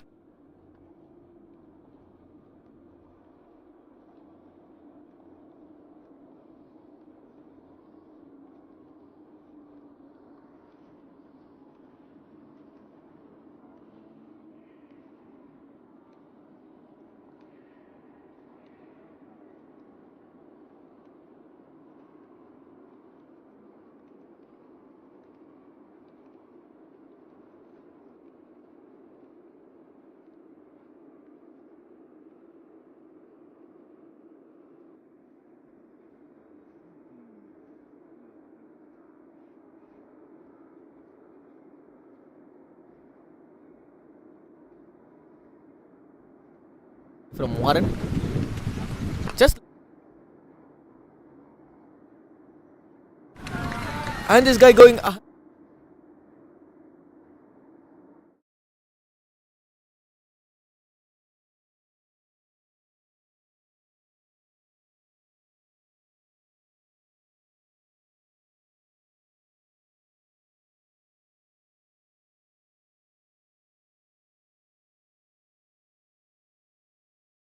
Young age, when we used to play cricket, the first thing our coaches used to say,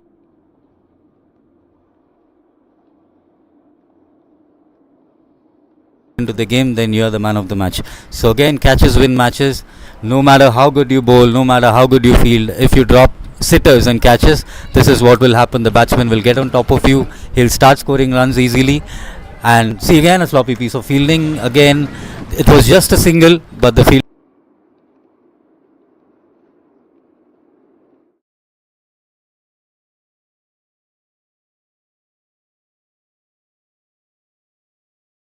bowl, no matter how good you field, if you drop sitters and catches, this is what will happen. The batsman will get on top of you.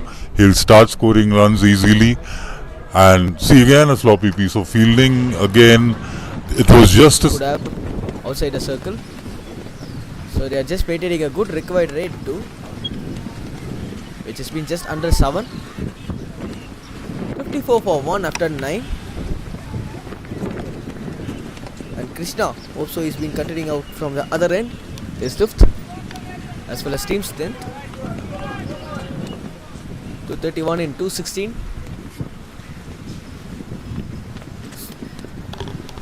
Well, Warren is playing an absolutely gem of an innings right here. He's trying to, rotate. He's trying to hit the bad balls, and he's trying to score. He's not being defensive.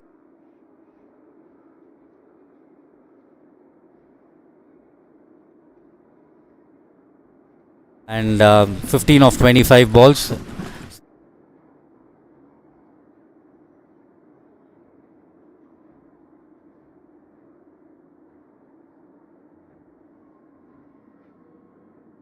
The majority of the strike to Warren in order to hit the ball out of the ground. So I guess Zimbabwe is on the mark in this chase, but the game is still balanced. If Zimbabwe, the batters of Zimbabwe try and see.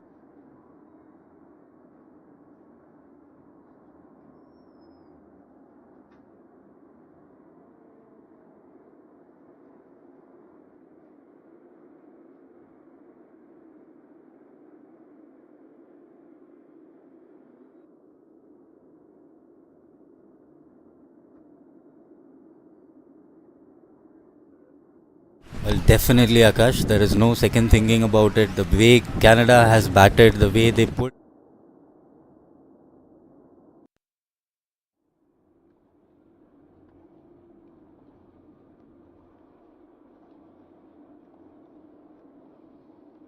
Is still a long way to go. There is 230 more runs to be scored. Anything can happen in cricket. Quick 2 wickets again, like the last time. The game can be pulled back, but right now So yes, they do have 3 more balls in the 10th over. Zimbabwe. Still, they stole a single.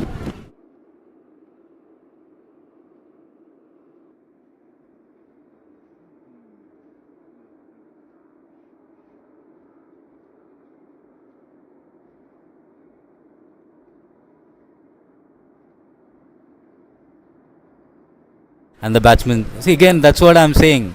Even the batsman is of the same age as of the long on fielder. He is running quickly. You should give your best for the team. Fielding, catching.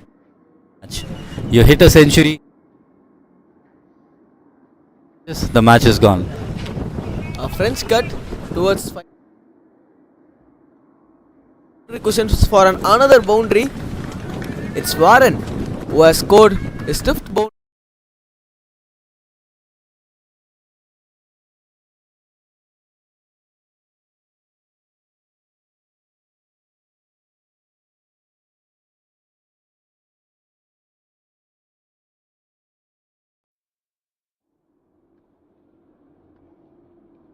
Just 2 fielders have been outside the circle. Towards bats, a dot ball to finish off for Chris.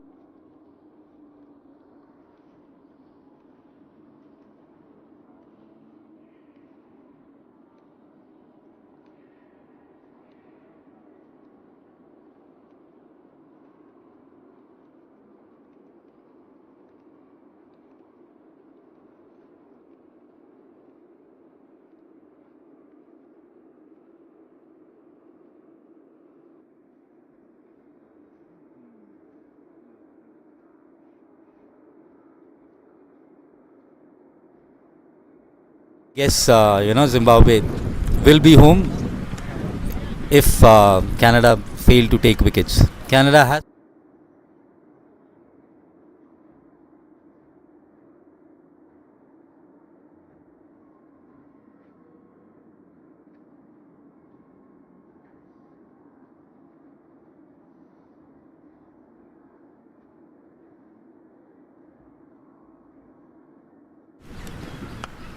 As you know, I want to support Canada, definitely.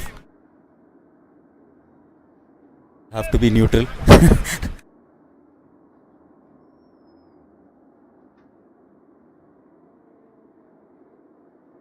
quality cricket. They're playing good shots. They're playing. I guess are giving them easy singles. Boundaries doesn't matter when you have a huge.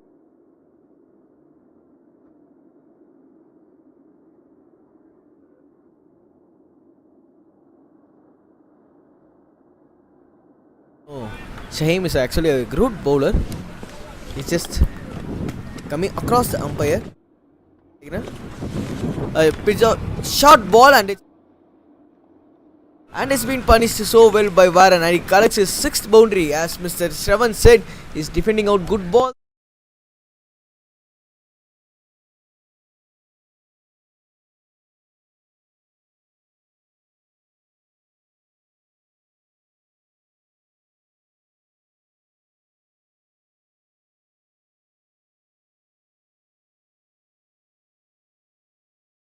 There are injury concerns. Hope Warren overcomes it and takes the game home. He's playing very sensibly, almost striking at a rate of 220. Again, a good shot, a good ball, but still he manages to flick it over a short mid wicket to get a single. So Warren is playing sensibly. He's been hitting the balls and also taking singles and doubles and rotating the strike. He's not leaving the field quite. He's keeping the fielders on the toes, which is how a batsman should play after the power play. And I guess for me, if you ask me, Zimbabwe is well ahead of what they're doing right now, unless there are 2 or 3 quick wickets right now. A slight comparison. I compared this in the first innings. I compare it now. Is Varun batting like you? Well, I would like to be humble here. He's batting way better than me, and he has all the potential to take the game away from Canada. Let's see if Canada keeps fielding like this. I would say Zimbabwe is right on track for victory. Maybe a wicket or 2 in the next few overs will bring them back. That's what I just want to say. A long appeal. An umpire slightly just overturned the decision. It's 69 for 1 after 11.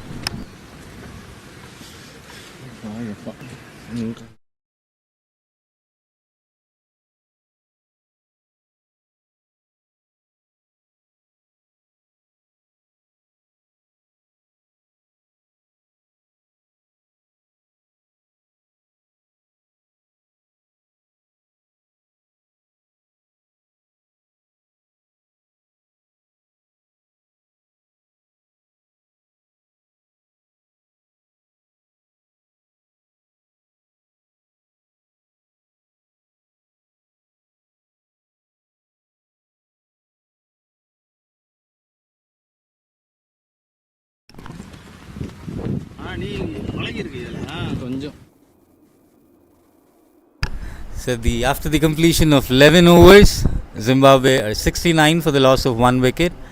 They're striking well at a run rate of 6.27. The required run rate is again just over 6. They're right on track. Last 5 overs, Zimbabwe have scored 36 runs for the loss of no wickets. The partnership amounts to 36. A quick one, thanks to Warren. Warren looks like a big hitter as well as a sensible guy. He will be playing both the innings. And Wayne, Wayne is playing the role of what Eddie Ravira did for Canada. He's just holding in tight. He's holding in hard. He's rotating the strike and enabling Warren to go for his big shots and play fearless cricket. So thanks to Wayne and Warren, Zimbabwe are right on track to victory.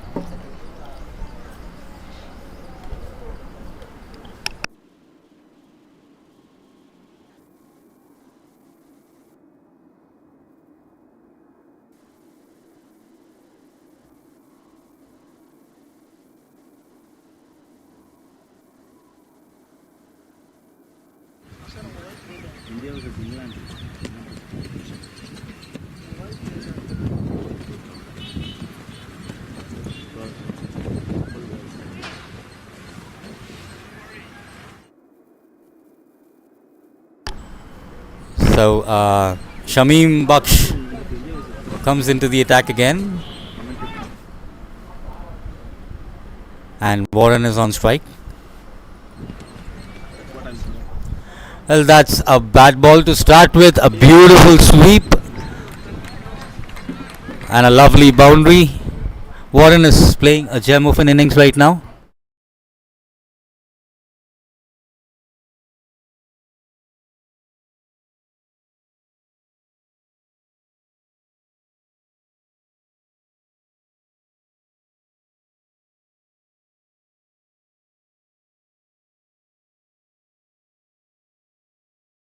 And that's what Warren has been doing.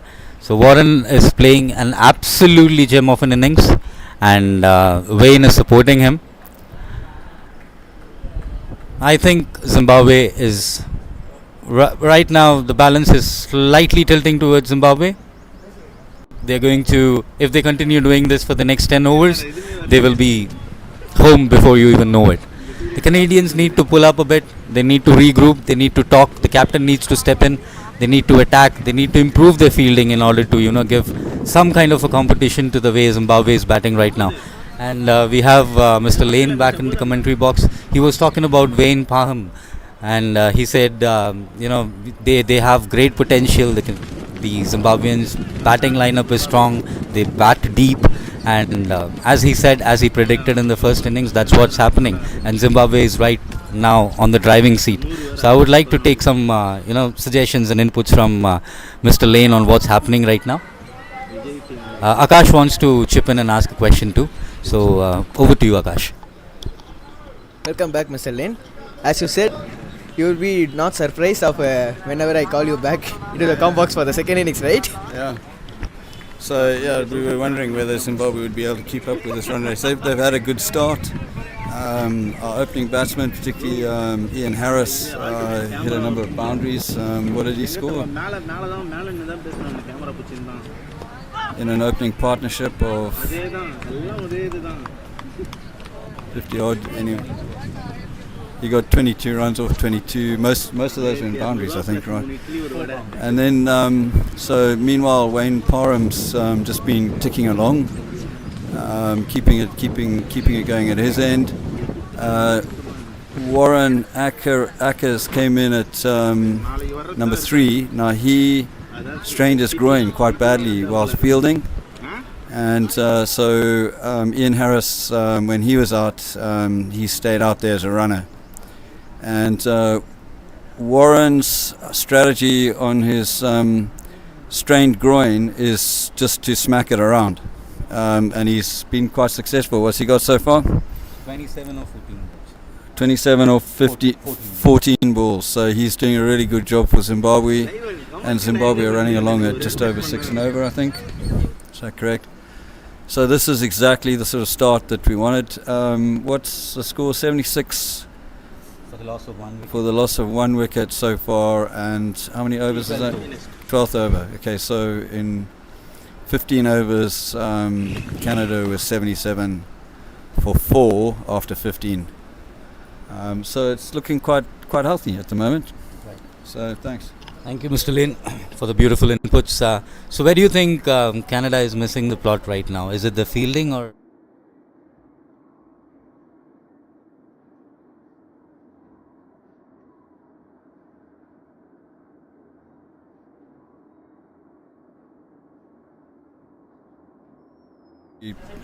Positively, they're hitting the ball over the infield.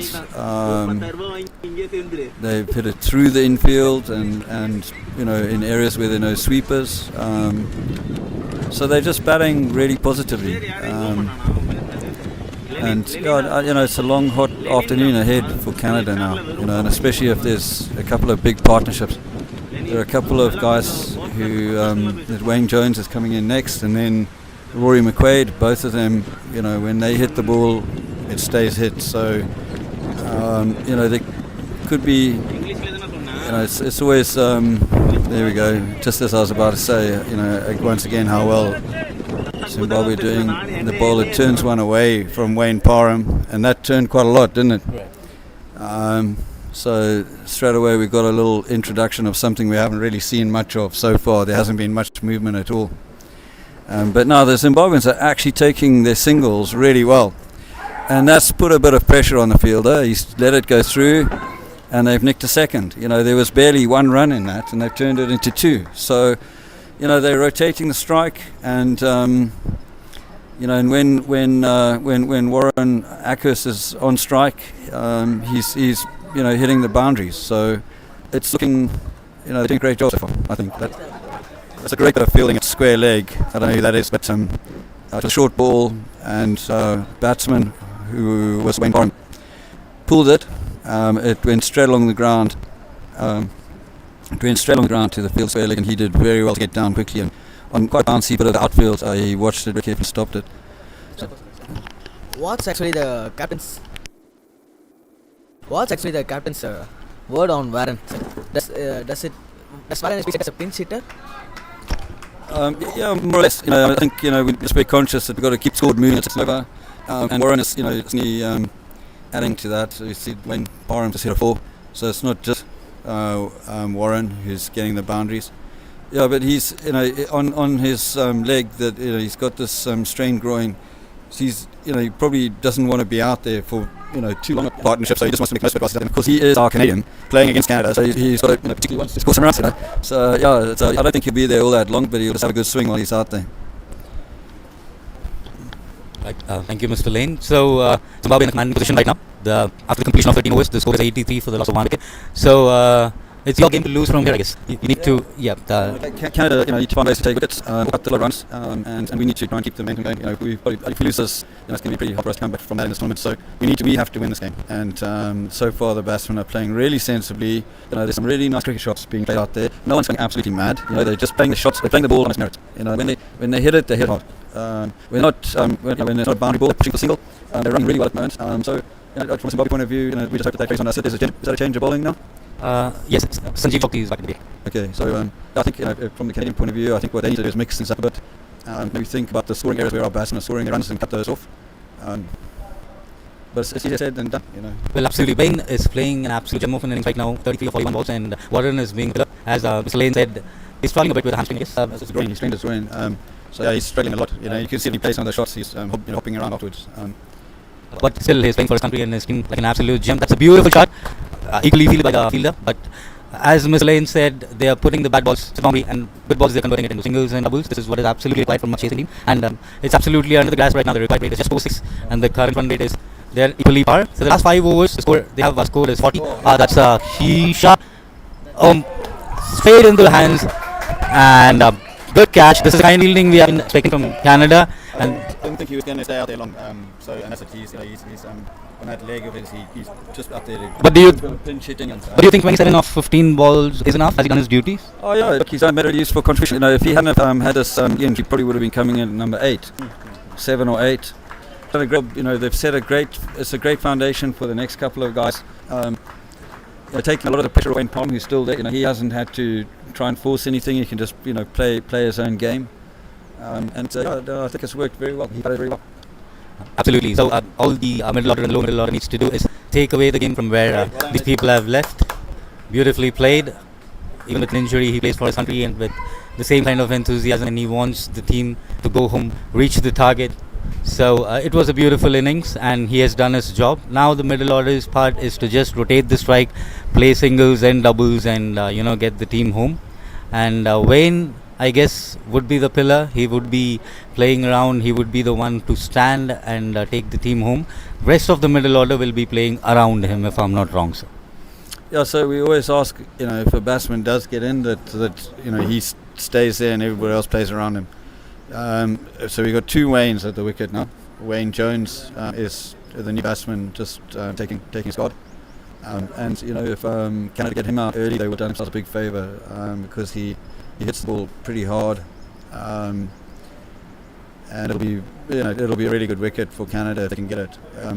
And meanwhile, I think Wayne Parham, he'll hold on in and rotate the strike and put the other, the bigger hitters. But I've got to tell you, Wayne Parham hits his share of boundaries, and in our first match against South Africa, he hit some series of beautiful cover drives. All went for 4. He picked the gaps really well. So neither of these guys, even though Wayne might be, the guy who's in and who's, going to play around for the time being, he won't just be holding up one end. He'll be looking for his runs as well. So. Right. So even though Zimbabwe is on track, I guess, and I believe Canada has slightly pulled things after the wicket. The score after 14 overs is 84 for the loss of 2 wickets. Sanjeev Chokshi has bowled a couple of good overs. He's bowled 2 overs for the score of 8 runs, and he's taken 1 wicket. So if Canada continues to do the good job, continues to field well and put the balls in the right areas and keeps the batsmen guessing, I bet they would be back in the game. But for the sake of Mr. Lane, I guess it's an easy job. It's a cakewalk for you guys, and you win this tour. Oh, no, I don't think it's a cakewalk at all. There's 284 runs to get, so there's a long way to go. There's a lot that can go wrong, just a couple of quick wickets and suddenly things are completely different. It's definitely not a cakewalk. No one on our bench is thinking about it as a cakewalk. We're very nervous about it. We've got a long way to go. We've got a lot of runs to score. We've got to, we just hope that batsmen dig in there and manage to keep the scoring rate going. It's not easy to consistently score at 6 and over. What Canada did was they didn't score at 6 and over. They had a lot of catching up to do in order to get to that total of theirs. So at least we've set off with the right pace. But you lose. We're 2 wickets down now, and we've got a long way to go. So having said that, we do have a lot of batting. The batting is deep. So it's not. It's not. If we lose a couple of wickets, it's not irreversible. It's not an irreversible position for us. So. We do have a slide of bet here in the home box. Akash says Canada is going to get home. I say Zimbabwe is going to win. So kind of a barter here. Yeah, and over to you. Much be seeing you soon. Right. Thank you so much, Mr. Lane. Thank you. Thank you. Akash is back in the com box after a brief chai break. So Zimbabwe is well placed, but Canada have pulled back a bit. They have had a couple of quiet overs right now with a wicket, and Mr. Shamim Baksh is bowling a great ball in tandem, and Sanjeev Choksi, he's the turning point, I would say. 2 overs, 8 runs for the loss. He has taken 1 wicket, and we just received an input from Akash that Mr. Sanjeev Choksi has played for Ranji. Can you please give a brief about him to our viewers? Which state and which Ranji? Okay, we have no idea in the com box, but it just came to our concern that Sanjeev Choksi is a Ranji Trophy player back in India. It's a pleasure watching them all play, and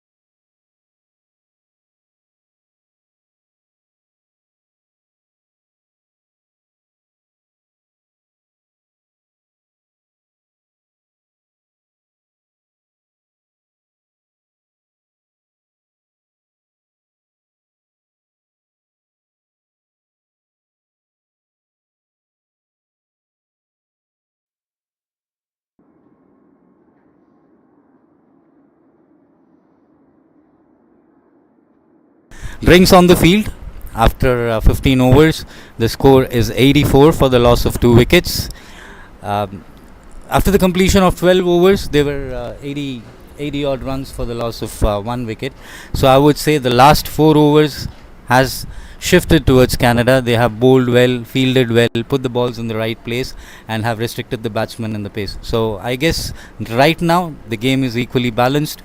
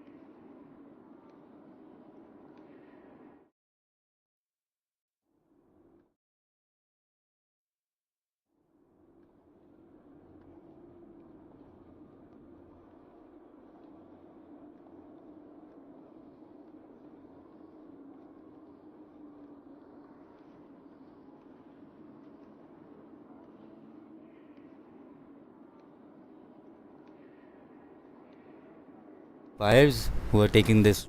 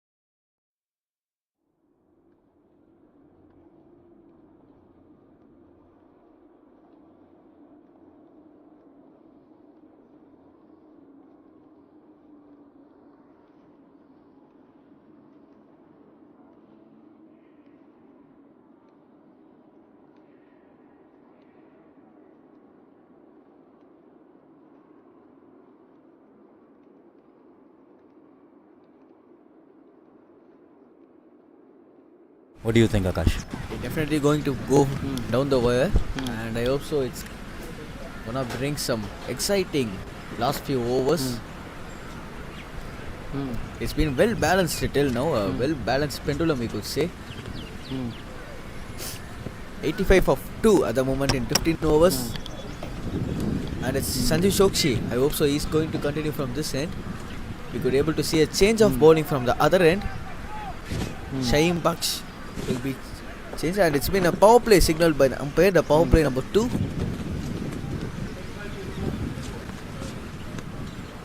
So Wayne Param and Wayne Jones were been on strike, and Wayne Param has scored 35 runs in 50 balls. Well, Akash, I believe for the sake of my support, both the Waynes will take Zimbabwe home.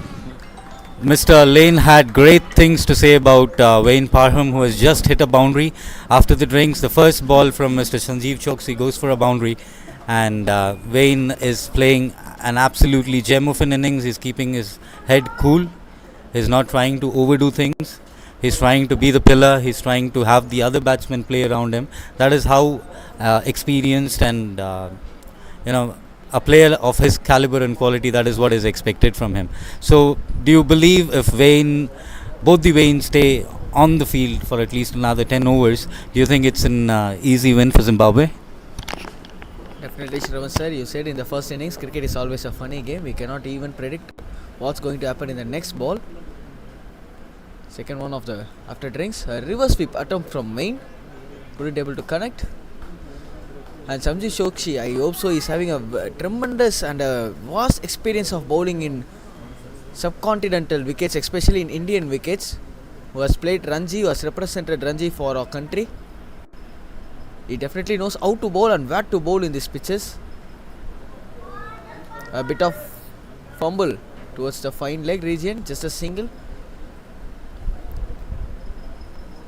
Until now, we haven't seen Warder who's been bowling. The one who has scored a century, right? He hasn't bowled.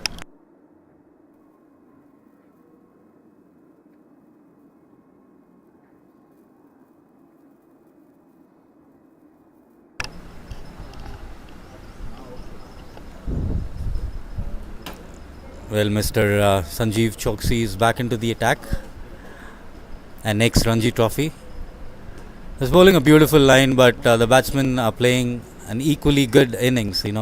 Wayne Parham, as I said earlier, has been, architecture. He is the architect, the chief architect of what is happening right now. And Wayne Jones, he's seeing off the balls. He's just into the attack. An appeal, a half-hearted appeal, I guess. The ball found the inside edge of the bat before hitting the pads. Sanjeev was not too excited. He didn't go out for the appeal. So Wayne Parham is playing at 35. He's faced 50 balls. Oh, that's a beautiful sweep. A lovely shot, a classical sweep, I would say. An authentic sweep from an off spinner. So Wayne Jones. Wayne Parham, he played the shot, and a beautiful shot. Not a bad delivery. It was bowled on the right area, just slightly, deviating towards leg side. So he an authentic sweep was played, and the ball raced through the carpet of green to the boundary. It's a beautiful shot. Wayne is playing his part. Do you think, Akash, we are going to see another century today? If Wayne is playing like this, he's teaching us how to play out in Indian wickets, right? He just wanted a reverse sweep. Now he just swept a ball and sweep right so tremendously well. As I said, he's been playing so good and he's teaching us how to play against spinners in an Indian track. Just exactly how Indian track used to play a sweep. He just went under the ball and swept it on away. So we are on 94 for 260. Wayne Jones will be on strike for a left arm. Beautifully played again from Wayne Jones for a single towards extras, deep extras. Can we able to see a wicket from Shaheen to finish off his spell? 8 overs, none for 47 in fact. Can he able to break through? Wayne Parham reminds me more of a subcontinental kind of a batsman, because the way he uses his wrist, the way he picks up his boundaries, the way he's picking up the gaps, and he's playing it effortlessly, like most of the subcontinental batsmen, and he's taking quick singles, also scoring boundaries, being the pillar of the game. I can go on and go on. I can see this on a repeat mode, but that's the kind of a game, that's the kind of an innings Wayne Parham is playing right now. It's an absolute pleasure to sit here in the comm box and watch him play. And Wayne Jones is playing his part. He's having a calm head. He's supporting Mr. Parham, and let's see if they can build in a good partnership right now and do not lose too many quick wickets. And I would say Zimbabwe is home in a flash if these two can build a good partnership right now. 2 quick wickets. It will be an home away win for Canada. That's what I think. And inside Akash is hell bent on Canada winning. I'm hell bent on Zimbabwe winning. So you viewers, let you guys vote in the YouTube. You just support which team? Yeah. So I guess they'll go with Ravan and they will say Zimbabwe. But then still, it's a beautiful game. Whoever wins, ultimately, end of the day, cricket wins. And a game of this caliber, players of this quality, and an organization of this level, an international level competition is, and in Chennai, in rural Chennai, is what we have been dying to see. Thank you, organizers. Thank you, sponsors, again for making this happen, for inviting such beautiful people all around the world, giving them state-of-the-art facilities with a beautiful facility, beautiful arrangements. So even the players are happy. I was talking to them during the innings break. I spoke to both the teams, and they were very, very happy with the hospitality of the organizers. They were very happy with Chennai, and some of them are Indians who are, settled abroad. They're very happy to be coming back home and playing. So basically, it's kind of a festival with the competitive cricket on. And as said, we are blessed and privileged to be sitting here in the comm box and commenting for this. What's your take on this, Akash? Yes, definitely. They are, especially foreigners who have been just coming back to India, they always love the hospitality, right? Especially we don't need to say about in Chennai. The Chennai's hospitality has been such so good, and organizers have made each and every foreigners to feel comfortable and to feel like their home. So coming back to this match, you talked about Wayne Param, right? And you talked about in the first innings, I asked you which Zimbabwe player you like the most, and you said a guy who's scoring 200. His name? Andy Flower. Yeah, Andy Flower. Is he reminding Andy Flower? Because Andy Flower used to play spin so well. I know that he used to use the feet as well as play a lot of sweep shots. Is he making you the remembrance of Andy Flower, Wayne Jones? The only difference is Andy Flower is a left-handed batsman, and Wayne Param bats right. But again, as I said, Wayne, I'm quite comfortable in comparing him with our subcontinental players rather than Andy or Grant. They were good hookers and pullers of the ball. But Wayne Param, during this subcontinental conditions, and that too especially in Chennai where the wickets are spinning, they don't have much bounce, not much carry. The wickets have a spongy kind of a bounce because of the humidity and the heat which Chennai produces. But here, keeping a calm head, taking singles of spinners, rotating the strike, using his wrists, using his bottom hand whenever they to score boundaries. I guess he is a class batsman, a class apart, and I think he has all the potential to take Zimbabwe home. And Wayne Jones is playing his part. He's not hitting like the previous batsman did. He was a pinch hitter, he did his duty and left, but right now Wayne Jones is playing his part, taking his time, settling in, at the same time rotating strike and providing much opportunity to Wayne Palm to show his potential. Just like this, a little nudge, a flick and a single. Running in this humid conditions, let me tell you again and again and again and again, viewers, I could keep on going in this humid conditions. Wish you were here in the ground. It's boiling hot, we are all sweating, people are above 60, they're in the ground, fielding. I mean, this is some kind of a crazy fitness level that they have, and this shows the commitment and the will to play cricket. Beautiful, that's by you, Mr. Chairman. And you also been playing in cricket as well as myself been playing cricket across the city, and we all know how it's actually humid and hot, especially in this summer time. The summer's going to be start, and we do have some windy conditions, but it's been so hot overall the city. And another sweep shot, again a boundary towards my leg. And I also this time Wayne Jones, the one who has played that sweep shot. Well, it was a freebie. It was a gift. A gift from the bowler, a new bowler, Kanti Patel. He's a left-arm bowler himself, but he has given a freebie to the batsman. And Wayne Jones, he took advantage. He hit the boundary, and he's scoring again. So this is what Canada should restrict themselves from doing. They shouldn't give them any freebie. It's okay if the batsman hits a good ball to the fence, but they should make the batsman work for the runs needed and not gifting them free runs. It's been under control after the end of 17.4 overs. The score is 1-0-2 for the loss of 2 wickets. Zimbabwe are cruising along. The current run rate required is under 6, and they're above 6.5 is the required rate. So again, full toss, driven beautifully for single. See, this is the difference between a good player and a class player. If he wanted, he would have gone for another boundary or a slog. But what he did was he had runs in the previous ball. So it's very, very. So yes, you are talking about this. Good difference between a good player and a aggressive player. Another sweep shot. Another boundary towards quite like region. And yes, this time Wayne Param, the one who has got a boundary. Wayne Param has got his 100 boundaries on 46 at the moment, and the score moves to 107 for 2 in 18. So left arm spinner turned out to be an expensive. The first change for the Canada team bowl, in fact the second change, and it went out to be an expensive one.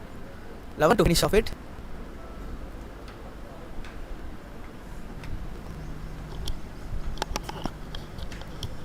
Rightly said, Akash. The over has come to an end, and Zimbabwe is cruising along. They have lost a couple of wickets, but they're scoring at a good rate. And we had inputs from Mr. Lane that they bat deep. even the 11th batsman can play. So I think it's easy. I won't say easy, but then still, if they put their heart and soul into it and their minds into it, Zimbabwe can actually cruise to victory. But still, having said that, Canada has a chance. They need to take 2 quick wickets in order to get back to the game. But if they continue bowling freebies and this kind of a level, this kind of fielding, I don't think Canada has a chance right now. I'm sorry, Akash, to be very blunt, but what's right is right. So Canada needs to regroup. They need to talk. The captain needs to step in, needs to have a firm hand and advise the fielders to put in your heart and soul. The ball comes 1.5 hours, another 2 hours, you put your heart and soul and energy into it, you can get back home with victory. A change of hands for Sandeep Chokshi. And definitely Sandeep Chokshi, I hope so, he has 5 more overs. In fact, 6 more overs. He's here to bowl his 4th. He do have a vast experience on this subcontinent, especially South Indian conditions, who has played a lot of Ranji matches for in our domestic tournament. So definitely it's going to be a well poised match.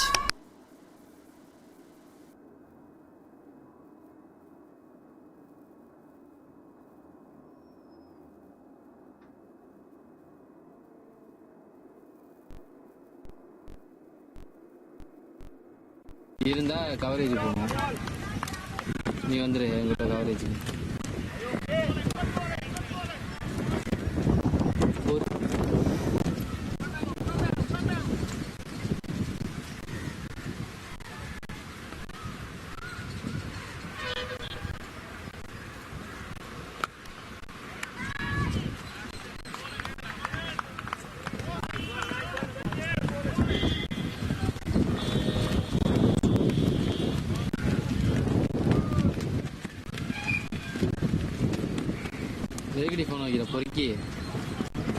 Yet another single towards sweepers region. 108 at the moment for Zimbabwe for the loss of 2. And Sanju Chokshi will be looking for to get another breakthrough somehow. A change of fence, as I said, for him. He's been bowling from far away.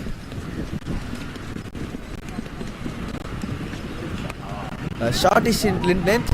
Just want to slog that one away towards mid wicket. A single towards long off. In fact, a long on. Excellent throw from the fielder out there.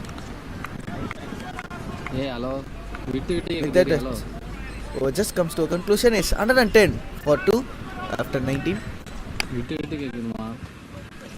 Zimbabwe still need 175 in 156. They are just, as Mr. Stravan said, they are just start to cruising through this match. Hope so Canada could be able to get a 2 to 3 quick wickets to come back into the game. Catches wins few matches, guys. Just remember that they have missed out 2 to 3 chances in the earlier part of this innings.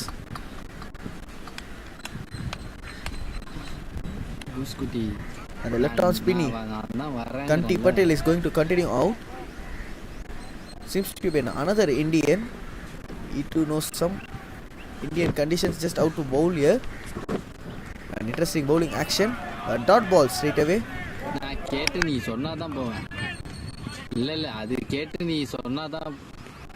A lot of Indians playing for Canada, non-residential Indians, NRIs, who have settled there but belong to this route. So no wonder they have a lot of left-hand spinners. But the Zimbabweans are playing very sensibly. They're not throwing away the wickets. They're not trying to play erratic and rash shots. The run rate is way under control. The current run rate is 5.69 and the required run rate is way, just over 6 runs. A sweep and this is what Canada should avoid. They have been rather very lethargic on the field. A nice shot, a great shot, but it should have been a single. But the end result is a boundary because of the fielder's mistake. So Canada is doing it again and again with regards to the field, and Zimbabwe is continuously playing great cricket. What's your take on it, and how will you, if you were the coach of Canada, what would you be telling them right now? Definitely, I won't be a coach of any other teams, especially for national teams. But for me, my take is need to bowl some dot balls from the bowler. Maybe that's a better line. Just need to field out. That's a good effort this time around. I'm feeling just a single. For me, it's always better to go for some dots.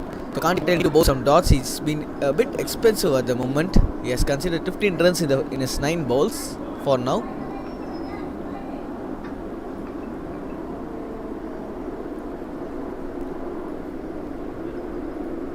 Just exactly how Canada team played. For the 4th wicket, Zimbabwe team seems to be well settled, and the ball start to come onto the bat so well. Yesterday we saw a sticky pitch in the second innings. The ball was not coming so good for the Sri Lankan batters, but exactly different in today's condition.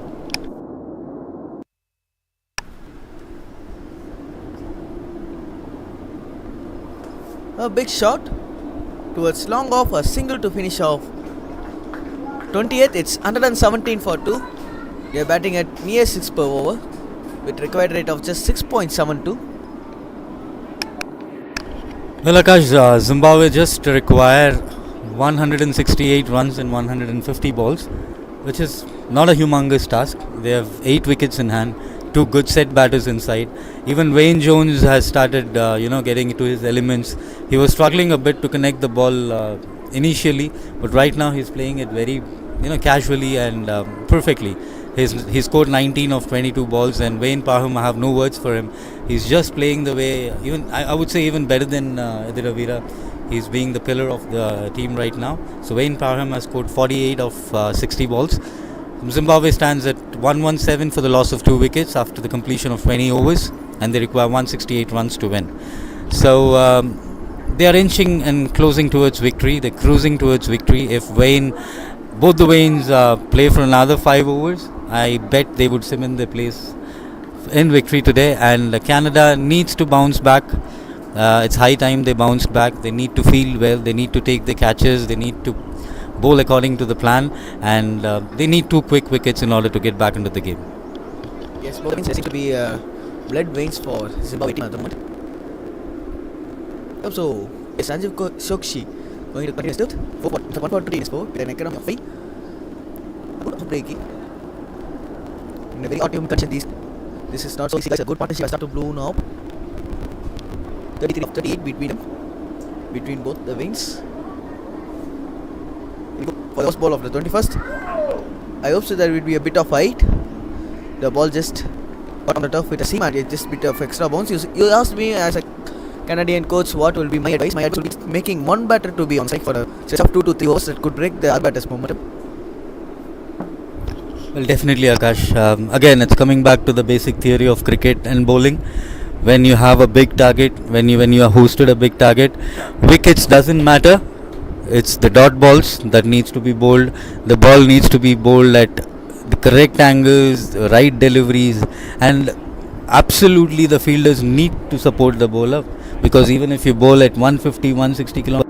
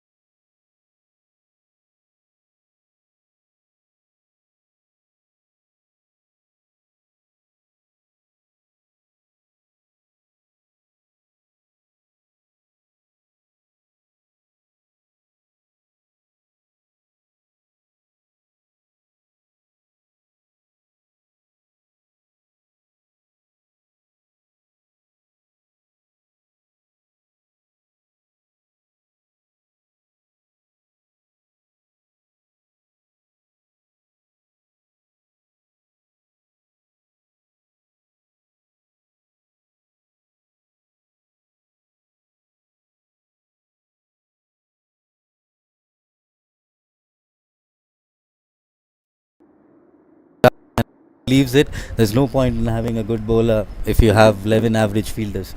So again, Take your catches, field properly, do not concede easy singles or doubles. Let the boundaries flow. You have a big target at hand. But in order to take wickets, dot balls is a must. So dot balls and as well as a good fielding can make the team to win. That's what you're just talking about. An extra ball need to be bowled by Sanju Sokshi. Some good points from a well-experienced man, Shravan. He's a well-experienced part of a guy in a cricket field. Owns a cricket academy in Chennai, of course. A good shot through covers, a dot ball. He used to teach me while I'm batting what I need to do exactly when he's at a non-striker's end. So we both used to be batting together. I always enjoy yourself as my partnership guy. Attempt of a cut shot, again a bit of extra bounce. A quick hands from the keeper.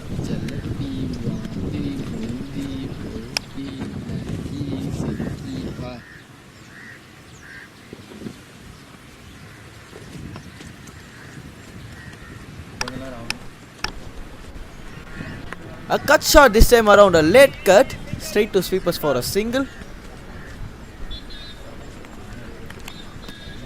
Also they need a bowling change around here. Maybe older coming back into the attack. We need just wait and check. The one who scored century today is also a good left arm seamy. They need him in the middle of the over, and another extra bounce pass through the edge of the bat. 120 for 2 after 21. Well, Mr. Sanjeev Choksi is showing why he represented the Ranji Trophy domestically. An absolutely amazing bowler, I guess. He's bowling the right lines and off spinner, and he's conceded 23 runs, and he has taken 1 wicket, bowled 5 overs. So after the completion of 21 overs, the score is 120 for the loss of 2 wickets. Zimbabwe requires 165 runs in 144 balls to get home, and both the Waynes are playing an absolutely gem of an innings. Wayne Jones is playing, taking his time.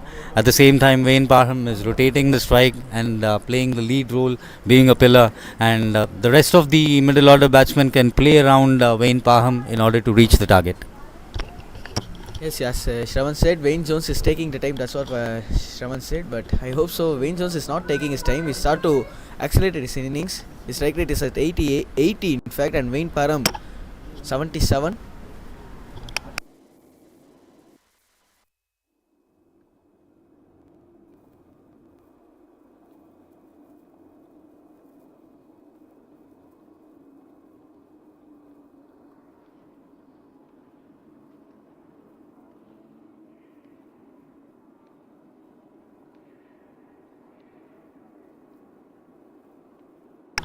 Kanki Patel is continuing out his spell.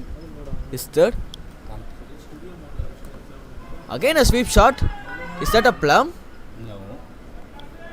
Just not outside by the umpire. I was missing leg. Akash got excited because of his team's loyalty, I guess. But that was way outside leg stump. That's the reason even the batsman even went for a sweep. But Kanti Patel again, his economy has slightly been on the upper side. But again, being a left arm spinner, he has his advantages. He's bowling diagonal, and Wayne Parham is on strike. Oh wow, Wayne requires 1 run to finish his 50, and with the single he completes his 50. Well played, Wayne Parham, a beautiful innings. A cool and a calm head on top of his shoulders. Number 2 is playing like a number 1. Yes, Shravan has talked about his jersey number. Wayne Parham, average of 44 throughout in this tournament, with another 50 being a pillar for Zimbabwe. Remember what this Zimbabwe team has gave a tough competition to Australia.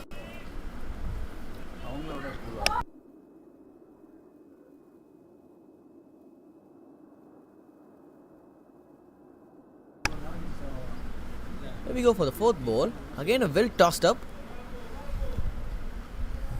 Actually both the Waynes have been batting like twin brothers at the moment. A sweep shot looking similar for them.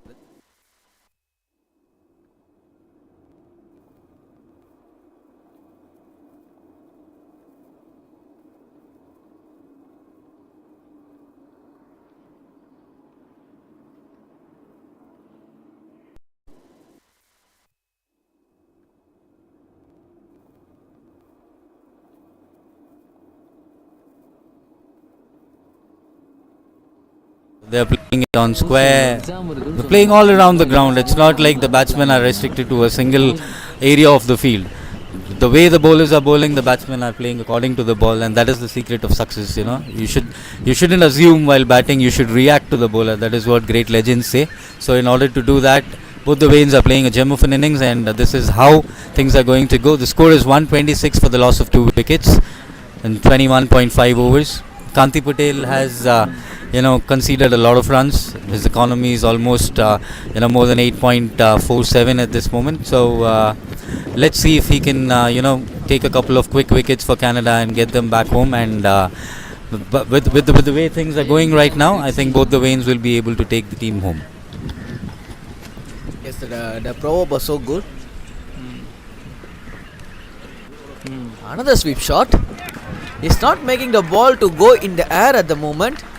A loose ball to be true from the bowler, but a boundary to finish off that. 130 for 2. These two guys are playing a sweep shot with a resemblance of each other. Wayne Parham has just got his 8th boundary. He is 58.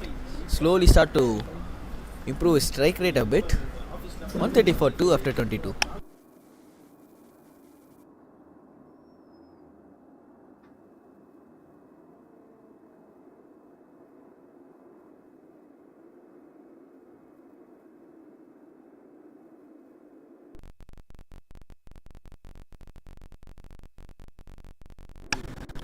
So, the completion of 22 overs, the score stands at 130 runs for the loss of 2 wickets.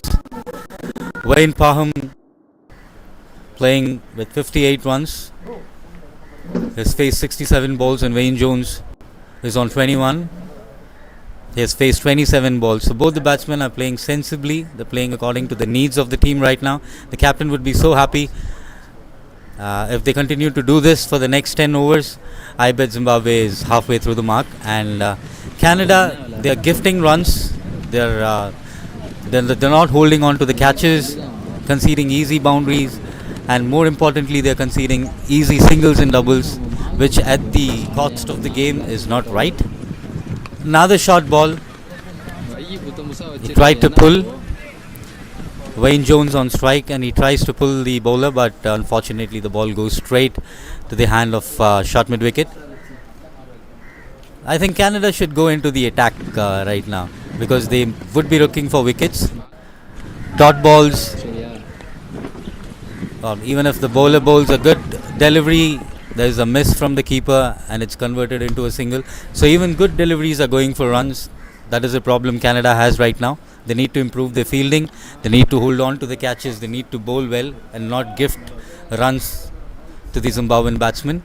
The score is already 130, so it's 155 required of 136 balls, which at this day and age, with 8 wickets in hand, is an easy chase. But having said that, again, I need to repeat myself. Cricket is a funny game. Anything can happen. One over, and 1 over, 2 wickets or 3 wickets would change the game completely. So Canada needs to trust in itself. They need to regroup. They need to come together and try and win this as a team, because Zimbabwe right now is cruising ahead. Well, that's a great ball, well defended. This is what I've been talking about. Even good balls are going for runs because of the fielding effort.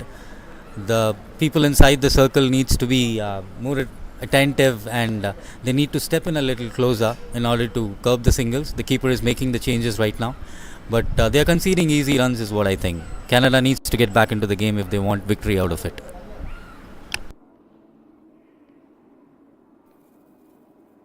Well, a rare dot ball. Zimbabwe wouldn't be worried, because even the dot balls, they're playing it from the middle of the bat. Both the batsmen are confident. Wayne Parham is playing.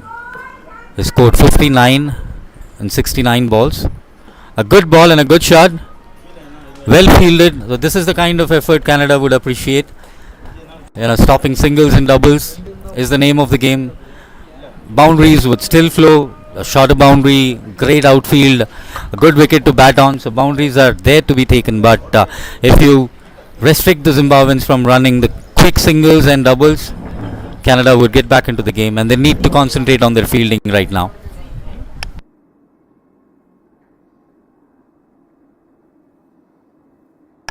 So after the completion of 23 overs, the score is 133 for the loss of 2 wickets. The current run rate for Zimbabwe is 5.78 and the required rate is just under 7. The last 5 overs they have scored around 26 runs. The most important part is they haven't lost any wickets.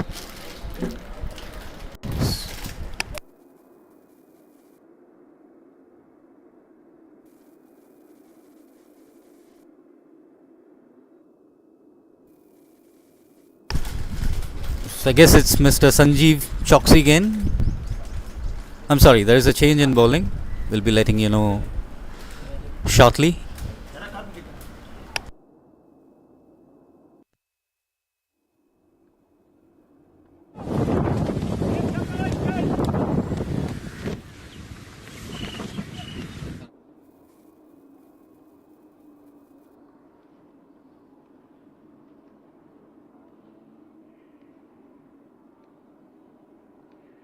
Again a drop catch. I believe Canada are doing it to themselves. Zimbabwe, it's a rare chance, a rare opportunity. I believe this is the 4th missed opportunity of a cotton bowl. At this level, at the international level, if you're looking to win matches, if you're looking to win the games, you need to hold on to these easy catches. It was not even difficult. It was a 100% chance of a catch. And again, they're making the mistakes of giving in easy singles and dropping opportunities. The bowler needs to hold on to his own catches. If he's not able to help himself, no one would.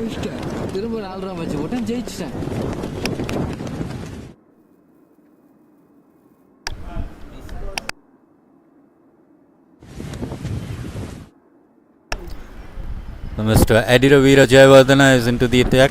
He scored 50 odd runs in the first innings. He was the pillar. He played well. He played around Terence and enabled him to score big. Let's see if he's able to make a difference with the ball.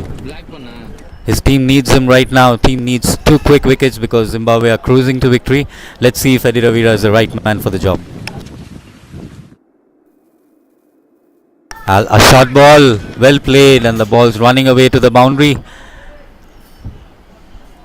We're waiting for the umpire's signal.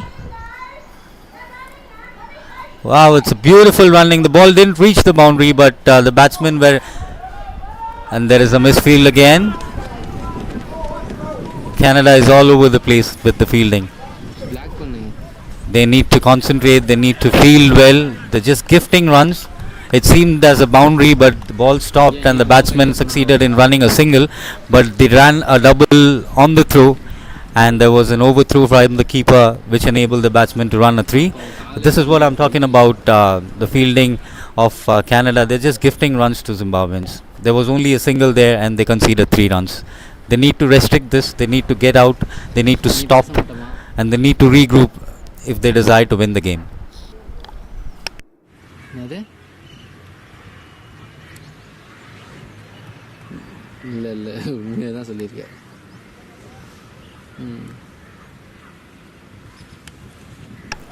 So Wayne Parham is batting at 60, 71 balls. And Wayne Jones has played 24 runs, 32 balls. Again, they're bowling on the leg. See, this is the problem with going for wickets. If you're looking for wickets, your line will stray. You'll be looking to hit the wicket. The ball will go slightly to the leg side, and it's an easy flick. As I said, both the Waynes are playing as of they're reminding me of the great VVS and Rahul playing together and getting India out of trouble in the Eden Garden tests. This is how they played. It's all wristy. They didn't, look up, heads bowed, play the basics. That's how both the Waynes are playing, and hopefully they can get the team home. So Akash, right now it seems that I'm winning the Bata. Any comments? I think, sir, you always predict everything in a correct manner. Dot ball to finish off in the towards covers. 142 for 2 after 24. And I even have a word, like both the Waynes have been batting like blood veins for Zimbabwe. And Wayne Parham is on strike. Oh wow, Wayne requires 1 run to finish it. So this live has been telecasted through... He's supporting Mr. Parham, and let's see if they can build in a good partnership right now and do not lose too many quick wickets. And I would say Zimbabwe is home in a flash if these two can build a good partnership right now. 2 quick wickets, it will be a home home away win for Canada. He's supporting Mr. Paham, and let's see if they can build in a good partnership right now and do not lose too many quick wickets. And I would say Zimbabwe is home in a flash if these two can build a good partnership right now. 2 quick wickets. It will be an home away win for Canada. He's supporting Mr. Paham, and let's see if they can build in a good partnership right now and do not lose too many quick wickets. And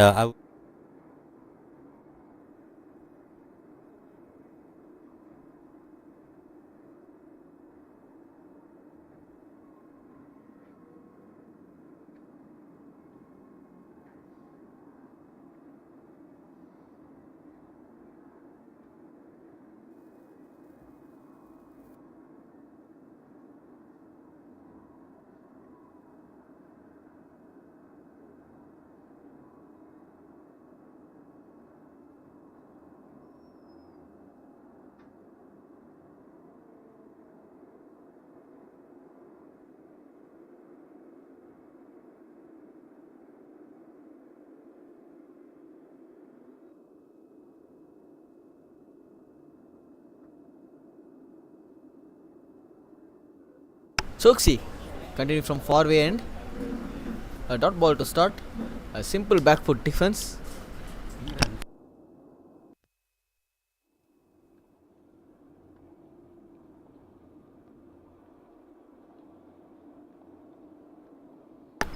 (142 for 2) in 24th over. In 25th over, a slog sweep. Slowly the sweep shots start to be upgrading a bit, if I am not wrong. Correct? well, I'm very happy, Akash, with the way Zimbabwe are playing. See the amazing scorecard, viewers. If you view the scorecard, the success of Zimbabwe lies in the batting order. See, Ian Harris scored 22. Wayne Paham is playing unbeaten of 64. Warren played 27 and Wayne is on 31. Nobody has scored less than 20 runs, and they are playing their part. Warren was sent in as a pinch hitter. He almost scored at a strike rate of 168 runs. Now Wayne Jones is playing at a strike rate of 89. He's trying to rotate the strike and give the majority of the strike to Wayne Paham. And what an innings Wayne Paham is playing right now. It's absolutely mind-blowing. 64 of 73 runs. I guess he would score an easy century. It's up to him to throw away the wicket. The bowlers are having a very hard time bowling to him because he's playing perfect defense, he's playing perfect strikes, he's playing perfect boundaries, sweeps, cover drives and square cuts. You name it, he has it. So I believe Wayne Paham is going to get his team home without any problem. A rare good delivery, a rare sight of a dot ball. Canada needs more effort. Canada needs more will. They need to regroup as a team in order to come back into the game. The captain needs to step in. They need to attack, and the bowlers need to support the captain, and the fielders need to support the bowlers in order to win the game.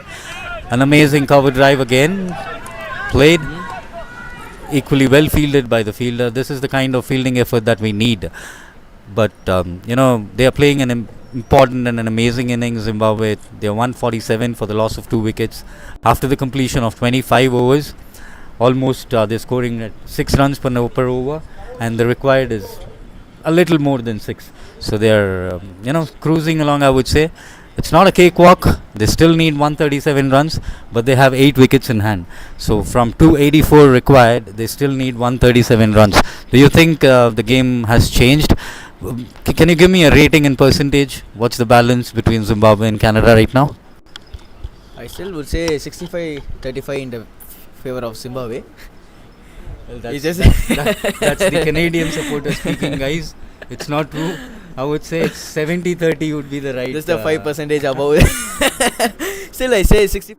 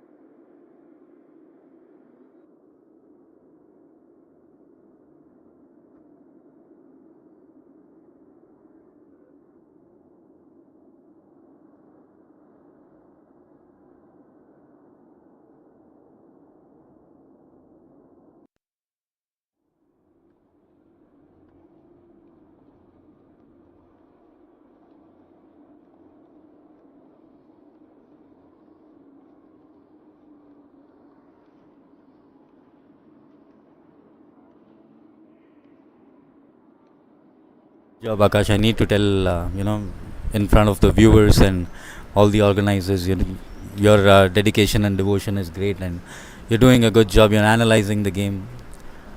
The language would come, but the knowledge of cricket and the game is what's important for a commentator. The viewers should, actually put themselves in the place while you're talking and taking them through to the game. So you're doing it absolutely well. So a compliment for you. So, the match stands at 149 for 2 after the completion of 25.2 overs. Again, bowled on his legs, a beautiful flick. The ball's running away to the boundary, and the batsmen are successful in converting the singles into doubles. Look at how hard the batsman is running. He has almost played 80 deliveries now, but is still running hard for his country, still running hard for his team. This level of dedication at this age, I take a bow, Wayne, take a bow. There's nothing else for me to say. You're all masters. Definitely, we are just seeing a veterans league. I repeat, they are not 60 years old, above 60 years old, they are 60 years young. I have been talking about this for the past 3 days. These guys are definitely a big inspiration for any of our cricketers who have been watching this as youngsters who just turn around 20, who just turn around 15 in those types of age groups. Even as you said, right, we don't normally see people running like this in under 19 or under 23 category, but these guys are running so well between the wickets. They are trying their level best in their fielding, giving out for their country.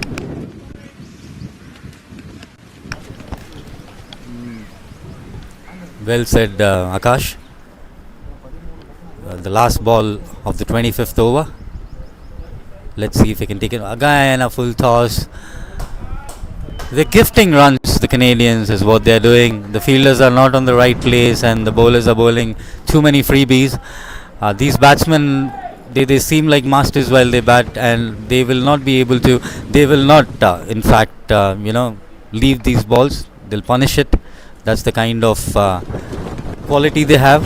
So Wayne Paham is batting at 69, and Wayne Jones is 35. The score is 156 for the loss of 2 wickets after the completion of 26 overs.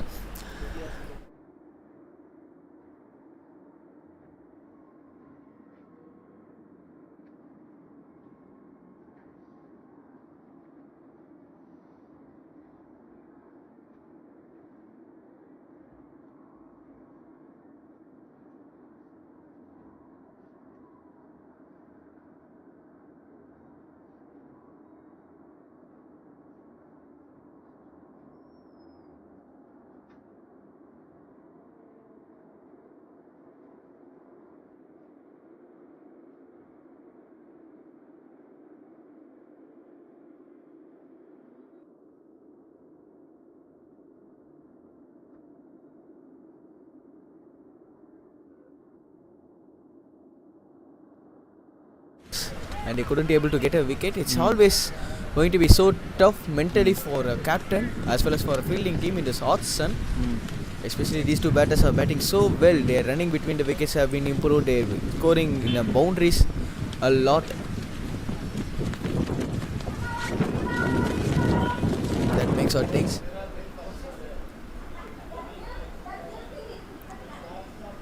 And I would like to say this to Shravan sir. Your commentary is also too good. You just say you are new to the field in the com box, but definitely it doesn't seem to be.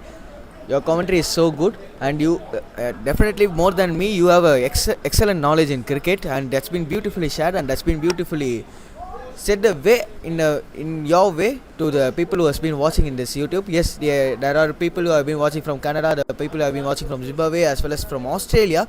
Just a guy commented in our live stream. And he said our live streaming has been good, and thank you for that, sir. We will take out those compliments. Hello. And any sort of suggestions you can give in the live commentary itself, so that we could improve ourselves in that. Well, thank you so much, Akash, first for the compliment. But again, nothing would have been possible without my team. Well, again, a big shout out to Prashant, Yashva, the cameraman, our chief technical officer, Mr. Vijay, Tendulkar, Akash, and all the other seniors who are supporting here. Well, the commentary comes with the quality of game, I would say. The game's been so interesting. The game's been so competitive, and both the players have, like both the teams have competed so well. That is the reason we are able to, express it. We are just expressing how they are playing right now. So they are making our jobs easy. So all the compliments and all the wishes goes to the players. Again, I'm trying to. Please do not misunderstand me when I say above 60. Above 60, I'm not talking about their age, but I have to tell this above 60. I'm mentioning it each and every time is because of the way they are playing, because of the commitment, because of the will and the enthusiasm they have. Not easy playing in Chennai, not easy playing under such humid conditions. The degree it's almost 40, and there was a chance. I mean, these half chances needs to be converted in order to win the game. There was a chance. The fielder just dived, but he wasn't able to hold on to the ball. See, they missed chances. Now they need to convert half chances into chances if they need to win, because it's almost just 120 runs and they have 8 wickets in hand, and both the Vanes are playing beautifully. So there has to be a special effort, there has to be something special, a miracle needs to be happening right now in favor of Canada for them to get back into the game. Again, having said all that, if Canada succeeds in getting 2 quick wickets, anything can happen anytime. Once, Zimbabwe, Canada, they were looking at 320, 330 easily, but Zimbabwe came back into the game by picking up 2-3 quick wickets. The same can happen to them. So the game is still balanced, I would say. If Canada can take 2 quick wickets and get back into the game, it's good for them. But right now, I believe they are just gifting runs. And Zimbabwe is right ahead and they are cruising in. Both the Vanes are playing a quality knock, especially Wayne Palm. He scored 70 of 81 balls. He's been the pillar. And Mr. Wayne Jones is 37 of 43 balls. He scored 4 boundaries. And the extras are a bit low. They have just conceded 2 wides and 1 leg by. So just 3 extras out of 159 runs is a commendable effort from Canada. But still, Canada needs to get back into the game. They need to field well. They need to regroup and hope for the best. Hope they can take 2 quick wickets and get back into the game. But for now, the balance is slightly tilted towards Zimbabwe. They have the upper hand because both the batsmen are playing a quality innings. So let's hope for the best.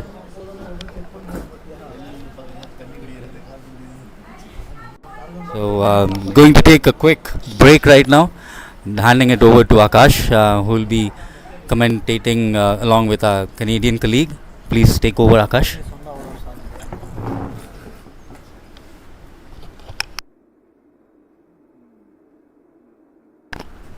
Thank you, Shravan sir. Definitely is going to take a brief break, and I welcome our Canadian team member. And that's been a long and animated call between the drinks break, right? What's actually went on? Well, I think the game is well poised at this point. At this point, I think we're trying to get to the 30 overs so we can get the extra sweeper. But with the run rate, if we can keep the run rate going north of 7, right now it's over 7.7, just over 7. If we can keep it going and keep the scoreboard pressure coming, I think it will create mistakes and we can get a wicket that way. Right now we need a wicket, but I like the fact that the required run rate is over 7 and climbing. Yes, myself and Mr. Shravan have a good banter in between us. We want Zimbabwe to win, I want Canada to win, so that equally poised match. Well, obviously I want Canada to win. Obviously it's a very tense match at this point. Both teams are looking to get 2 points in the pool. We had a really good effort with the bat, and we don't want that to go to waste. I think some of the lines that our bowlers have bowled just in the first 20 odd overs have sort of kept Zimbabwe in the game, but I'm confident that we've got the bowlers out there to finish it off. So what do you want your bowler to be done? Actually there's some sort of floppy fieldings, then some sort of half chances haven't been converted, and what's our bowlers actually need to be done right now at the moment? Yeah, we haven't taken our chances. We've had about 4 catches go down, and including a close run out. At this point in time, the bowlers simply have to bowl line and length. They have to beat us with boundaries. If we can keep the overs going with 2, 3, 4 singles, even 5 singles and over, we'll win this game because we have the run rate in our favor. They have to get boundaries to win, so singles is not going to hurt us. So as I mentioned before, once we get to the 30th over, which is in a couple of overs time, and we get the fifth sweeper out, 5 out, we can control the game a little easier because the Zimbabwe batsmen are not clearing the boundaries, which is what they'll have to do to win the game. You just say extra fielder out, it will be easy for you, but it seems to be easily the singles have been coming on offer, and I want all those singles to be cutted off. If you want a fielder to be inside the circle, who it will be from your view? Well, sorry, in terms of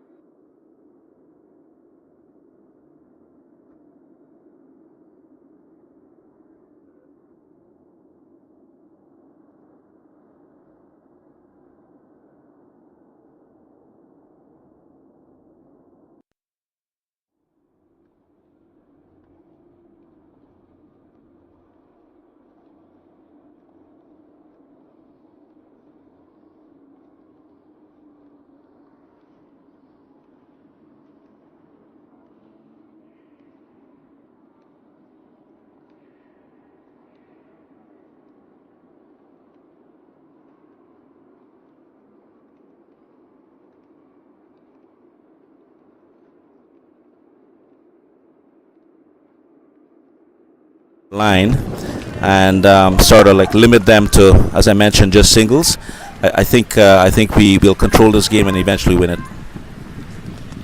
So as you said, singles have been coming so easily on offer. 120 on 102.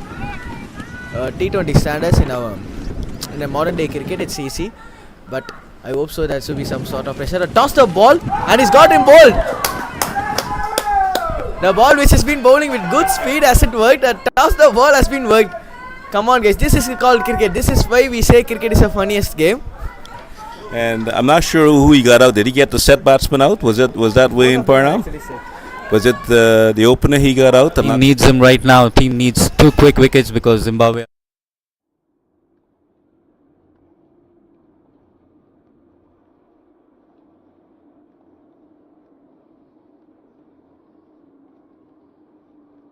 Have been coming so easily on offer. 120 on 102. T20 standards in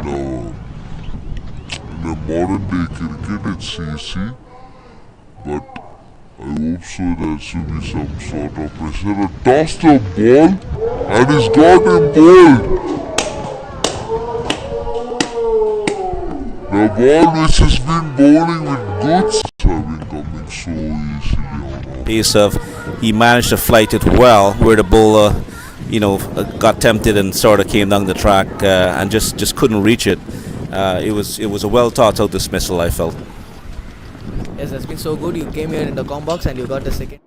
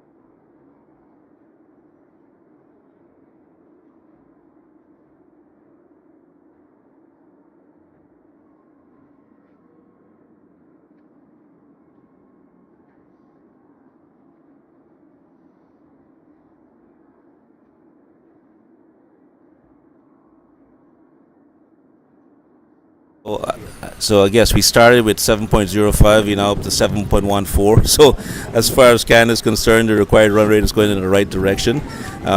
Beautiful thing about a wicket is the easiest way to stop the run rate. So I'm happy that I think with this particular wicket and the 30 over mark coming up soon, Canada will be able to control the game with the extra sweeper. It's just 2 hours before drinks. Yeah. Cut shot through sweepers. In fact, it beats the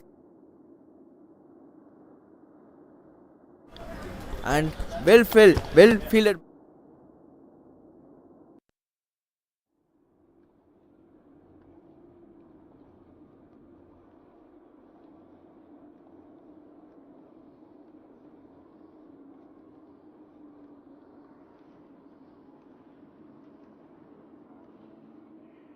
Be some dot balls, well tossed up again, just tempting the bat.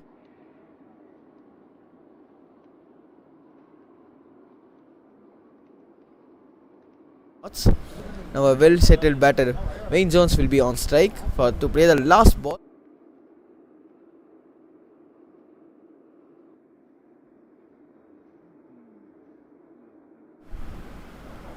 No face. Well.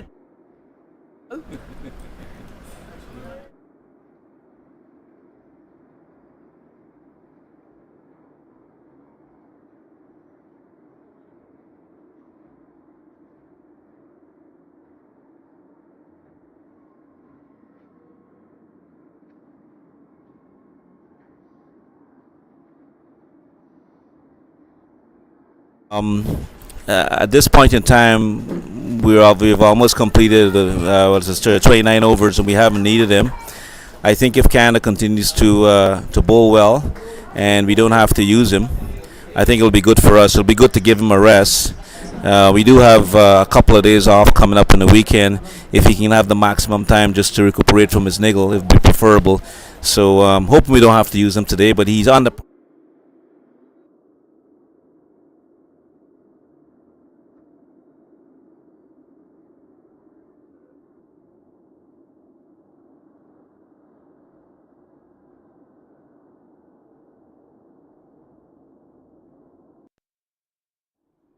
I believe we've got 2 days off, so I think just a couple of maybe a couple of things to do, maybe sightseeing as well as some shopping. For myself, I'll be hoping to go and see some sights. That's what I'm looking forward to.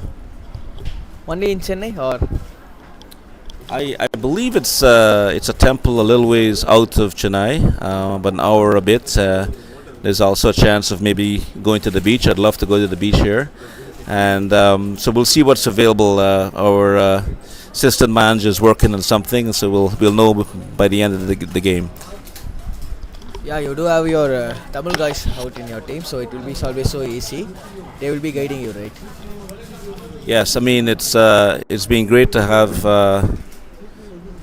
someone who's actually lived as a student in this city and knows his way around, as well as knows quite a few people who actually know the city and could definitely suggest. We've got a new bowler here, Ranjit, who was the opening bat, is trying his hand.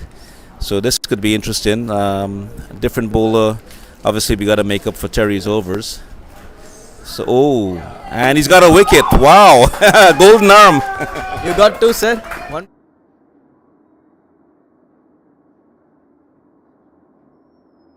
50-50. Well, Akash seems in a very happy mood right now, and so that's fine. This is what I was talking about. Quick wickets, great bowling, and Canada still has a chance to crawl back into the game. And they're not crawling back, they're getting back strong. They're making a statement here. They have regrouped. I think the captain and the coach. Was the opening bat is trying his hand, so this could be interesting. Different bowler. Obviously, we gotta make up for Terry's overs.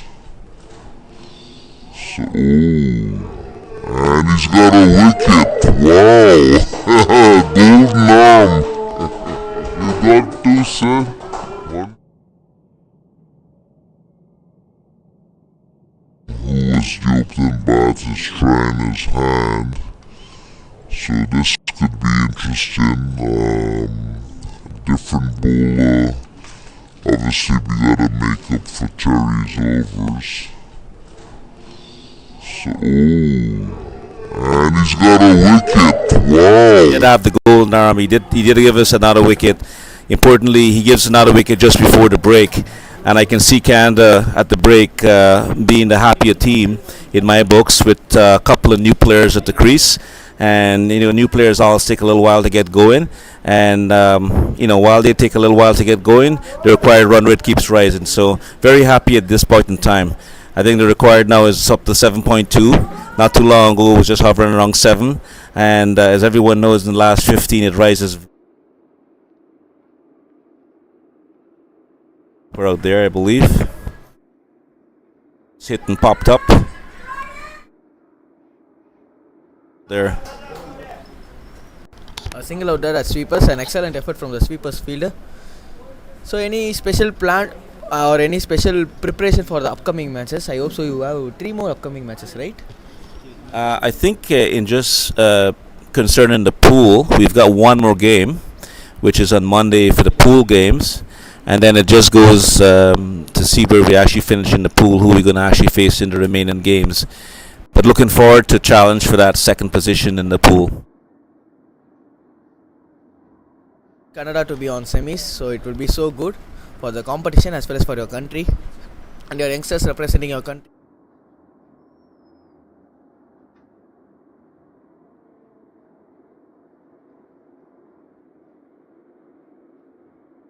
We got very, very close, and finishing the finals back there are the team that beat us, and that's the last team that we have in the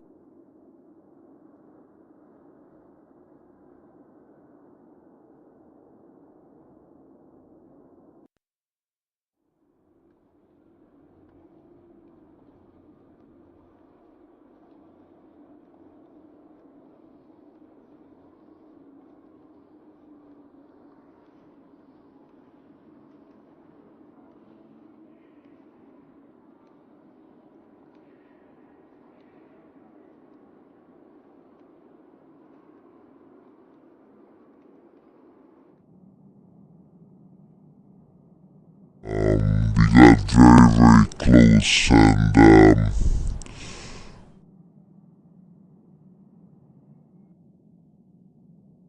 finishing the finals back there are the team that beat us, and that's the last team that we with the extra fielder out. Also, a couple of new batsmen, who have come in.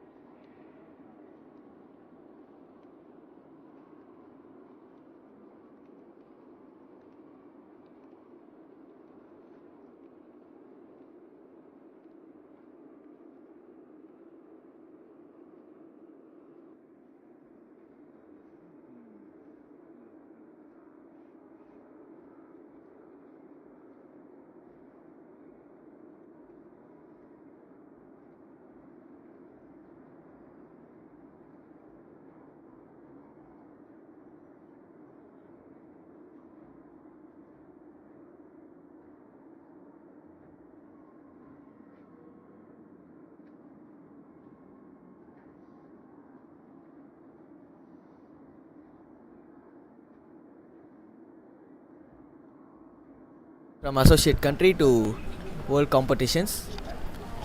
Well, I think Canada has always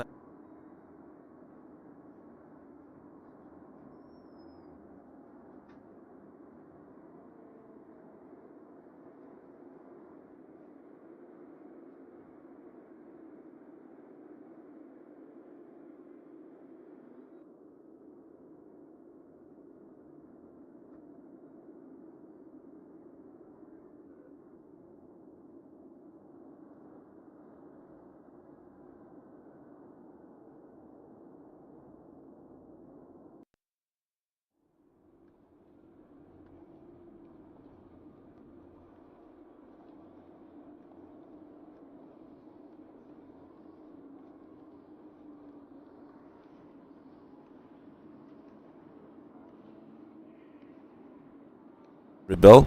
But in terms of senior cricket, I think it's we're definitely going in the right direction. Like Afghanistan cricket, right?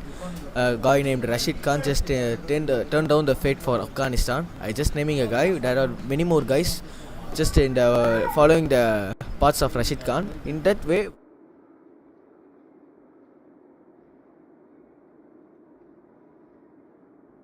Focus more and more on, I guess, seniors cricket.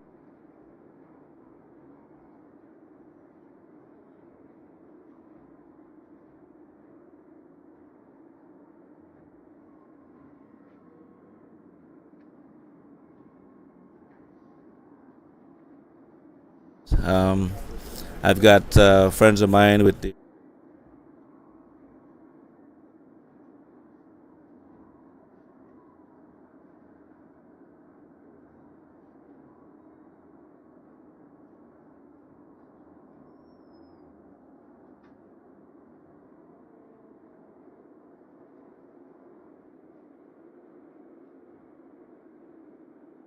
in 2020. So they need to continue to play the longer form in the game to get better. And we're really happy that this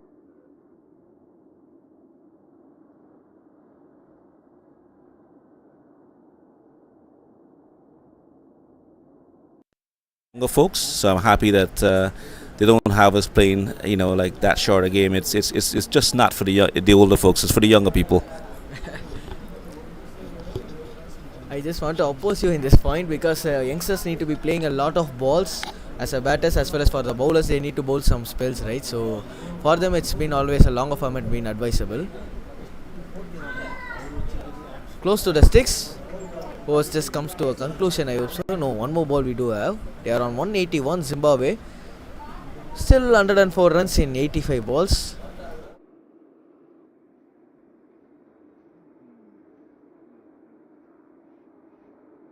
Yep, it's going in the right direction, and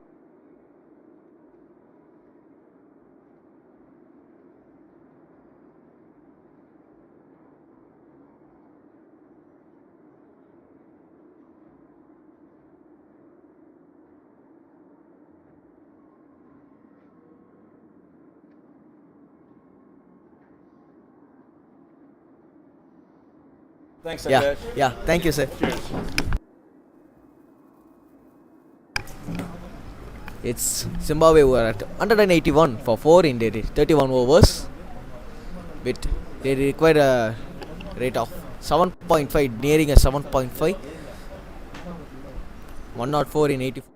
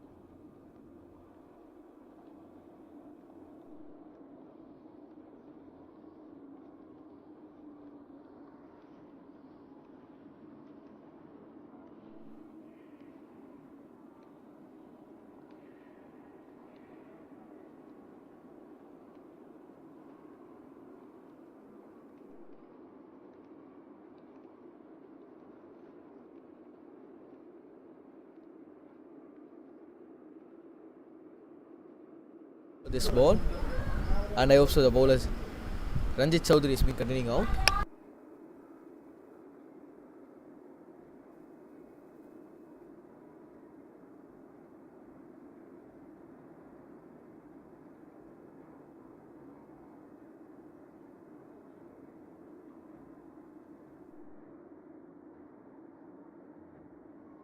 A single.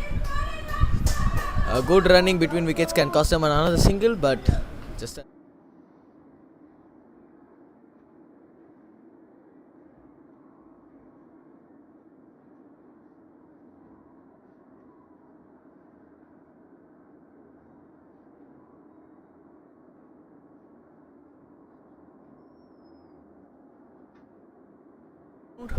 or another single.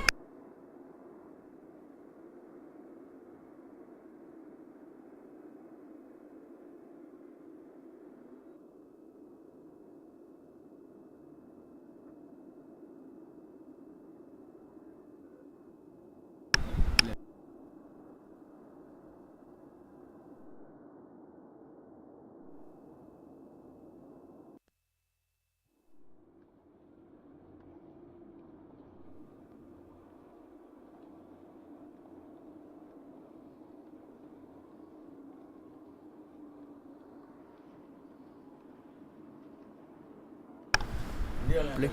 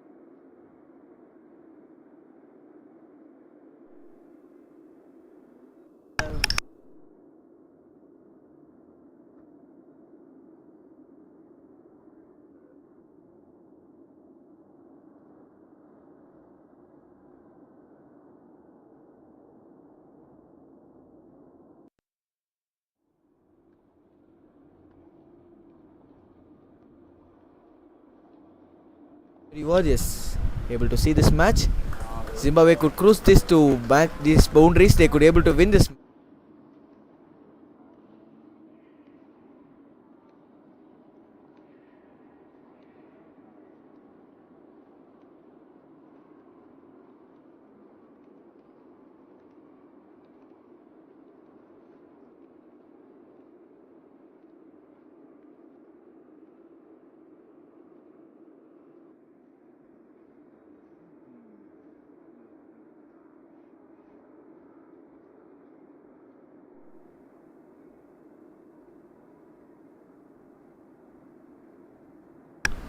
A good shot played.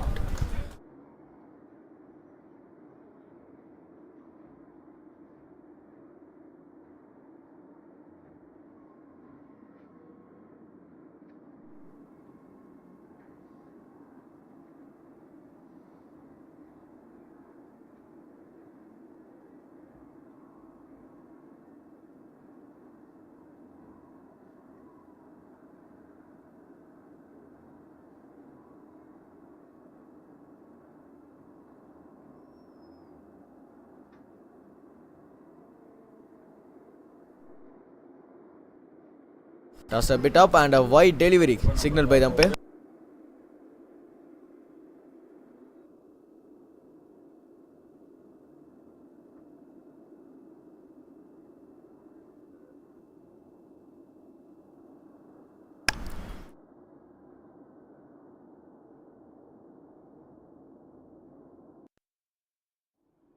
And it's Rory McQuaid as well as Zale, the two batters been here.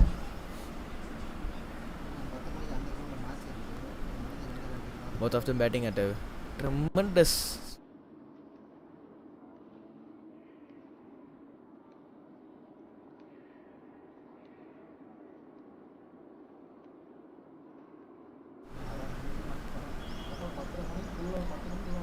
Zimbabwe, of course, just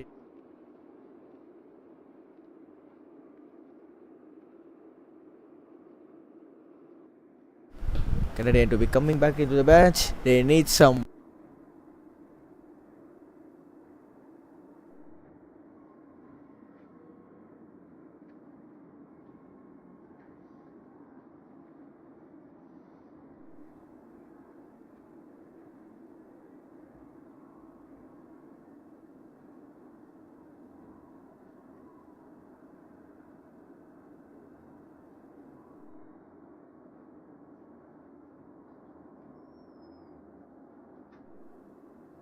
I welcome back Mr. Shravan.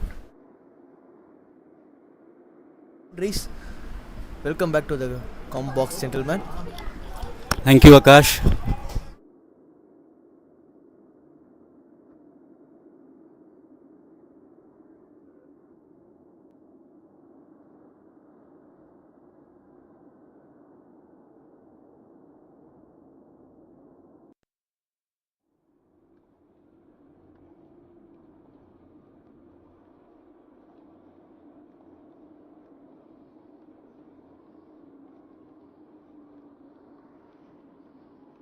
Run is just 82.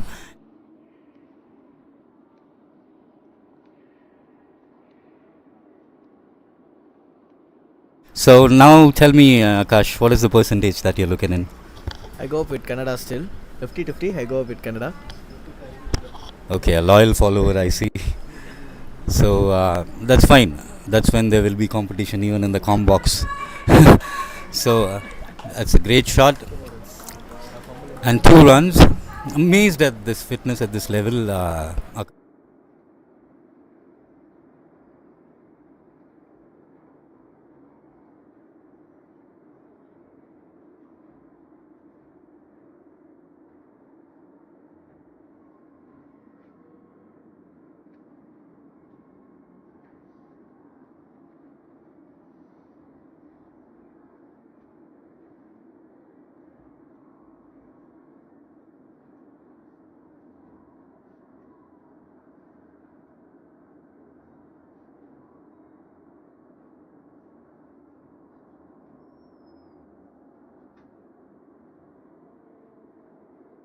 Third man region just get a tickish outside edge and the ball just ran towards the boundary cushions and 4 more runs been added to the total. I just come to the point.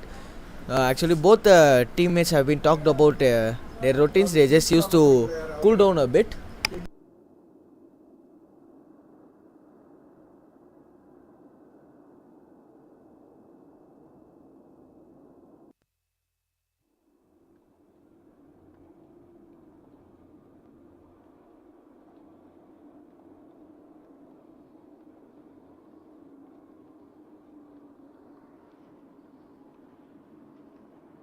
So still I go with 50-50, that's what I say, and I come back to your question. Actually both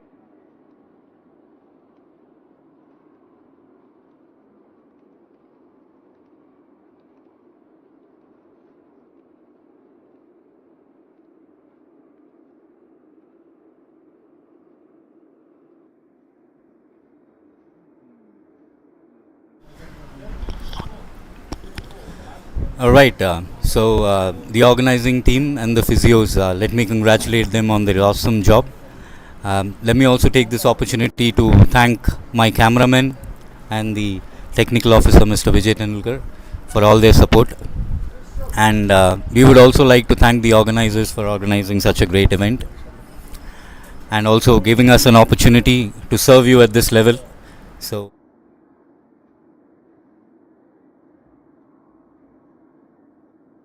great business venture in the future, business together. So getting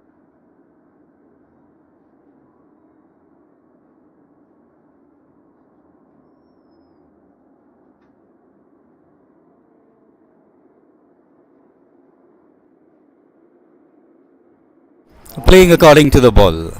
They're bowling Canada is inching back.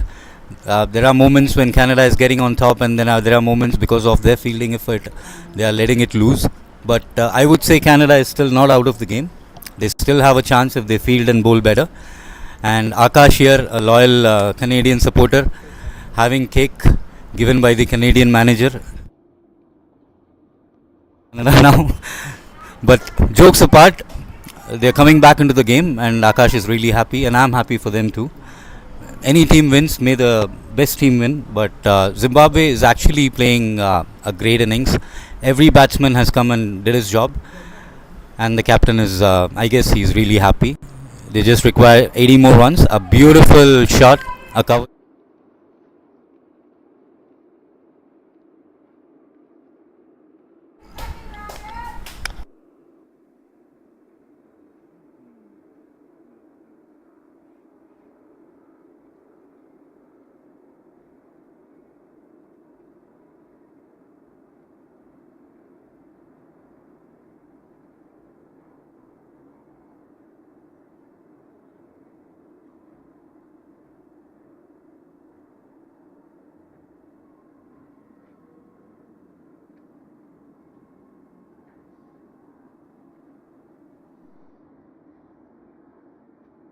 Now, and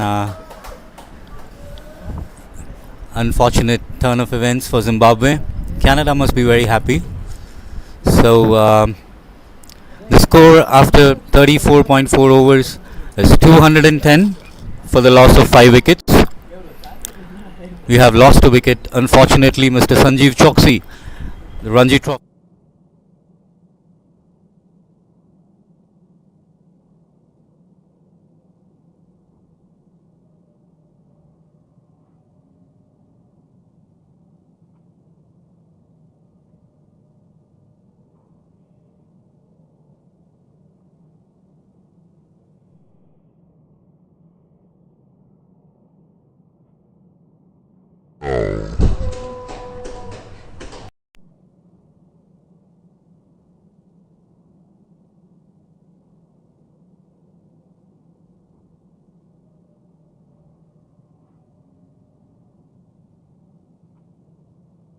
And get runs for the team.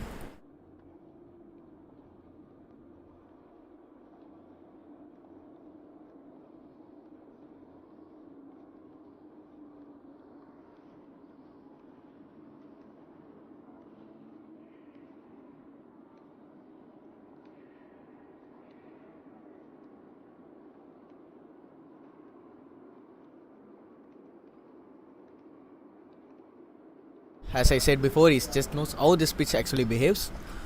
So that's a good shot by the batsman. A good shot to the square cover region, and Before a that- singles.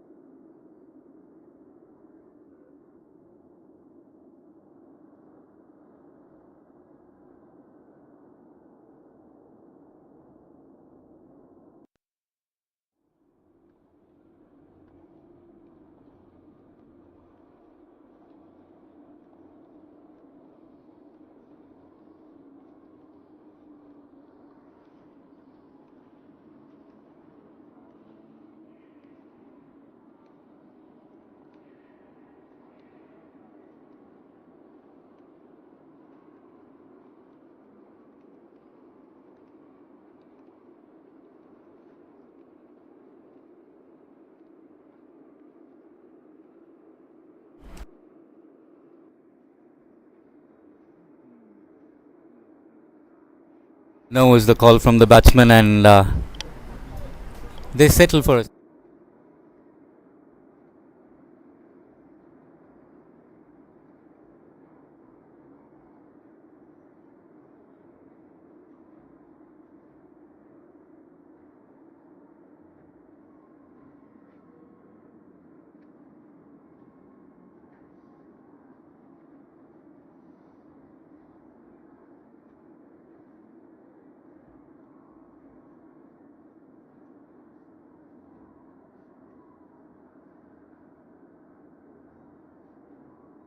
I just want to oppose this one too from Mr. Shravan, because even singles can do.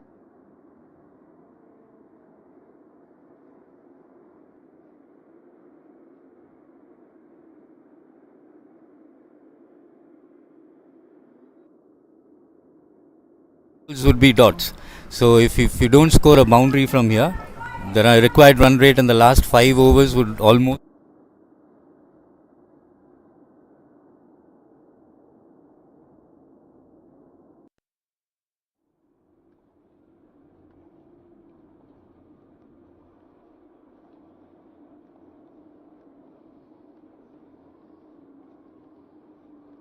Is the power, go for the kill. Another, please rotate and play.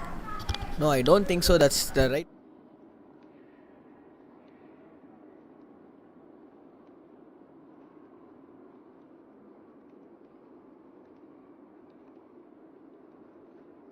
That's an excellent shot. Still, they do have a field set out there, a deep extra.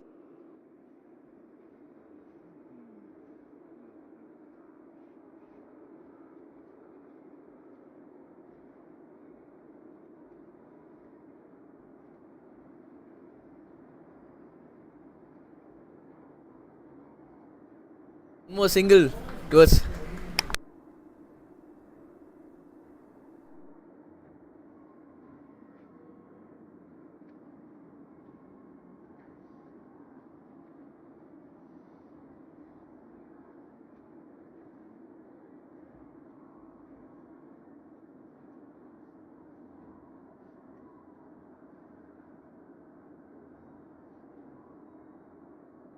I would say Akash is actually taking revenge for all the time I was captaining him on field. He was not able to oppose me on field, so he has got a chance here and is doing it. Jokes apart, this is the way you should actually comment, because there has to be a competition in the com box in order for the viewers to actually enjoy the game. So that's fine. You're opposing with points. I will depose you with points. So, but then, importantly, let's get back to the game. It's 2-1-7 for the loss of 5 wickets after the completion of 36 overs. Zimbabwe needs 68 and 54 balls. See, this is what I was talking about. The required rate is almost 7.56. Another quiet over of singles, it might get up to 8. And after 8, there will be a place where they need to go and rush and play unnatural shots. So, it's better to attack from now, is what I say.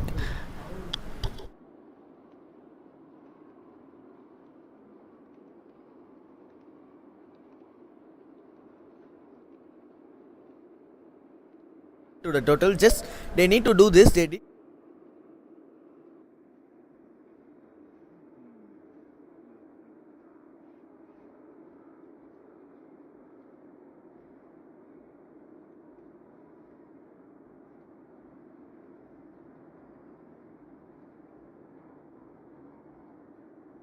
Just get those. So in that way, I'm talking with Zimbabwe team. Down the trunk for a single. Well played. The batsman is stepping out to cover the gap between the bat and ball, and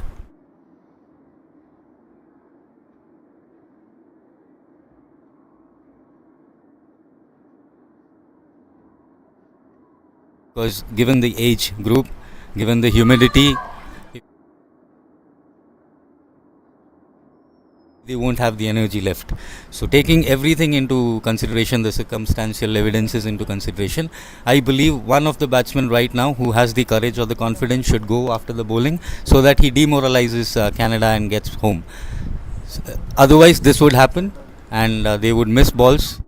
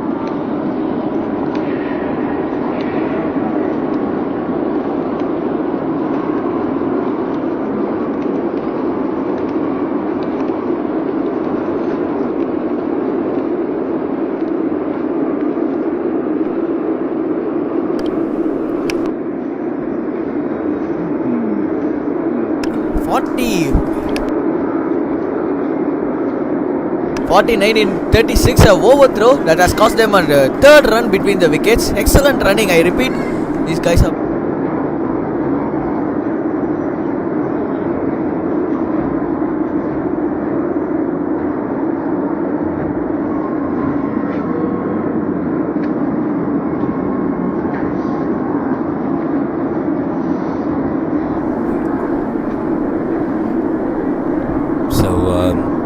The game is equally poised right now.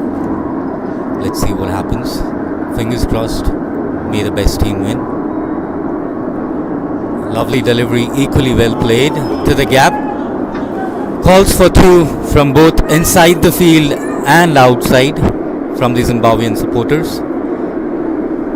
So I'm just amazed at the quality and the fitness of these guys. All are above 60 and they're running so hard. They're running so hard for the country. They're running so hard for the team. This is absolutely amazing to witness, and I would request all the youngsters who are watching this stream all over the world, please follow them, take them as your idol, and make sure you work real hard.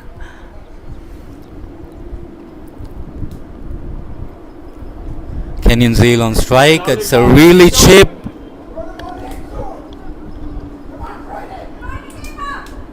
A chip to mid off. A single.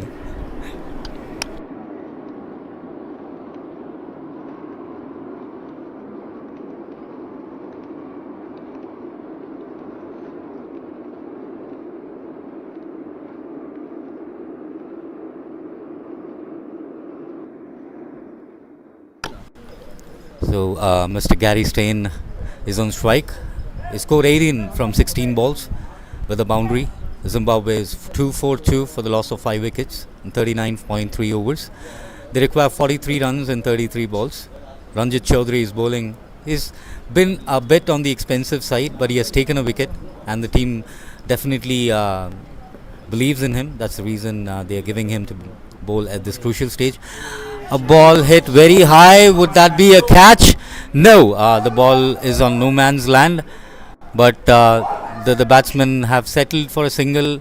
It could have been a double there. And these slog overs, they have to be very quick. No doubt they are tired because of the humid conditions, humid Chennai conditions. And again I'm going to tell you, they all are above 60. So it's an amazing display of fitness and willpower. Ranjit to Kenyan, straight to the bowler. Dot balls are mana right now. Dot balls are absolute blessing. It's as equivalent to take a wicket. That's a good ball again, straight into the hands of the bowler. There are emotions playing inside and outside the field. Even the fans are getting onto the knee. They're shouting here. A Zimbabwe supporter is sitting right next to the commentary box and is screaming. So the score is 2-4-3 for the loss of 5 wickets.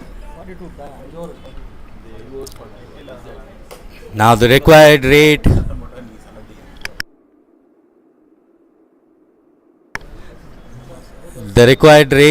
is 8.40. The current run rate is 6.08. Zimbabwe require 42 runs in 30 balls. It's going right down to the wire.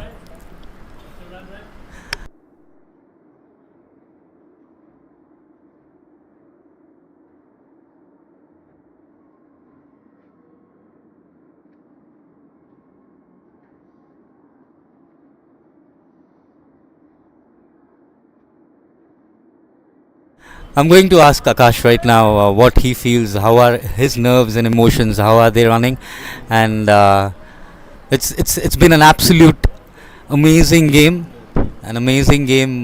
We need to thank the officials, the umpires, the scorers, the cameramen, and our Chief Technical Officer again, Vijay Tendulkar, and absolutely we would like to give our heartfelt thanks to the sponsors, the organizers for giving us the opportunity to serve you, and It was an amazing experience talking to both the teams. It was an amazing experience talking to the security staff, the personals, the organizers, the support staff. really privileged to be sitting down here, watching the game live, and talking about it. Got the best seat at the house, and right now I feel it's the best job on the planet. So I might, rethink my future. I would really love to be a commentator then. So I would let Mr. Akash talk about it. The game is getting down to the wires, Akash. Yes, Mr. Lane is alongside me, and I will be repeating yet again. Canada has a upper edge rather than in this match, and I would like to thank actually Shirl K. In fact, he just appreciated us in the YouTube live chat, and thank you for your valuable time to have your reviews, sir. And of course, Kujareku, the one who has just said Canada 100% win. So hope we will be seeing that. It's still 42 needed in 29 balls, and I have Lane alongside me. Sir, your thought on the match? In the last 5 overs, we are in a down the wire. We are to the down the wire at the moment. Yeah, it is down the wire, down to the wire at the moment, and as you said, it's roughly the required run rate's about 8.5 or something like that. So every time you score, when the required run rate was 7, Zimbabwe were going along at 6. So it's just accelerated. It's just crept up on them a little bit, and but we've still got 2 very experienced batsmen at the crease. There's Gary Steyn and there's Kenyan Zeal. They're batting, they're taking a single off just about every ball, running 2s where they can. But what they're not managing are the boundaries. So Canada at this stage have got 5 boundary riders, and they're finding it pretty difficult to nail those boundaries at the moment. But here's a misfield. They might get a second run. Field is playing a little bit of football in the field. Almost kicked it over the boundary. But Zimbabwe have taken 2 runs out. I think. Yes, sir. My question is, I thought they will be cruising through this match with by running between the wickets. But are they trying to hit all the balls which are not to their arc? No, I'm sure they're bowled. So that's Gary Steyn bowled. That's quite a crucial wicket. This will bring the skipper Greg McDonald to the crease. He's a fairly good bat. So we'll see what happens. But I think we just were short of a few boundaries in the middle of the innings. The guys, they've left a lot of singles out there in the middle of the innings as well. They particularly didn't run. Yes, but are they trying to hit all the balls which are not?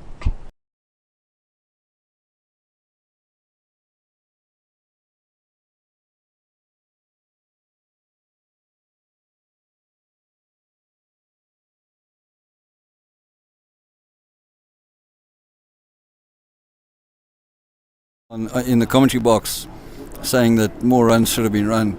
When you're out there, it's really hot. You're really tired. We are over.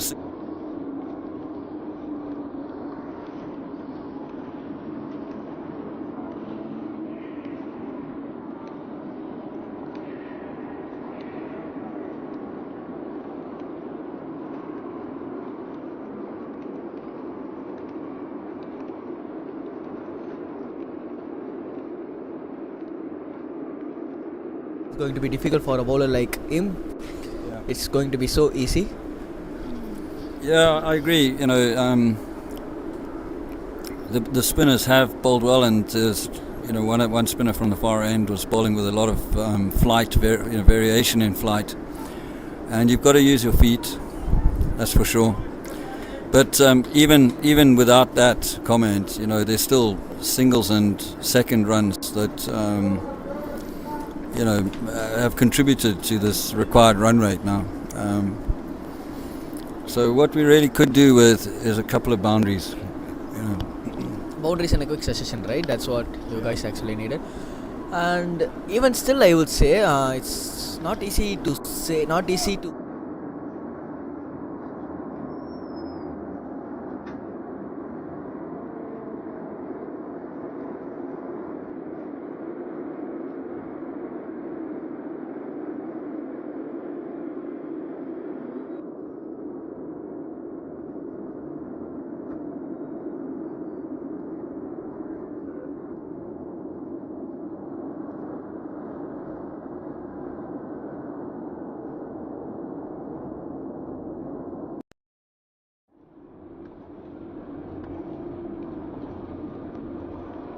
stage of the game. You only have to be one run behind.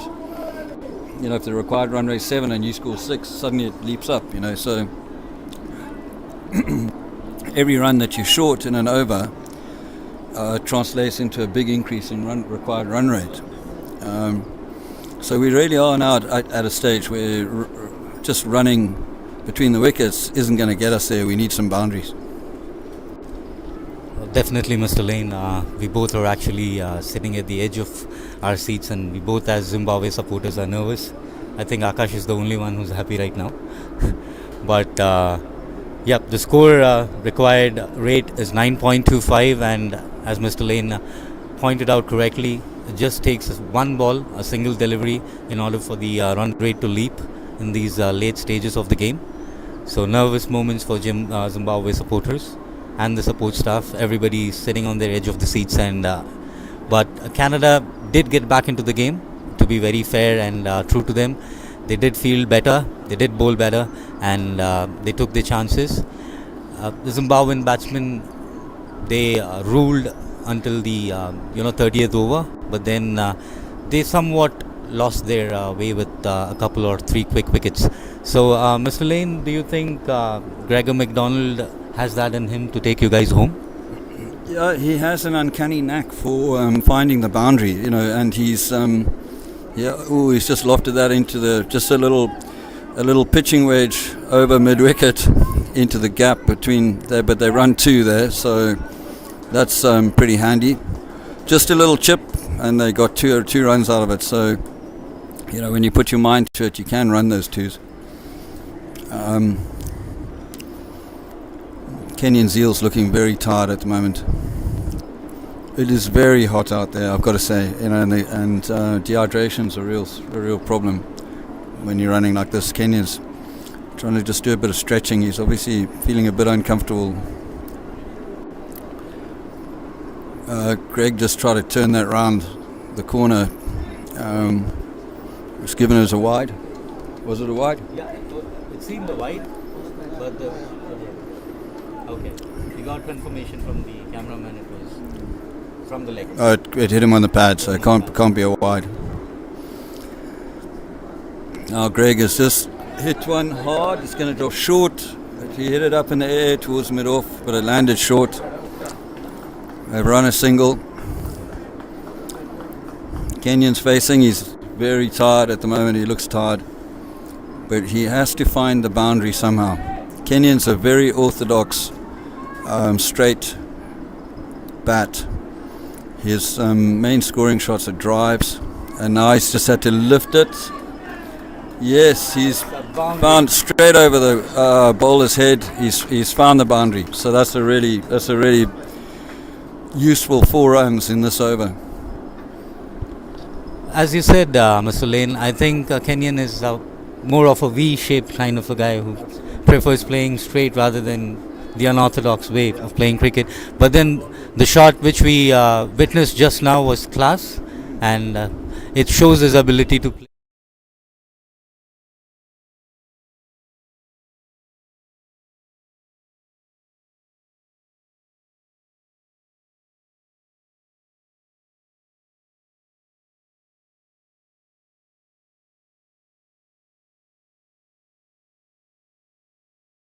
Two overs, you know. So there's a single there. So whilst Kenyan likes to hit it in the V, Greg is a bit more creative, and he'll be looking around the field right now thinking, oh, there's a big gap behind square leg. How can I get it down there?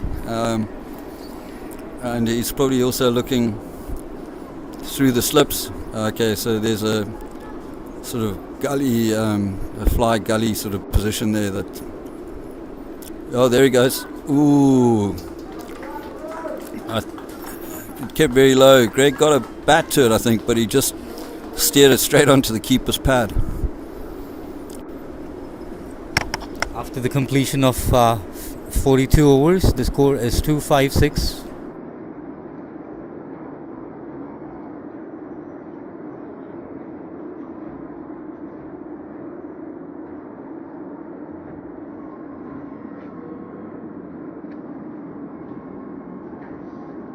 concentrate on a boundary at least for the next couple overs, and then they can go big. But we do see that Kenyan Zeal, even though he's an orthodox batsman, he has got that nick in him wherein he can play straight shots, clear the boundaries, and get his team home. Right now I would say the game is balanced 60-40, and Zimbabwe needs one good over, maybe 12-13 runs an over to pull back the game, and Canada needs another quick wicket to seal the game for them. Nervous moments for both the teams, and I believe this over is the deciding factor, do you think, Mr. Lane? Yeah. Because you don't want to have too many runs in the last 2 overs, so they've really got to have a good over this over. So I agree with you. Our Kenyan's got to look straight over the bowler's head. There he goes. I think that'll get cut off. What Canada absolutely do not want now is a misfield on the boundary. So they've got to really keep focused. Everybody's as focused as they can be. Now the interesting thing will be, what does Greg McDonald do now? Where's he going to try and... Oh, he's just tried to ramp it down on the leg side, but he got bowled. It just clipped the leg stump, and it's... there's still a few more batsmen to come, so... yes, I was about to ask you about that, Mr. Lane. Do you have any other people? All the way. Even number 11 is a decent batsman, so...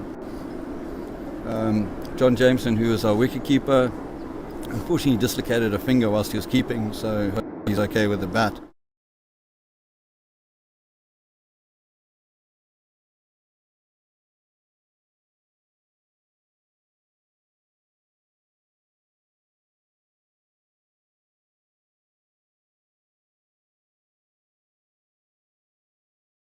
But he doesn't have any time to play himself in, that's for certain. He's just got to get onto it from the get-go.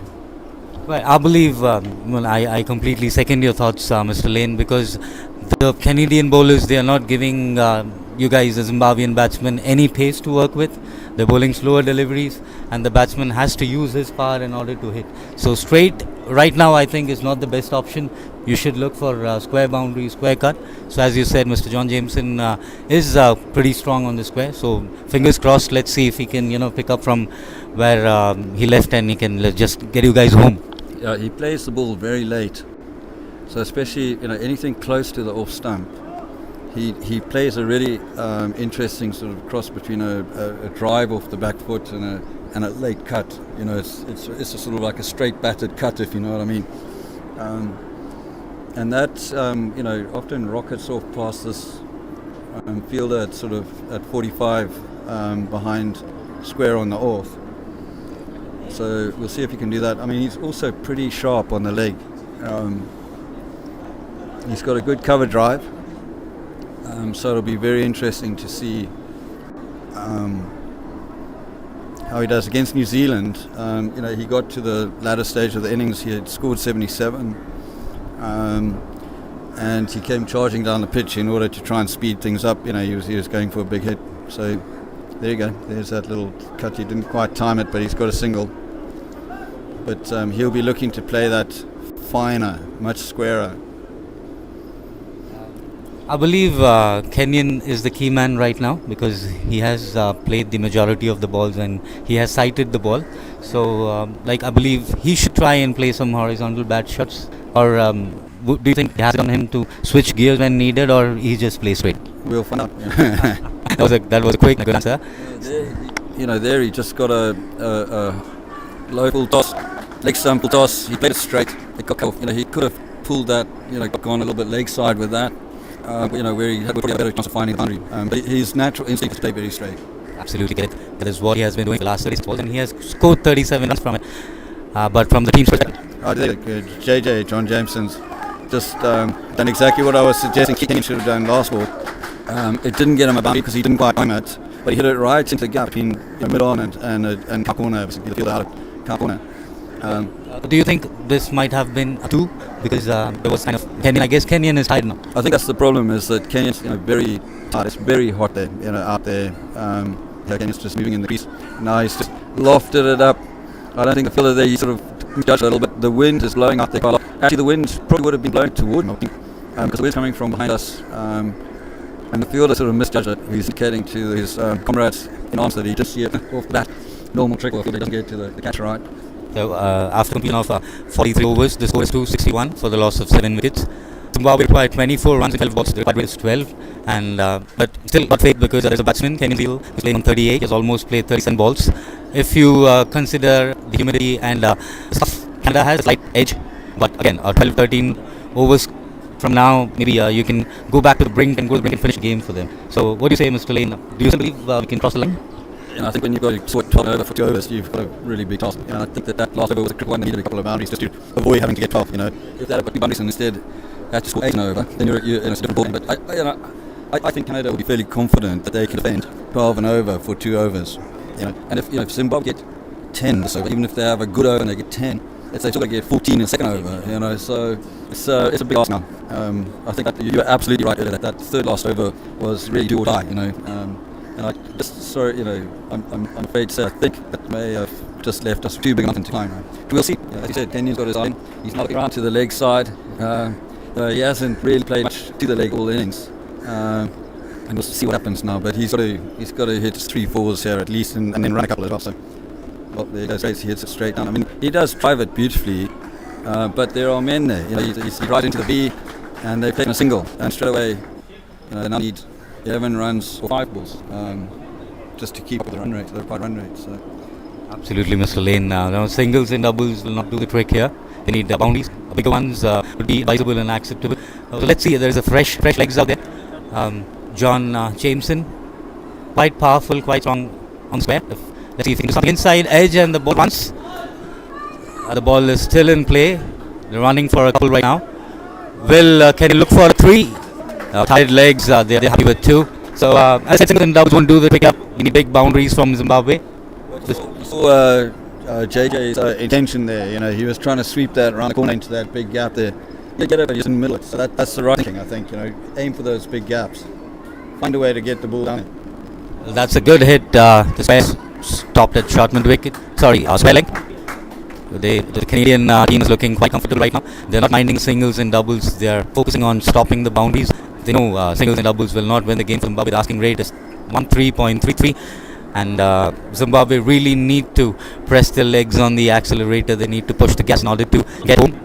Every single ball that you're not getting to the task. Again, a good ball to the slot, straight to the fielder for single. Akash is here with me in the box. So Akash, I see you smiling and happy for Canada. So what do you think? Definitely, Mr. Lane is also there. So I don't want to be so much happy. And what's your percentage right now? That was okay for Ranjit.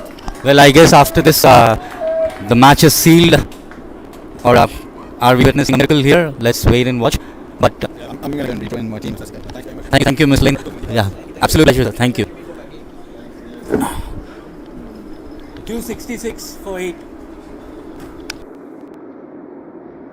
So, Ms. Lane leaving a bit disappointed, but yeah, we wish them luck, and hopefully there's a miracle here and tables are turned.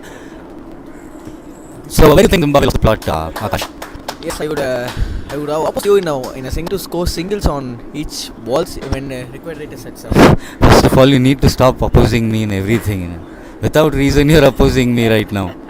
No, they haven't scored each ball singles, right? When both the spinners have been attacking, and that's made the spinners to be turning on the head of batters. So it's not going to be such easy. You need to dominate bowlers by scoring singles at least on each balls. That makes a bowler to bowl a loose ball that should be completely used by the batter. So the last ball of the penultimate over, the 44th one, they are 266 for 8 with 2 more wickets left in hand. 19 and 7. Beautifully played. A run has been called off. 19 needed in the last. Well, that's a rare call. Kenyon was not ready to take the single. Well, I think he's taking things in his own hand. He wants to finish the game for his team. So it's 19 runs required in the last 6 balls. I think it's an absolute impossible task for Zimbabwe to get home from here, because the Canadians, I think the drinks break did wonders for the Canadians. They got back together, they regrouped. Bit of time they would really cruise to victory. Like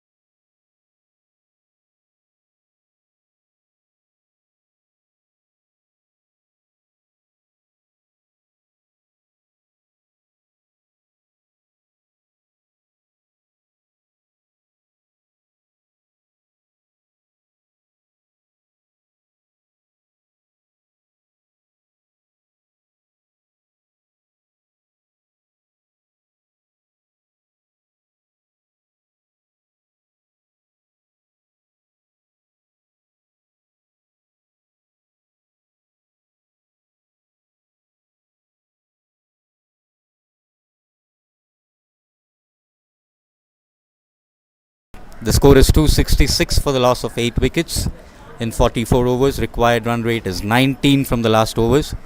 And the last over is trusted to Mr. Krishna, who has bowled 8 overs for his 46 runs and has taken 3 beautiful wickets. This is his last over of the spell, and Zimbabwe require 19 runs to win. For me, Canada has actually sealed the match. No miracle has been happening right here.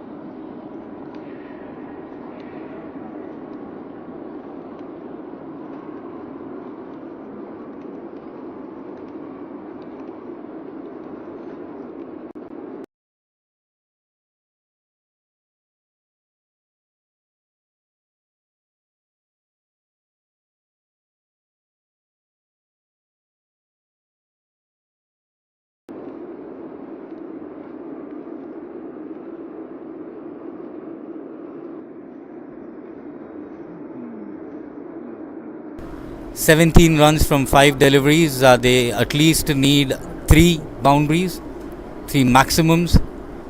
So I think Canada has sealed the game. Zimbabweans already looking dejected. But let's see if Kenyan can turn the game around. He's been the player who has spent the most time inside the ground. He's been seeing the ball good. So if he can connect a couple of deliveries, there is an interesting game online. So the last 5 balls, still just 17 to get, and he wants to go huge straight away. Straight back to covers. Another double going to be stealed by the batting team. In fact, good effort from the bowler to keep the ball with him. Remember, guys, for those who have been watched this match, 1.5k views have been gone for this match. Remember, I have talked about the percentage of Canada going to win this match. My percentage is still from the first. Even Zimbabwe, it seems to be for Zimbabwe's game. From there, I supported Canada because I always believe a bowling first, in fact, a bowling second always owns the match in this tournament. So that's why I said that. I just didn't actually supported Canada, so just knows that's how the tournament goes. There's the third ball.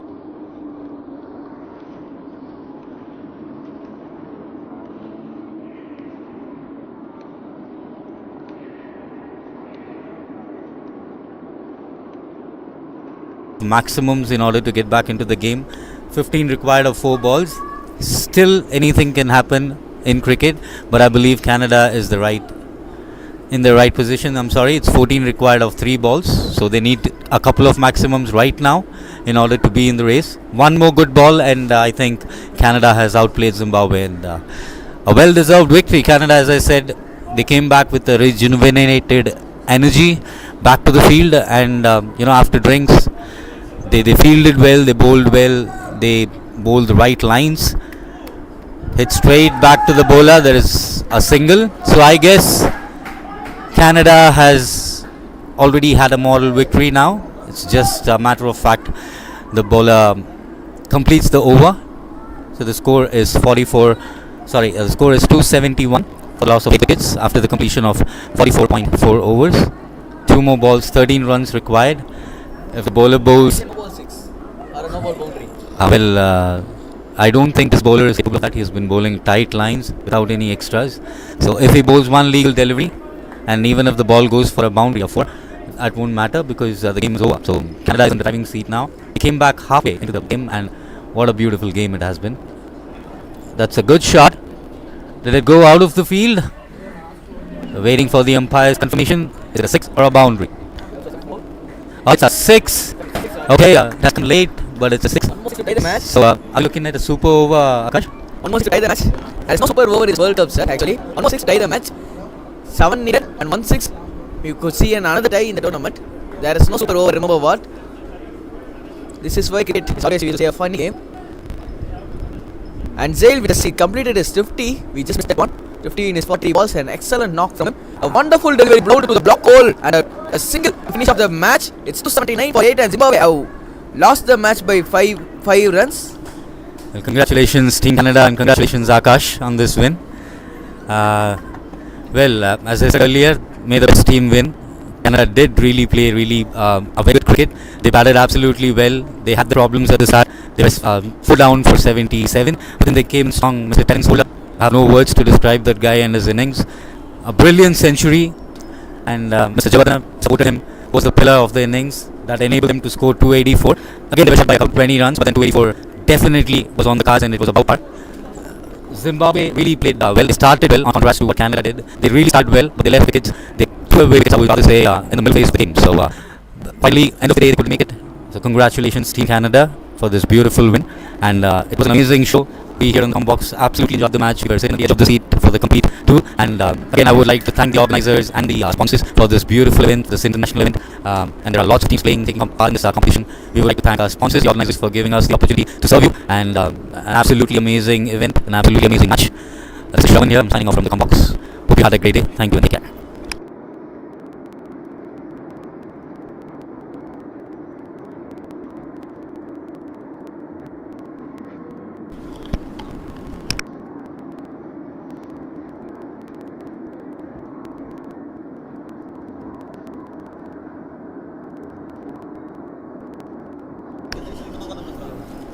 So the match has just come to a conclusion.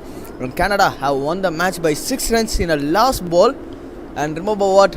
I was supporting Canada since Zimbabwe trying to cruise this match. I had a slightly edge above Canada because I saw their bowling against England, which was so good. So my prediction just came so well for today. And that's how the match comes to a conclusion. Zimbabwe have played well, but they just fell short by 5 runs. We could say just a ball. And thank you very much, guys, for seeing this match wherever from the world. You guys have supported us so well. It's been 1.5k of supporters around the world. And thank you for having this match. And the man of the match have been won by Terence Holder for a wonderful century, 110 of 78 balls. A tremendous knock from him, especially when the team need the most. He just scored a century. And that's how the match comes to a conclusion.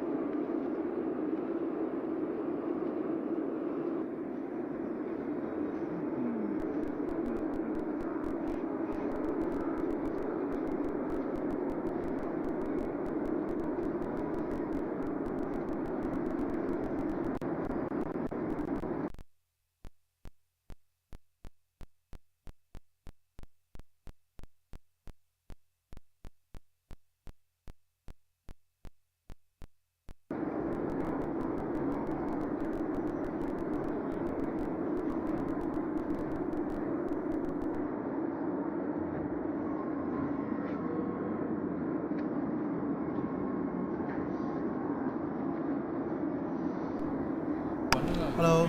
Check.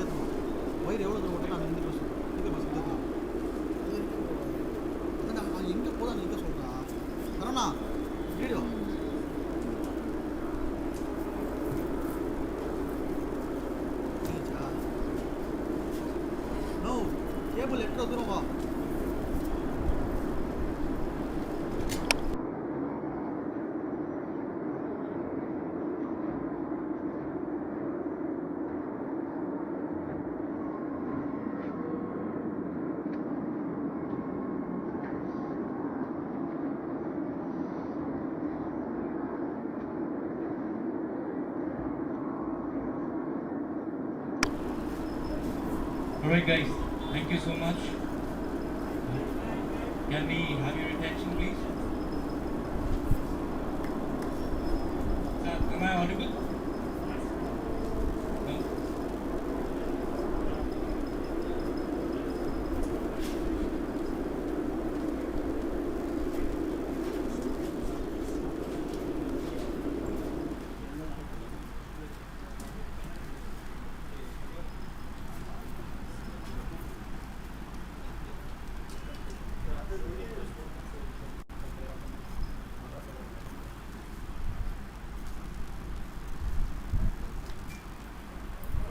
I would like to give a note of thanks to both the teams before I hand over the mic to the organizers for the presentation ceremony. It was an amazing game of cricket. First of all, I would love to give standing ovation to both the teams for their participation, and was a lovely game. We youngsters, looking at you, people our age, we are amazed at the level of commitment, at the level of will you guys showed today, and we are going back more knowledgeable with respect to how we should take care of our health, fitness, and the enthusiasm that you guys showed today was absolutely knockout. So I would congratulate each and every one. There is not a single winner today. Both the teams are winners according to us. But if you look at the scoreboard, I would like to congratulate Canada for its beautiful performance. And Zimbabwe, the way you started, I thought it was a cakewalk for you. You would just steal the show. But after drinks, something magic happened to Canada. They got back. They started taking catches. They fielded good, and they stole the show. So congratulations, Canada. Played beautiful.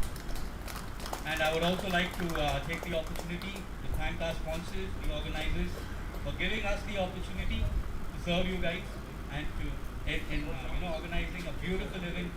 As such, we are privileged to be a part of it. We are privileged to witness it.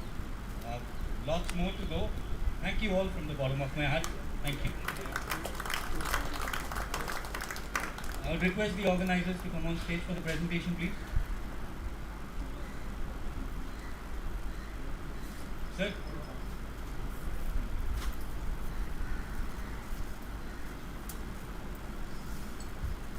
Yeah, nice.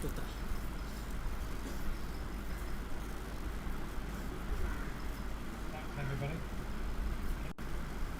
Switch on? Yep. Good. Thanks very much. From the moment we got here, I've met the team. It's an absolute pleasure to come hard here.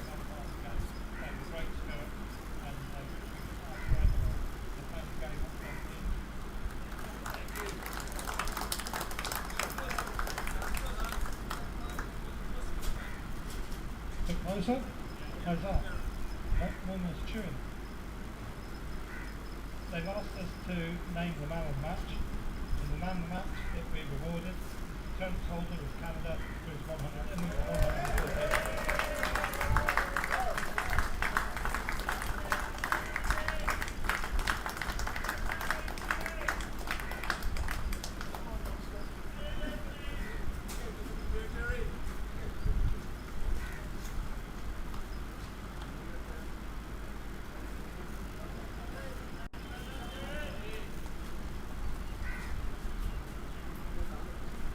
Okay, we have two fighter of the match awards, one for both teams.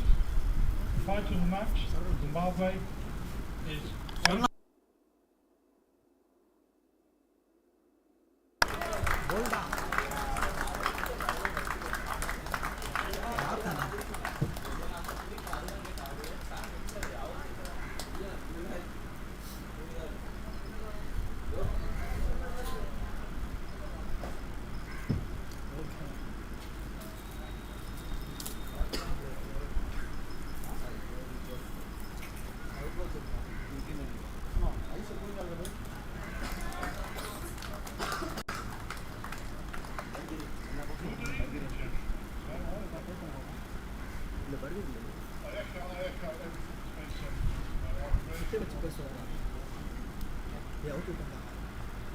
It's been a great tournament so far, and I get to award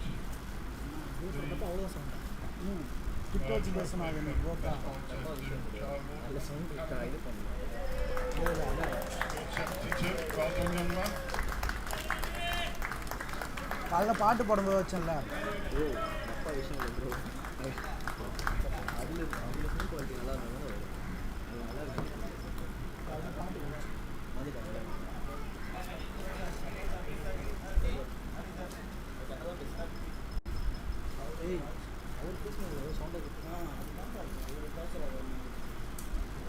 One last thing, just before you disperse, from the umpires that are here as part of the panel, we would like to wish both teams all the best going forward, both in this competition and any competitions in the future.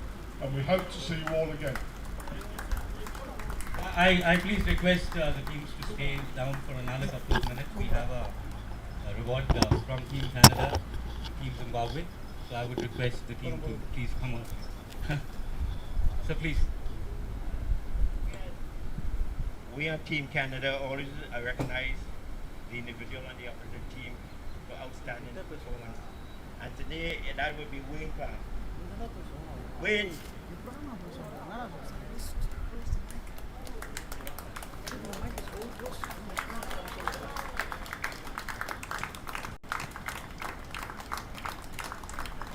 So Wayne Parner played an absolutely gem of a knock.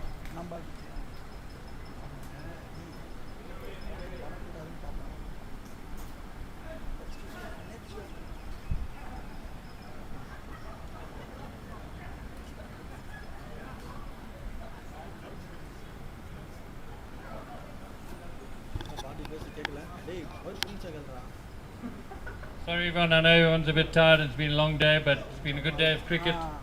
I think I'd first like to congratulate my own team for a good effort, lads. We didn't quite get over the line, but we tried pretty hard and we nearly chased down 280. So well done, Burgers. It's a good effort. Really.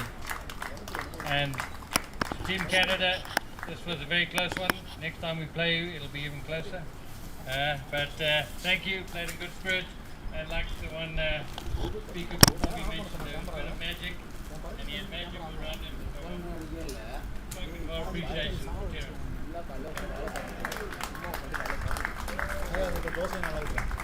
The pillar batsman of Canada.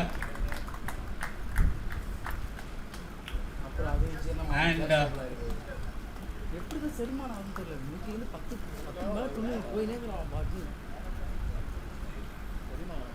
well, that's the power Terence holds. Okay, I would like to take this opportunity. Thank you so much, sir. Thank you. I would like to take the opportunity to thank Keith and Ian, the umpires today, who did a great job, and Mr. Srinivasan Venkatesh, Saravana Venkatesh, This wouldn't happen possible without these guys. So I would like you to give them a great round of applause before you leave. And finally, the captain of Canada would like to say a few words. Yeah, as I said, it has been a long day, but let us finish this with a high note.